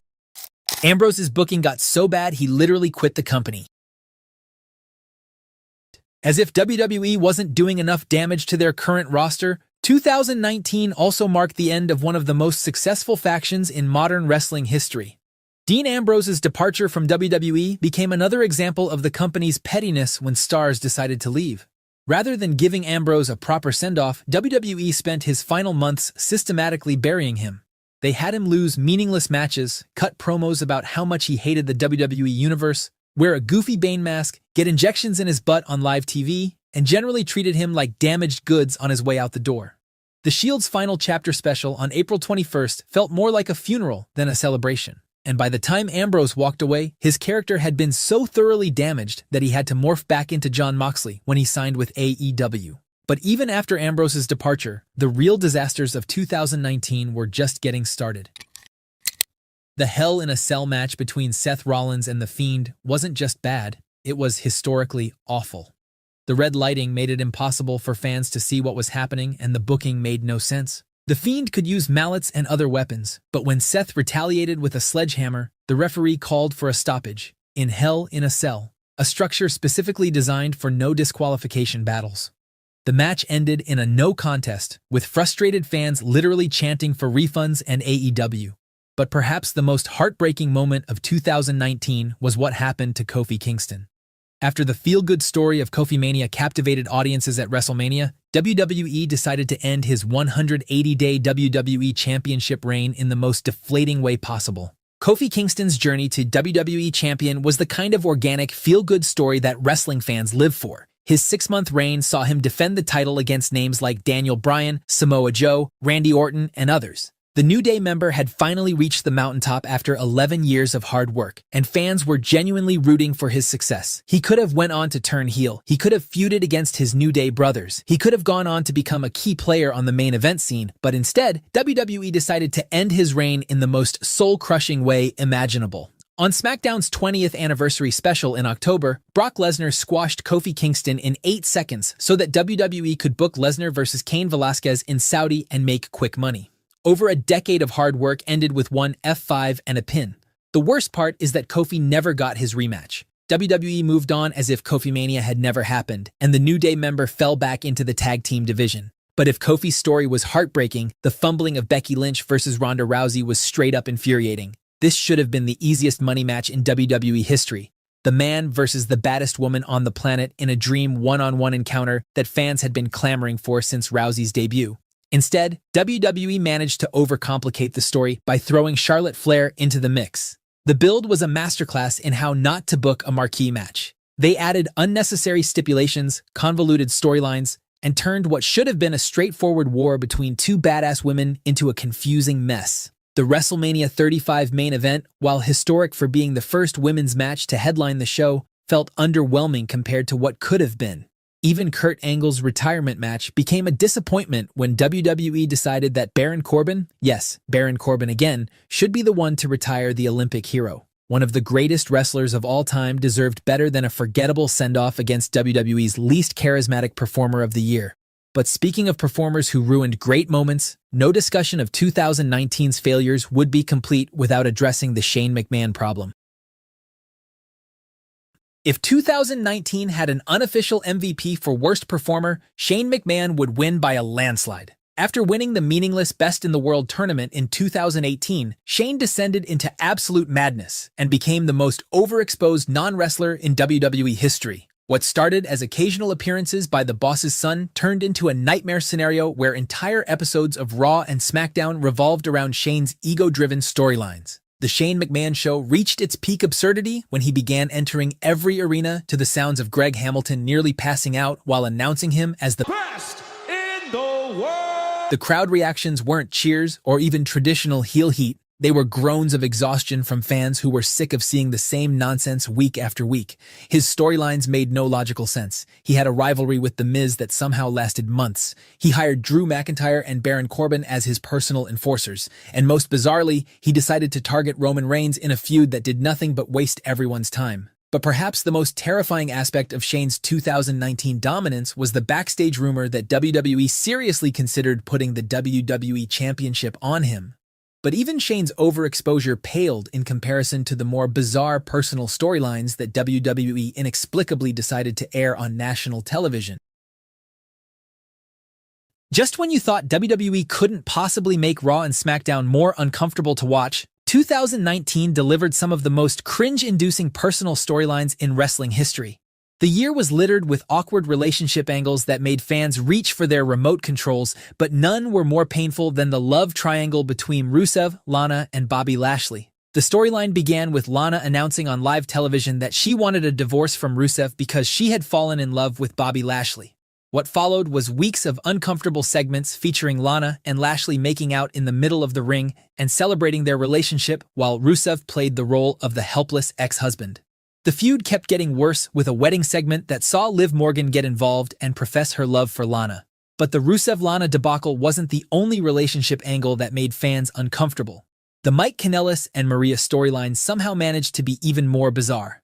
Maria announced on live television that she was pregnant, then proceeded to emasculate her real-life husband Mike by declaring that she wished Becky Lynch had impregnated her instead because she's more of a man than Mike.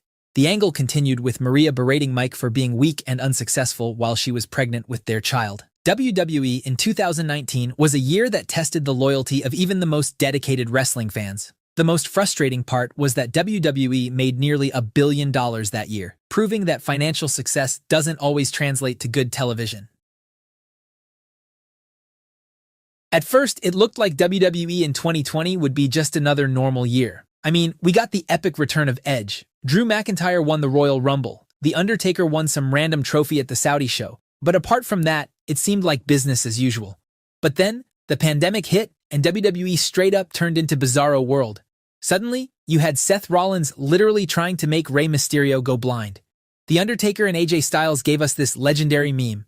Baron Corbin was throwing people off the WWE headquarters and attempting straight-up murder. Becky Lynch got pregnant. A bunch of ninjas started invading Raw for some reason. Roman Reigns returned after months away and suddenly had Maximum Aura as the head of the table. Randy Orton went on a legend-killing spree. And somehow, through all the chaos, WWE kept getting wild with cinematic matches and virtual LED screens in the Thunderdome. So what made WWE in 2020 so bizarre yet so entertaining? What were the feuds, the moments, and the decisions that defined WWE's strangest year? And how does WWE in 2020 compare to WWE today? Let's rewind the clock and revisit the year WWE lost its mind. Our story starts at the Royal Rumble in Houston, Texas. Just like every year, fans were excited for surprise entrants, shocking eliminations, and the promise of WrestleMania dreams coming true. But nobody was prepared for what happened at number 21. The countdown hit 0. The familiar guitar riff of Metalingus blared through the speakers. And after 9 years away, Edge walked onto the stage as the arena exploded.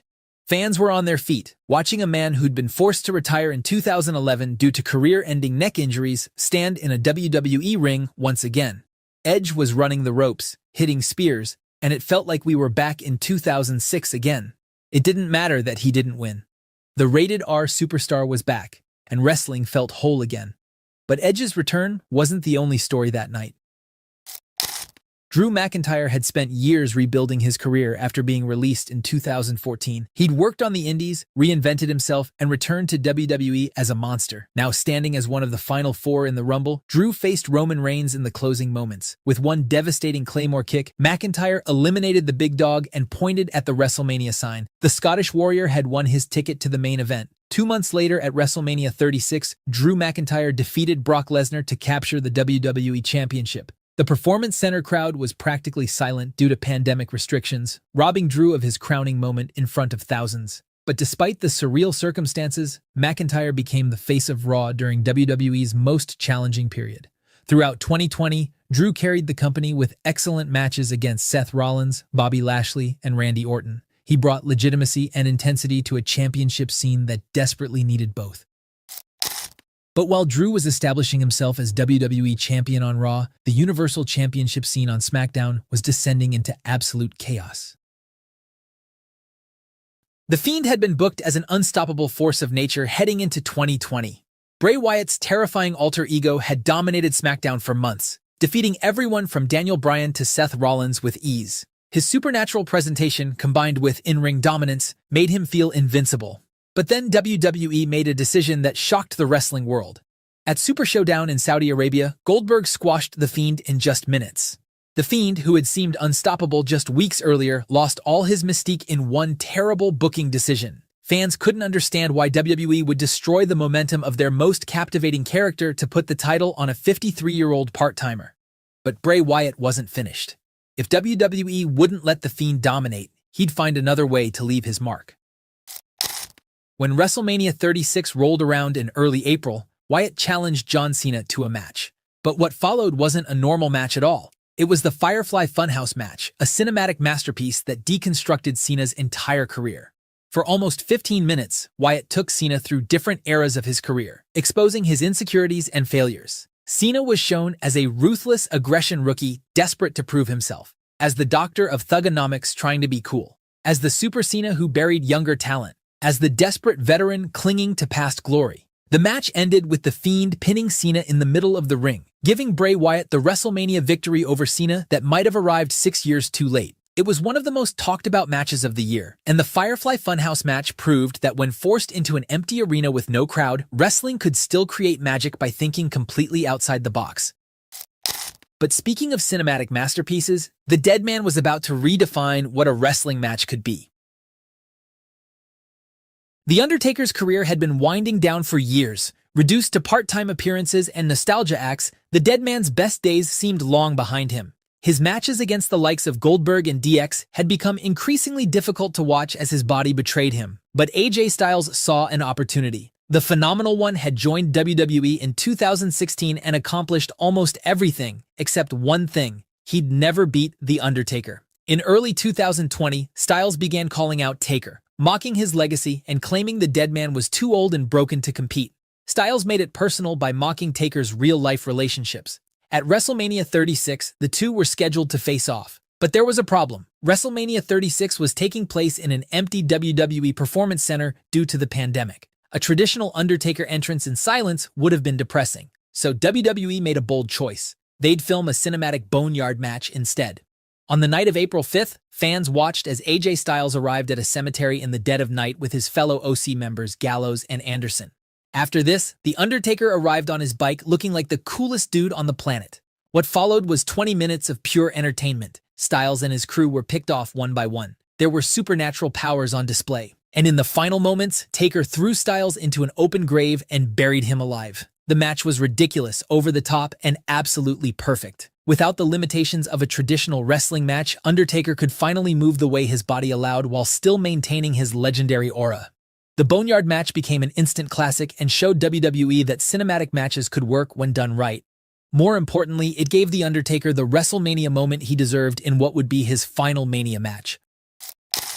But while Undertaker was literally burying his opponents, another superstar was trying to make his opponents go blind. Seth Rollins had spent 2019 as the babyface champion of Raw, but by early 2020, something had changed. The fans had turned on Rollins, and the Monday Night Messiah had been born. Rollins believed he was the savior of WWE, the leader who would guide the company into the future. His disciples, Murphy and the authors of Pain, followed him faithfully. But Rollins needed to prove his power, and he chose the perfect victim, Rey Mysterio. However, this wasn't any normal feud. Rollins was literally trying to make Mysterio go blind. Dominic Mysterio stepped up to defend his father, but he got tied to the ring ropes and beat up mercilessly by the Messiah. However, while Rollins was terrorizing the Mysterios on Raw, SmackDown was about to undergo a transformation that would define WWE for years to come. Roman Reigns had been missing from WWE TV since the start of 2020. As someone with a history of leukemia, Reigns made the difficult decision to stay home during the early pandemic months. WWE moved forward without him. But in August, everything changed. At SummerSlam, Braun Strowman defended the Universal Championship against The Fiend in a Falls Count Anywhere match. But just as the show was about to close, Roman Reigns made his return and attacked both Strowman and The Fiend, leaving them both laid out. At Payback, Reigns defeated both men to capture the Universal Championship. And just like that, Roman Reigns had turned heel for the first time in his career. Gone was the smiling, fighting babyface who cut corny promos. In his place stood the Tribal Chief, the head of the table, a ruthless and calculating villain who believed he was WWE royalty. Reigns aligned himself with Paul Heyman and made him his wiseman. Heyman provided the verbal skills Reigns lacked, while Reigns provided the intimidating presence Heyman needed. But Roman needed more than just a mouthpiece. He needed everyone to acknowledge him. That's when Roman started psychological warfare on his own cousins and tortured his own family to cement his power. The Tribal Chief wasn't just a heel. He was family-focused, ruthlessly efficient, and genuinely believed he was doing the right thing by forcing his family to fall in line. Over the following months, Jey became Roman's enforcer, caught between loyalty to his family and hatred for what Roman had done to him. The storytelling was nuanced, complex, and some of the best character work WWE had done in years. Roman Reigns had finally found his character, and it would carry him to the top of WWE for years to come. But while Roman was establishing his dominance on SmackDown, Raw was dealing with its own brand of chaos. Randy Orton spent 2020 reminding everyone why he was called the Legend Killer. His rivalry with Edge defined the first half of the year when Orton put Edge back on the shelf and even RKO'd Edge's wife. But Orton wasn't done targeting legends. Throughout the summer, he went on a rampage. He attacked Ric Flair, Christian, Big Show, Shawn Michaels, and Orton had evolved from Legend Killer to outright psychopath. But while Orton was slaying legends, WWE was trying bizarre experiments that ranged from interesting to completely weird. Raw Underground debuted in 2020, with Shane McMahon hosting an underground fight club that felt like a watered-down version of Lucha Underground. Then came Retribution, a faction of masked wrestlers who invaded Raw, destroyed equipment, and the mystery was intriguing until WWE unmasked them and revealed they were developmental talent nobody cared about. Oh, and did I tell you about the time Asuka became the Raw Women's Champion by cashing in on a vacant champion because Rollins forgot to use protection and Becky got pregnant? Or what about the time WWE held Money in the Bank inside the WWE headquarters and Baron Corbin was literally trying to murder people? Yeah, WWE in 2020 was unhinged like that. By the time December arrived, WWE had survived a global pandemic. They'd created stars like Drew McIntyre and solidified others like Roman Reigns. And they'd proven that even without crowds, the show must go on.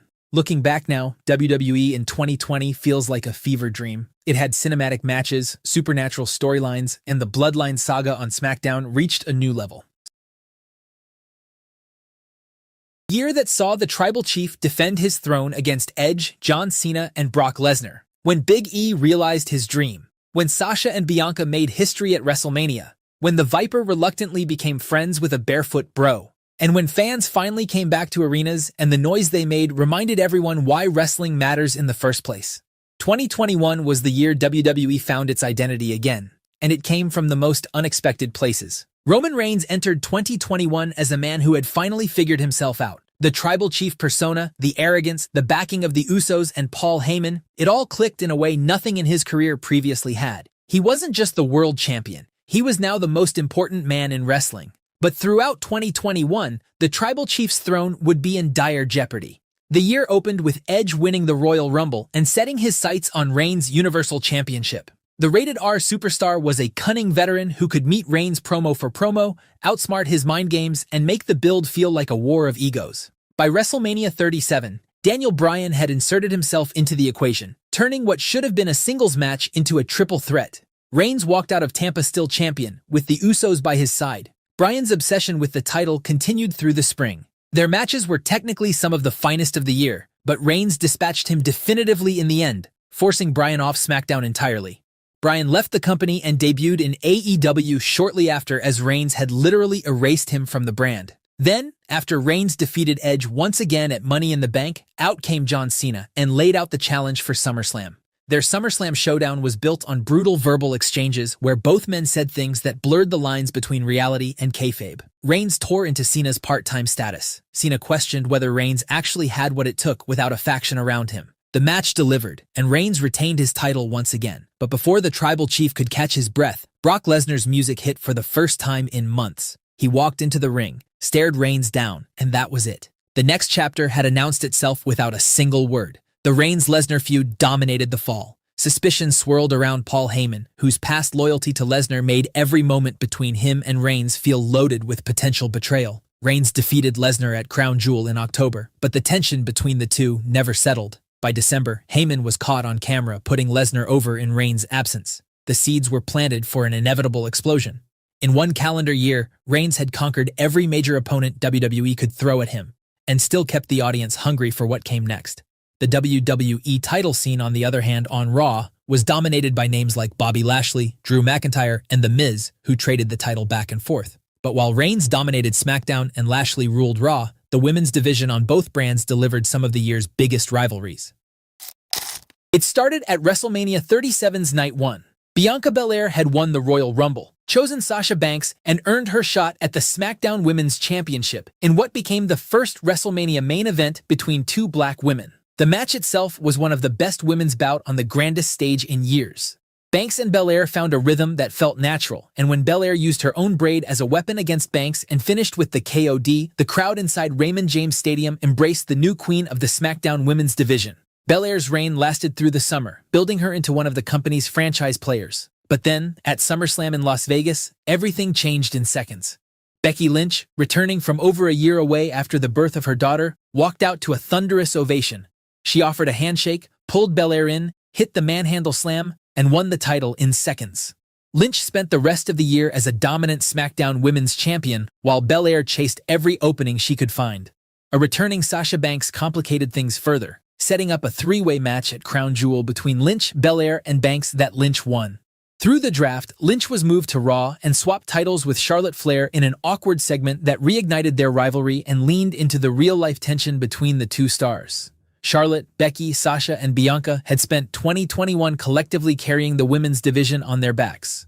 Alongside them, you had names like Rhea Ripley, Asuka, Liv Morgan, and Shayna Baszler, who were key players in the division. But the year's most satisfying story didn't belong to any single feud. It belonged to Big E. After spending years as the power of the New Day and an afterthought in the singles title picture, Big E won the Money in the Bank briefcase in 2021 and waited for his moment. It came on a September Monday night when Big E's music hit, and in front of a live crowd that erupted before he even reached the ring, he cashed in and pinned Lashley to win the WWE Championship for the first time in his career. It was one of the purest feel-good moments of the year. On the lighter side of things, RK-Bro became 2021's most unlikely success story. And then there were the fans themselves. After over a year of crowd-free shows filmed in the Performance Center bubble, audiences came back in the spring of 2021, and they were deafening. The noise they made at WrestleMania, the electricity at SummerSlam in Las Vegas, the reaction to Big E's cash-in, none of it would have landed the same way in an empty arena. 2021 was proof that professional wrestling, at its best, is not a television production. It's a live conversation between performers and the people who love them. A year that started with chaos on New Year's Day and never really slowed down. When Vince McMahon stepped down, when Cody Rhodes returned to finish his story, and Stone Cold came back to deliver one final stunner. When two titles became one. When the Judgment Day started taking over Raw.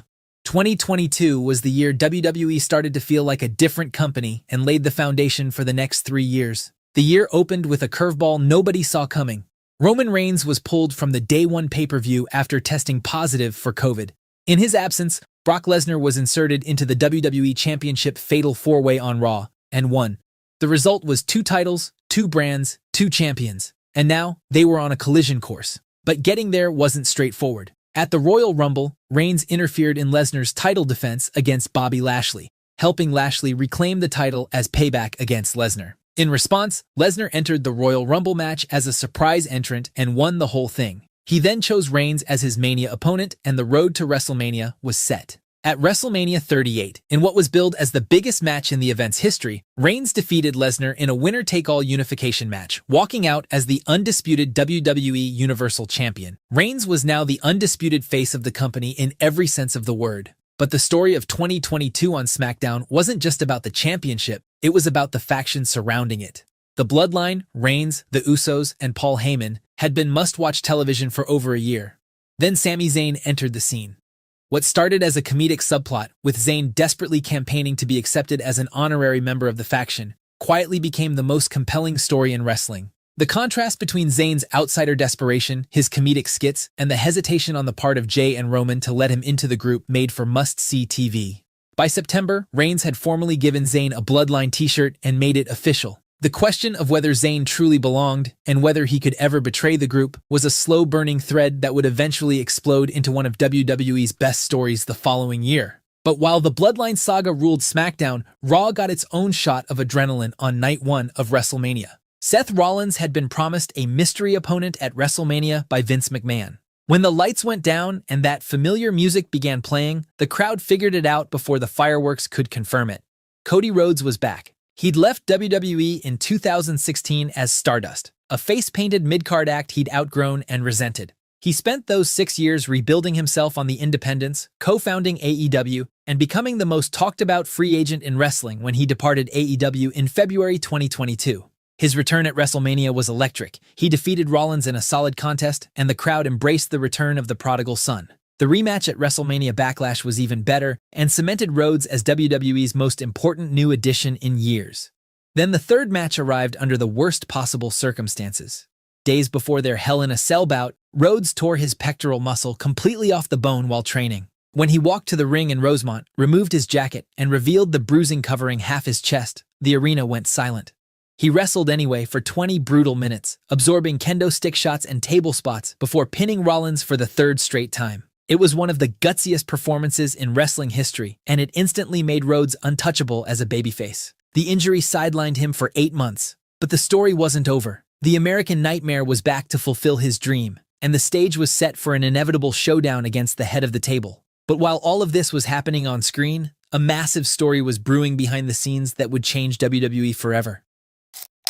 In July, Vince McMahon resigned as WWE chairman and CEO following a Wall Street Journal investigation into allegations of misconduct and hush money payments to former female employees. Triple H, who had recently recovered from a heart condition, was handed creative control. The shift was immediate and visible. Talent that McMahon had released or misused started coming back. Within months, Karrion Kross, Dakota Kai, Braun Strowman, and most significantly, Bray Wyatt had all returned.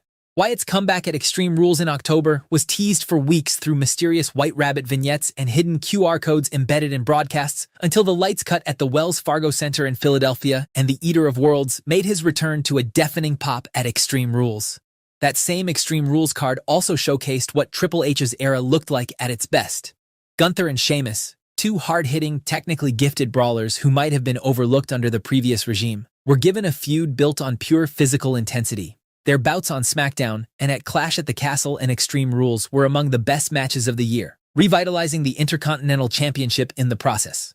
On the women's side, Becky Lynch continued her dominance as big-time Bex, while stars like Bianca Belair, Ronda Rousey, Charlotte, Liv Morgan, and Rhea Ripley were other prominent performers. Ripley specifically transformed into a completely new character after joining the Judgment Day and turning heel for the first time in years. In 2022, one chapter closed loudly with Reigns unifying the titles. Another opened quietly with a new creative hand steering the ship. The company that finished 2022 looked and felt different from the one that started it, and in 2023, that change would be even more visible. A year that saw Cody Rhodes come agonizingly close to finishing his story. When CM Punk made his return. When Seth Rollins made history as the inaugural champion of a new title and carried Raw on his back all year. When Rhea Ripley became mommy, and we said goodbye to Bray Wyatt. 2023 was a year that kept delivering when you least expected it, but it was also a year of close calls and farewells. Our story starts at the Royal Rumble in January, when the Bloodline saga entered its most emotional chapter. Sami Zayn, after months of proving his loyalty to the Bloodline, finally snapped at the Royal Rumble, choosing to hit Roman Reigns with a chair rather than attack his best friend, Kevin Owens. 3 weeks later, Zayn got his hometown title shot against Reigns at the Elimination Chamber in Montreal. The crowd was electric in a way that rarely happens for a match without a title change. And when Reigns still found a way to survive, the collective heartbreak inside that arena could be felt through the TV screens. Zayn and Owens then teamed to win the undisputed tag team championships on night 1 of WrestleMania 39. Giving the saga its first legit payoff. Night 2, however, belonged to Cody Rhodes and Roman Reigns. The American Nightmare had returned from injury and won the Royal Rumble to earn a shot at winning the one title that had eluded him his entire career. The main event was as good as the build deserved, and then Solo Sikoa delivered a Samoan spike, while Heyman distracted the referee. Rhodes had come so close, and his unfinished story immediately became the most anticipated rematch in years. The bloodline continued to fracture through the summer and fall. Jey Uso, caught between family loyalty and his conscience, eventually walked away and signed with Raw. His departure cracked the foundation. Jimmy sided with Reigns. Solo grew more imposing by the week. The Bloodline soap opera had no clean resolution in 2023, but with more threads pulling apart, things were set for an explosive WrestleMania the following year. However, while Reigns and Rhodes carried SmackDown, Raw had its own story to tell.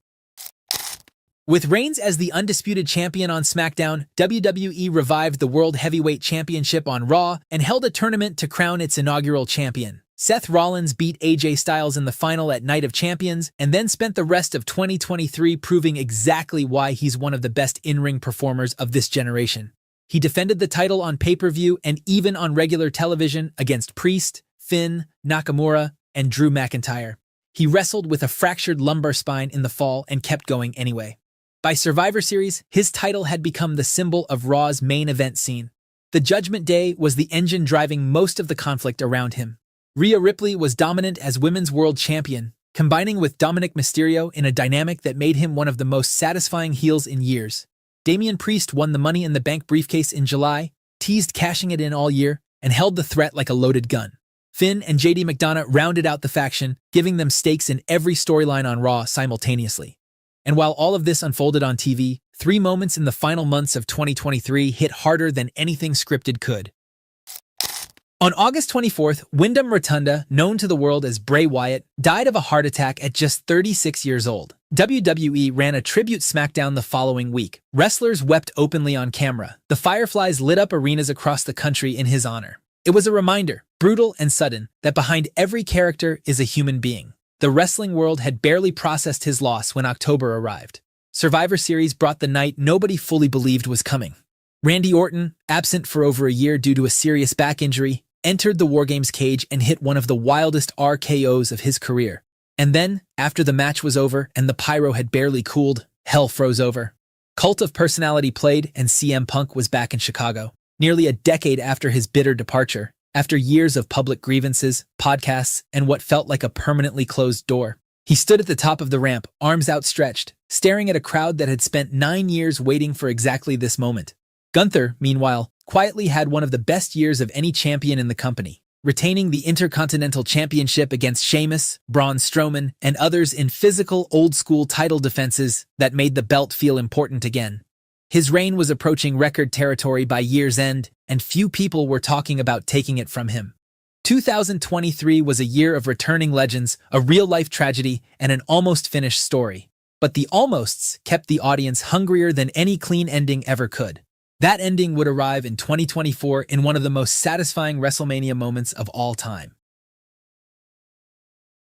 When Cody Rhodes finally finished the story, when The Rock returned and reminded everyone why he's the final boss, when a feud between two bitter rivals produced the year's most violent matches, when a love triangle heat up the summer on Raw, and when the most unlikely alliance in WWE history closed out the year. 2024 was the year WWE delivered on everything it had been building toward, but the road to WrestleMania started with a curveball. Cody Rhodes had won the Royal Rumble again and was set for another shot at Reigns. But then, The Rock appeared on SmackDown and stared down Reigns, implying he wanted the title shot instead. When WWE began to steer toward a Rock vs. Reigns WrestleMania, fan backlash was immediate and overwhelming. The hashtag #WeWantCody trended globally for days. WWE, rarely acknowledging crowd pressure so openly, pivoted. The Rock was repositioned as the villain alongside Reigns, branding himself the final boss, a TKO board member, a man who could fire referees and bend the rules as he wished. The story got more ambitious and more chaotic. The Night 1 main event was a tag match, Rhodes and Rollins versus Reigns and The Rock, with a massive stipulation attached. If Reigns and Rock won, the title match on Night 2 would be fought under Bloodline rules, with no disqualifications. After losing the match, Rhodes walked into the main event on Night 2 at a disadvantage, exactly as he had at WrestleMania 39. Jimmy Uso interfered, only for Jey Uso to counter with a spear off the stage. Solo Sikoa attacked, only for John Cena to return and neutralize him. The Rock arrived to protect Reigns, and then the lights went out and the gong hit. The Undertaker appeared, delivered a chokeslam to The Rock, and vanished. Rollins came out in Shield gear to take the chair shot Reigns had intended for Rhodes. With everyone gone, it was just Reigns and Rhodes in the ring. 3 crossroads later, Roman Reigns' 1,316 days as champion was over. For the first time in history, a Rhodes held the WWE Championship. Cody's mother was in the ring, his wife was in the ring, half the locker room was in the ring to celebrate. The story was finished. However, this wasn't the only world title change at WrestleMania 40. Night 2 opened with Drew McIntyre defeating Seth Rollins for the World Heavyweight Championship, but the celebration lasted approximately 90 seconds. CM Punk, who had been sidelined since McIntyre injured his triceps in the Royal Rumble match and was seated ringside at commentary, swept McIntyre's legs, sending him crashing off the commentary table. Damian Priest immediately cashed in his Money in the Bank briefcase and pinned a stunned McIntyre to become the new champion. All of McIntyre's dreams were once again broken. What followed was the most personal feud of the year. McIntyre and Punk spent months tormenting each other in ways that felt genuinely uncomfortable. Punk cost McIntyre his rematch at Clash at the Castle in Scotland, the Scotsman's home country, by disguising himself as the special guest referee. McIntyre responded by ambushing Punk in Chicago, leaving him bloodied and stealing a bracelet from his wrist engraved with the names of Punk's wife and dog. It was petty, personal, and brilliant storytelling. McIntyre won the Money in the Bank briefcase in July, tried to cash in that same night, and Punk foiled him again. Their feud ran through 3 matches, SummerSlam, Bash in Berlin, and finally a Hell in a Cell at Bad Blood in October, where Punk won decisively in one of the most physical matches of the year. Priest, meanwhile, held the World Heavyweight Championship through the summer before losing it to Gunther at SummerSlam. Gunther had won the King of the Ring tournament earlier in the year, giving him the platform to step up to the main event. His title reign was methodical and dominant, immediately positioning him as Raw's most credible heavyweight heading into 2025. But while all of this was unfolding on the men's side, the women's division had its own story of revenge and restitution. Rhea Ripley had been the women's world champion for over a year when Liv Morgan blindsided her in a backstage attack that forced Ripley to relinquish the title she had never been pinned for. Morgan declared herself on a revenge tour, won the vacant title by defeating Becky Lynch, and then spent the summer manipulating Dominic Mysterio right in front of the entire Judgment Day. Ripley returned in July and spent months chasing what was taken from her, culminating in a war at Survivor Series War Games where she put Morgan through a table from the top rope to settle the score. The Intercontinental Championship had a headline story of its own.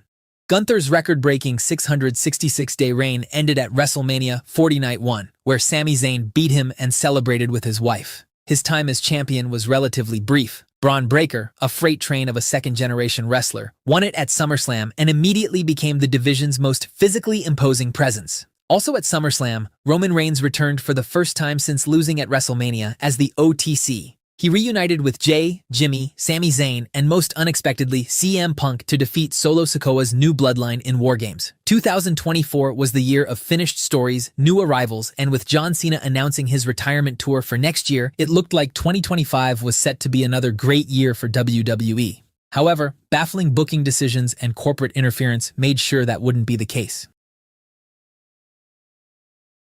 On paper, 2025 should have been one of the hottest years in WWE history. We got John Cena turning heel for the first time in 20 years. We got the return of AJ Lee and Brock Lesnar, SummerSlam became a two-night event, and the company continues to break revenue records month after month. But if you ask any longtime fan who's been watching the product week in and week out, they'll tell you that WWE in 2025 is a boring, sloppy, and mediocre mess that is completely different from the gritty and rebellious product that we all fell in love with in the first place. The soul is gone. No new stars are being made. Rivalries start and end without any payoff. The pay-per-views don't feel special anymore. And even the big moments lead to nothing more than some viral reels and a one-off pop. So what exactly makes 2025 the lamest, blandest, and most boring year in WWE history? And why does it look like the WWE under Triple H has completely lost its balls? Let's find out. Let's start from the beginning of the year with the hottest story from the company that had the entire wrestling world buzzing, the John Cena heel turn. For over a decade, wrestling fans begged for it.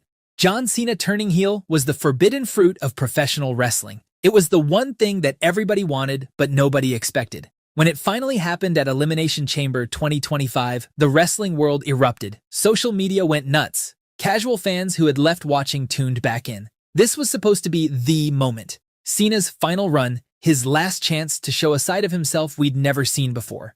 The speculation was endless. The excitement was at its peak.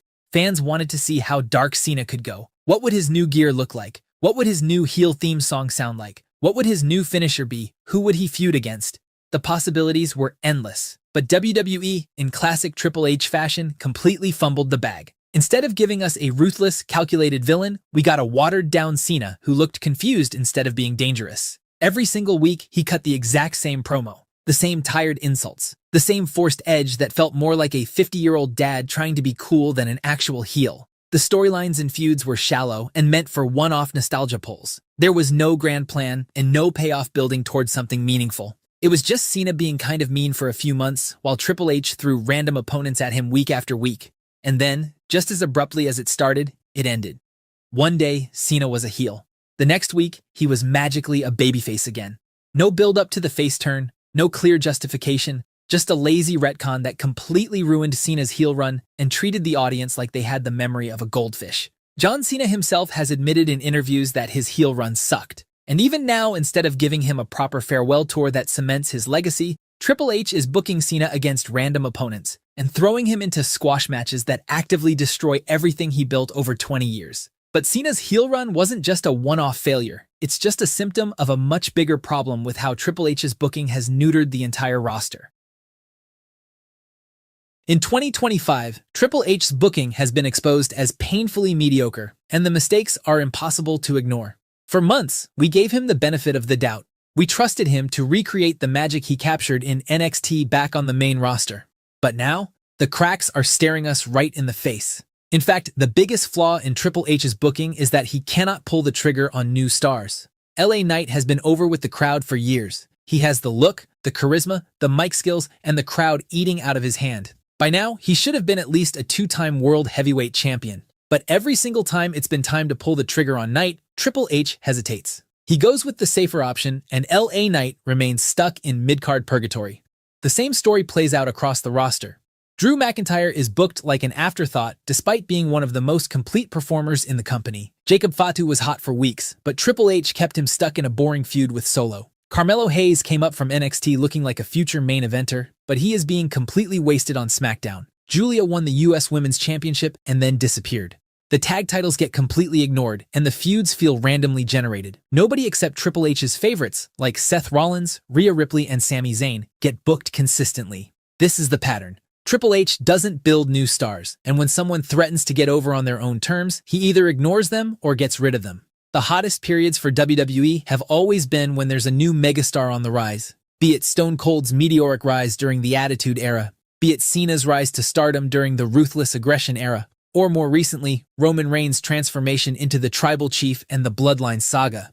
But in 2025, WWE has shown no intention of creating any new stars for the future. Triple H simply wants to rely on celebrity appearances and old-timers coming back for cheap pops instead of building the stars of tomorrow. But perhaps nothing illustrates Triple H's problem more than his desperate need to make himself the main character. The main objective of shows like WWE Unreal is to remind everyone that Triple H is in charge. He has to be front and center. He has to insert himself into every big moment and every celebration. The guy who spent his entire in-ring career politicking his way to the top hasn't changed one bit. He's just traded his wrestling boots for a suit. And let's not forget what he's actually said about the fans. Triple H has basically told us that he thinks WWE fans should be mindless bots and just enjoy the show without critiquing it. He doesn't want an engaged audience, he wants an obedient one. The moment you dare suggest that maybe his booking isn't perfect, you're dismissed as a hater who simply doesn't get it. The truth is painfully clear. Triple H is terrified of taking risks. Everything he does is calculated to avoid backlash, to play it safe, and to never rock the boat too much. And that cowardice has infected every aspect of WWE programming.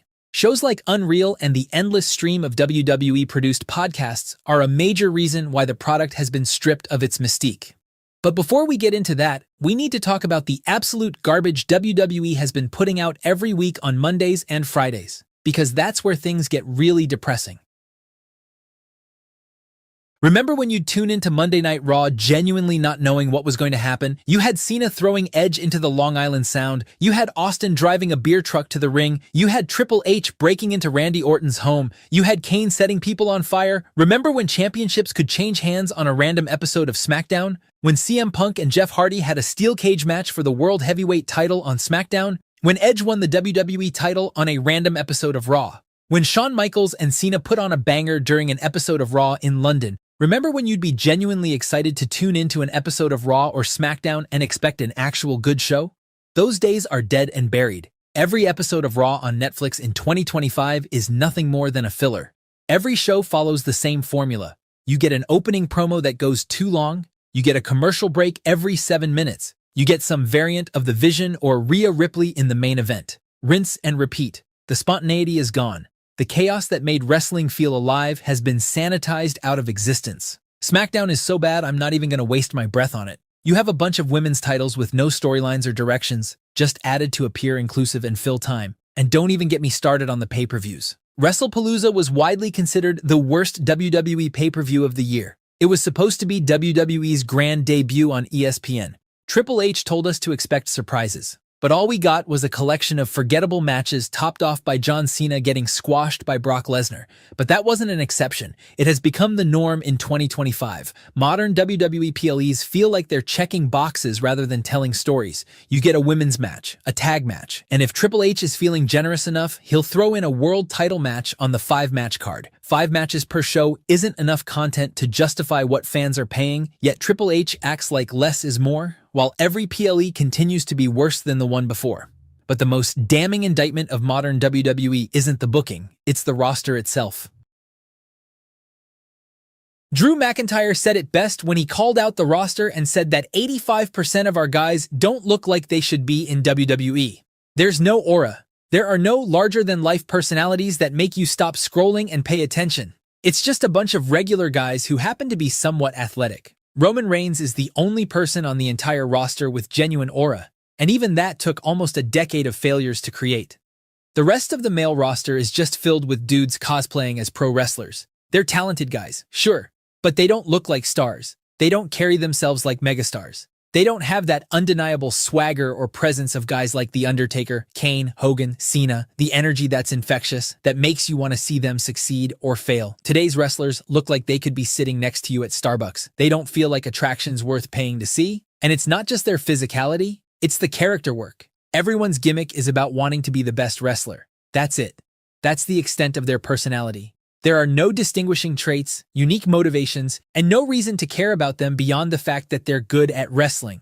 And speaking of WWE losing its balls, let's talk about how the women's revolution has completely alienated the core fanbase of the company. Today, you have the women's US title, women's IC title, women's tag titles, women's world titles, and matches that once used to be piss breaks are now supposed to be main events. It's cool to give a women's feud the spotlight when the stakes are right, but just filling up the card with a bunch of women's matches to appear progressive is one of the biggest examples of how spineless WWE has become under Triple H's leadership. Wrestling thrives on grittiness, on that sense that anything could happen, on larger-than-life characters colliding in ways that feel personal and raw. Modern WWE has none of that. The wrestlers feel manufactured, the shows feel sterile. Everything is too polished and too bright, but you want to know what's actively making this problem even worse? Let's talk about the biggest culprit that's stripping away the last remaining shreds of mystique from pro wrestling.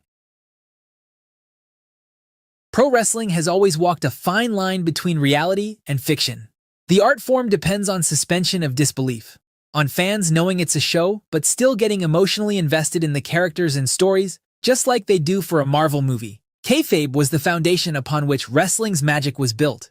WWE Unreal on Netflix took that foundation, doused it in gasoline, and burned it to the ground. Watching wrestlers like Punk and Rollins casually discuss their months-long blood feud, like their co-workers reviewing a project, actively destroys fans' investment in the story. Seeing wrestlers laugh and joke about storylines that were supposed to be intensely personal makes you feel like an idiot for ever caring in the first place. And WWE Unreal isn't alone. There are just too many podcasts hosted by WWE wrestlers these days, and they're all doing the same damage. Cody Rhodes has a podcast. Stephanie McMahon has a podcast. Undertaker has a podcast. Just a few months ago, Cody Rhodes' podcast featured an episode with Kevin Owens where they sat around laughing and chatting like friends just months after they had an intense, brutal, bloody feud that was supposed to mean something. Now imagine peak John Cena as WWE champion sitting down and laughing with Randy Orton or Edge on a podcast during their rivalry in 2006. Would you still be sold on their next feud? Would their matches still feel important? The problem isn't that fans are too stupid to know wrestling is scripted. The problem is that WWE is actively destroying the immersive experience that made wrestling special. When Stone Cold and Mr. McMahon had their legendary feud, they didn't sit down for cozy podcast interviews breaking down the storyline. They stayed in character. They protected the business. They understood that the illusion, even if everyone knew it was an illusion, was what made the magic work. Modern wrestlers have zero concept of this. They're on Twitter breaking character. They're posting backstage selfies with their supposed enemies. They're doing Instagram lives where they casually discuss their storylines. The aura that once surrounded these larger-than-life characters has been replaced by the sad reality that they're just regular people playing dress-up. But here's the truly dystopian part. Even as WWE systematically destroys everything that made their product compelling, they have the audacity to charge you more than ever before to watch it all fall apart. It used to be cheap to be a WWE fan. The WWE Network was $10 a month, and you got everything. Raw, SmackDown, every pay-per-view, the entire archive. It was an incredible deal that made wrestling accessible to everyone. But now, thanks to the new ESPN deal, if you're a fan in the United States and you want to watch everything legally, you have to spend almost $1,000 a year in subscriptions alone just to enjoy the product. And that's before we even talk about ticket prices. WrestleMania 42 front row seats cost up to $70,000. Randy Orton was literally caught on camera cringing when a fan told him they paid over $30,000 for their seats for SummerSlam.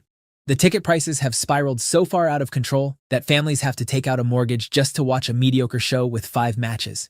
Even the wrestlers themselves are uncomfortable with how exploitative the pricing has become. But WWE isn't satisfied with just bleeding your wallet dry through subscriptions and tickets. They need to monetize absolutely everything. Every single thing in WWE now has an advertisement attached to it. The ring mat used to be sacred. Now there are 50 ads plastered on it. It's become so absurd that they've started putting ads on tables, ladders, and even the Money in the Bank briefcase. You're not watching wrestling anymore. You're watching one long, never-ending advertisement interrupted occasionally by wrestling.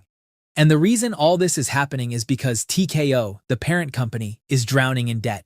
To make up for this massive financial hole, they have to monetize everything and squeeze the fans until there's nothing left.